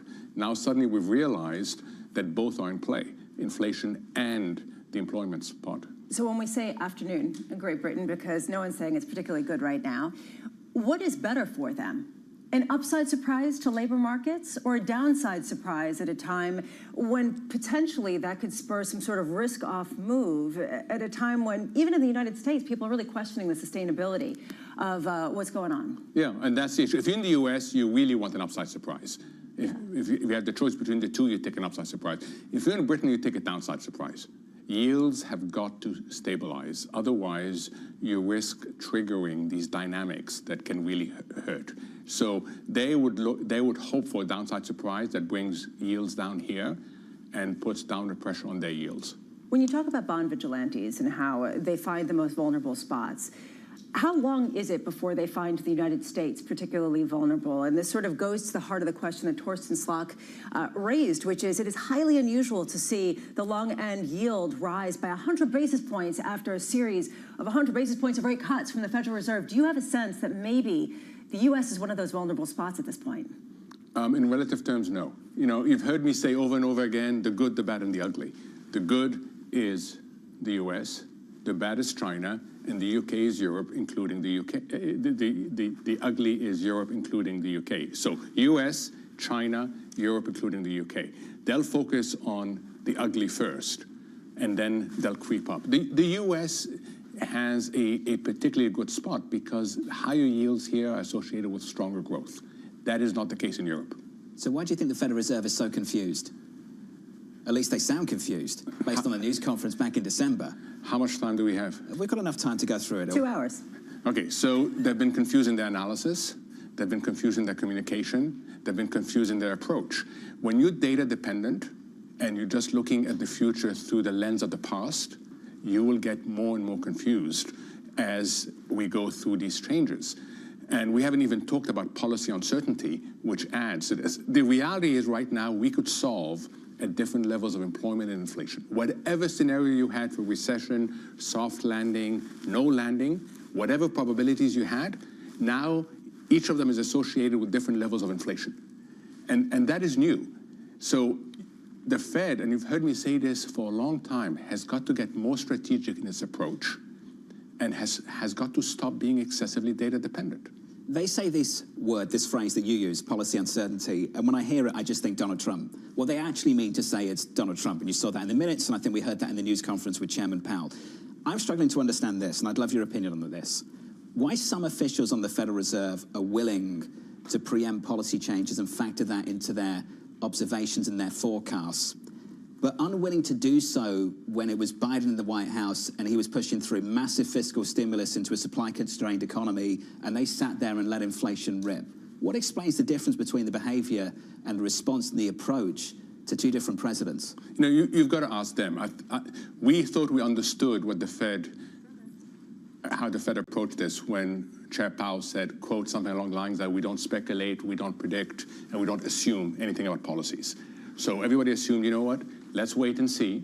And what we're hearing from the Fed does not incorporate forecasts about policy changes. And then the whole thing got muddled. And now some do, some don't, you're not quite sure what.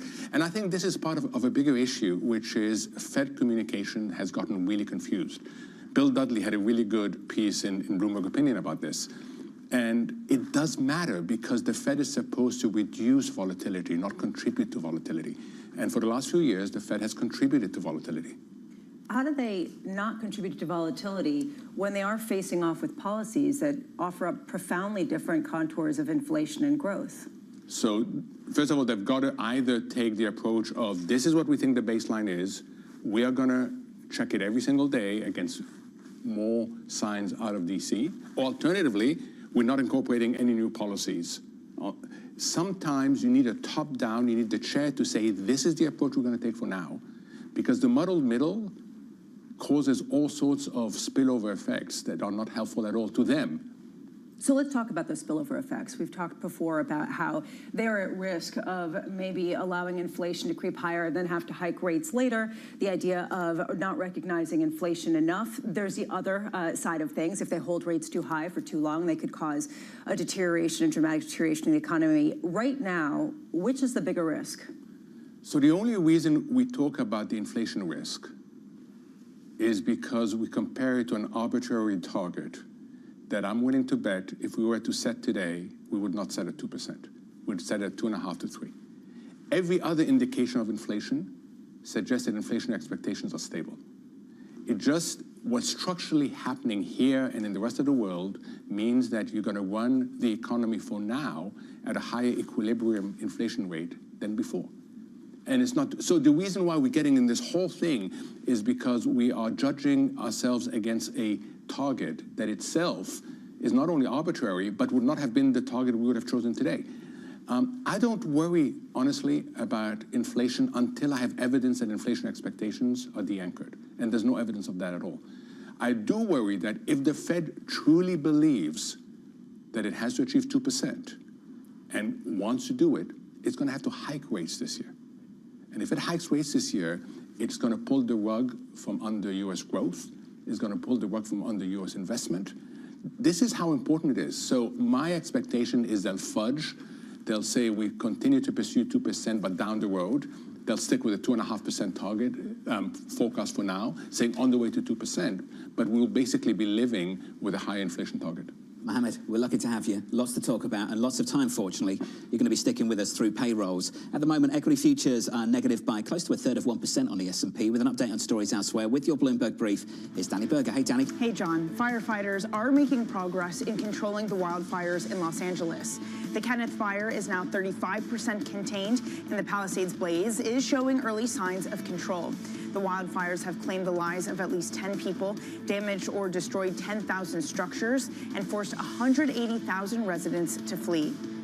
A check on Delta shares in the pre-market, higher by more than 6.5%. The company reported fourth quarter profit that beat estimates thanks to gains in international and corporate travel. Delta's revenue is expected to increase as much as 9% from a year ago.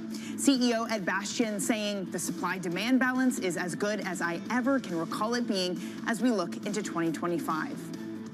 Meanwhile, President-elect Donald Trump says that he's planning to meet with Russian President Vladimir Putin after he takes office.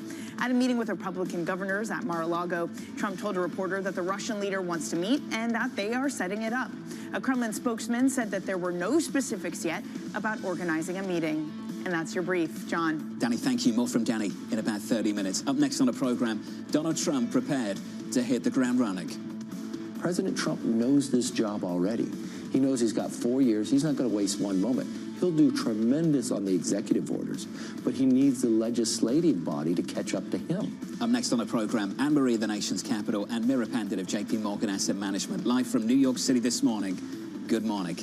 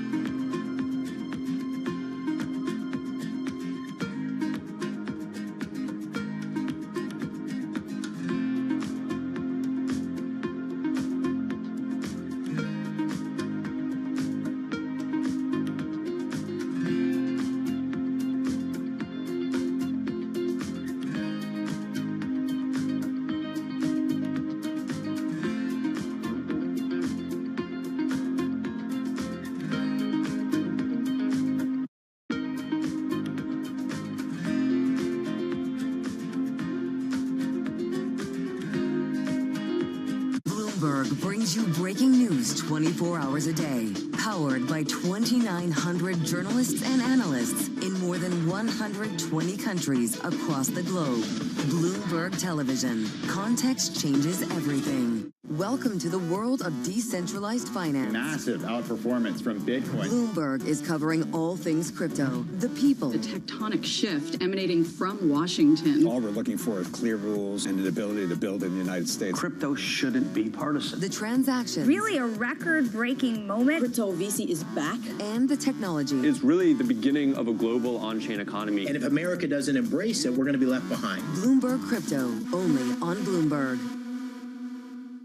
Key investors, top executives, global innovators.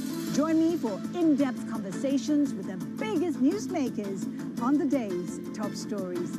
Insight with Haslinda Anand, only on Bloomberg.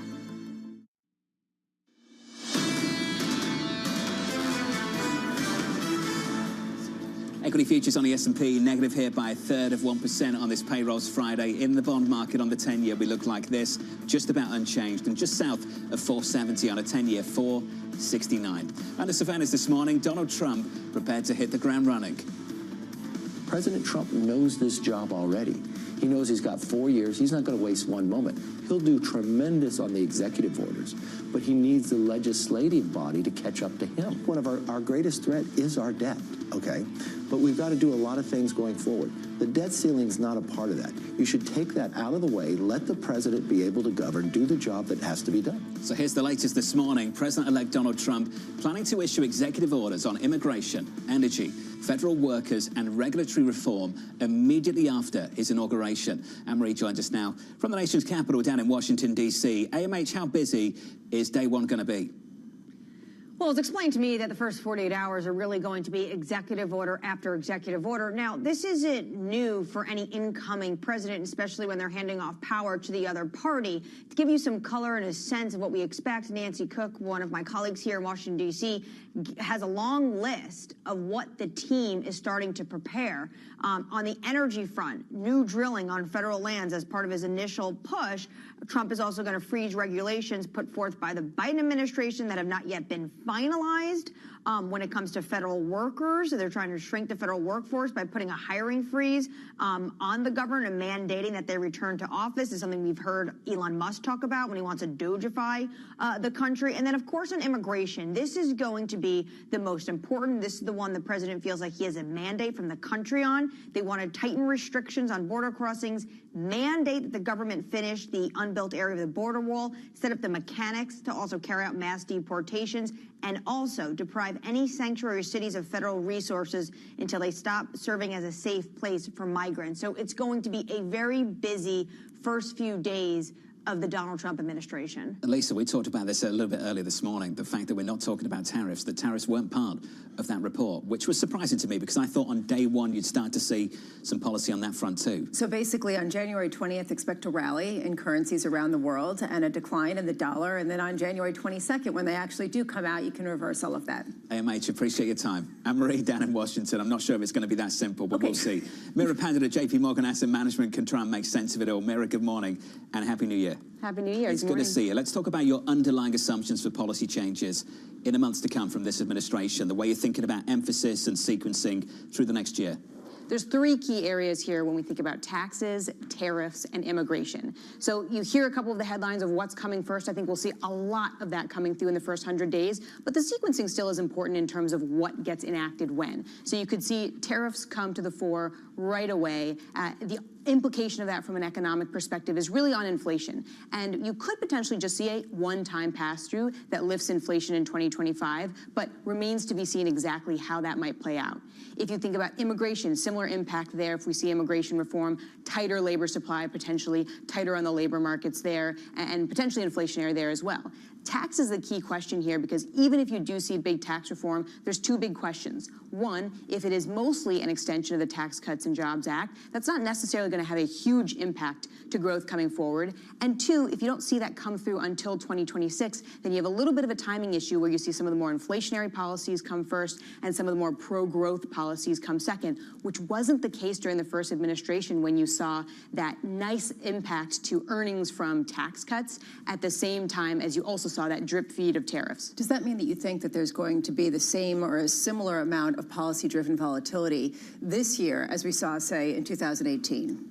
It's very likely. We're likely to see many pockets of volatility brought on by this drip feed of tariff news as we're likely to get. And if we use 2018 as a guide, throughout the year, you did see that drip feed in terms of policy in the tariff realm, but you did have an underpinning of those tax cuts that did help boost earnings about 20% that year. But we expect that politics will be unpredictable. We don't expect that the Fed is going to be unpredictable. Their job is to be predictable. So the challenge we saw in 2018 was that despite all of the hiccups you saw throughout the year in terms of tariffs and what will and won't happen and what did happen, ultimately the biggest pullbacks from 2018 were really Fed-driven when people were worried about an aggressive Fed. So are you saying that essentially this is a market that continued to climb higher, that can continue to broaden out, and I'm talking about equities in particular, unless, as you write, monetary policy becomes the unwelcome dark horse? As long as monetary policy is on some sort of steady path, you think that the risk assets, risk markets can really look through some of the fiscal policy volatility? Even in the absence of a tax cut this year, any tax cuts in addition to the extension of the Tax Cuts and Jobs Act, even if that takes place in 2026, we're still expecting very strong earnings growth. So there's a very strong fundamental backdrop in terms of growth, already an above trend level. We have a nice buffer there for things to moderate a bit. Profit growth expected to be 15%. Even if we get 2/3 of that, we're still looking at double digits from the earnings side of the house. So ultimately, I do think that policy is going to continue to cause some volatility, but we don't want a big surprise from the Fed. I think policy can potentially be, on the government side, a source of volatility, whereas the Fed could potentially be a source of correction. And there is a lot of uncertainty exactly about what the Fed might have to do next year. I mean, the Fed has an unenviable challenge of fighting last year's inflation with today's data and the specter of tomorrow's inflationary pressures from policies that they don't exactly know are going to pan out. Mira, we spend a lot of time on the what of the policy side. Can you tell us a little bit about the how? In particular, do you think that someone in Washington is bringing together all these various elements and solving a general equilibrium model of some sort to see what the effects of all these measures would be? Ultimately, the challenge is, even if you do have a centralized strategic initiative towards all of this, when it comes down to legislating, and when you think about Congress, there are so many competing interests because of everyone's different constituencies and what different people want. So that's how you end up with things that seem like a bit of a Frankenstein, and this is true in any administration, any legislation, because you're trying to please a number of parties. And the other challenge that we're dealing with, of course, is very slim margins and very slim majorities in Congress that are going to make some of that negotiation quite fraught. And yet, I completely agree, okay, we hear quite strong prediction as opposed to embrace volatility. That's going to be the theme. On the price pass-through, we all say it's a one-time price pass-through, but that assumes companies don't learn. And companies were shocked in 2022, the whole cost inflation surge, et cetera. And there have been changes in how they think about adjusting prices. So are you really confident this is a one pass price through and that's it? There's no confidence when it comes to thinking exactly about how these policies are going to even be enacted, let alone play out. So all of this is taken with a grain of salt because, of course, it is highly speculative as to exactly what's going to happen here. But I will say when we think about companies versus consumers, consumers have very little appetite to take on higher costs. And we saw that in the exit polls of the election, that prices were a big sticking point there. We're really going to have to look to companies to have to absorb some of this because, look, if you're in a backdrop of 15% potential earnings growth, of record margins or near there, great margin expansion last year, margins holding up last year as well, then the little bit there, you're looking for companies to shoulder some of that burden. You look across the world, what happens to go right in the rest of the world for international markets to start working? There is an upside for different international markets. I think about Europe, where growth is incredibly weak, but there is the possibility that you could see some fiscal stimulus in Europe. There is the possibility that when you think about financial conditions, very tight in Europe, not so much in the US, some loosening of that could help markets overseas. The ECB is, of course, going to lower rates and probably a lot more than the Fed and a lot faster. So the actual interest rate sensitivity, when you think about the European economy from the perspective of more bank lending than we see in the U.S., mortgages that are variable or fixed for a shorter period of time, you actually could see a nice tailwind to the economy in a way that it's harder to see sometimes in the U.S., given interest rate sensitivity. You could have a scenario where the administration does want to be very tough from a tariff perspective on China, but is actually willing to make deals with areas like Europe, Canada, Mexico. So if you have any area of trade policy that's tough on Chinese autos, for example, that would be a huge tailwind for Europe. Yep. And then add in one more perspective. We have spent down an enormous amount of consumer savings in the U.S., and that's been great for our economy. Europe still hasn't. So there is some room for that, too, if you can drum up enough confidence. Confidence there. Rock bottom at the moment. Which is sort of the hope that maybe we are at rock bottom. And that's what we keep hearing, that maybe there'll be a washout. And this is the moment where suddenly the expectations are so low that any positive surprise, any consumer spending, what a great thing. Mira, it's good to see you. Appreciate your time. Mira Pandit there of JP Morgan Asset Management. Over in Europe, I've been surprised how reluctant the ECB is to get very dovish. Like extremely dovish and come out and talk about how bad things actually are and how they need to respond. How much space do they have to do that? They just saw upside surprises in inflation readings that we saw in Germany. We also see natural gas prices. This is one of the sticky inflation aspects that's really been a conundrum to a lot of different central banks. And their single mandate central bank. Never forget their single mandate central bank. If they weren't, I imagine they'd be doing something very different.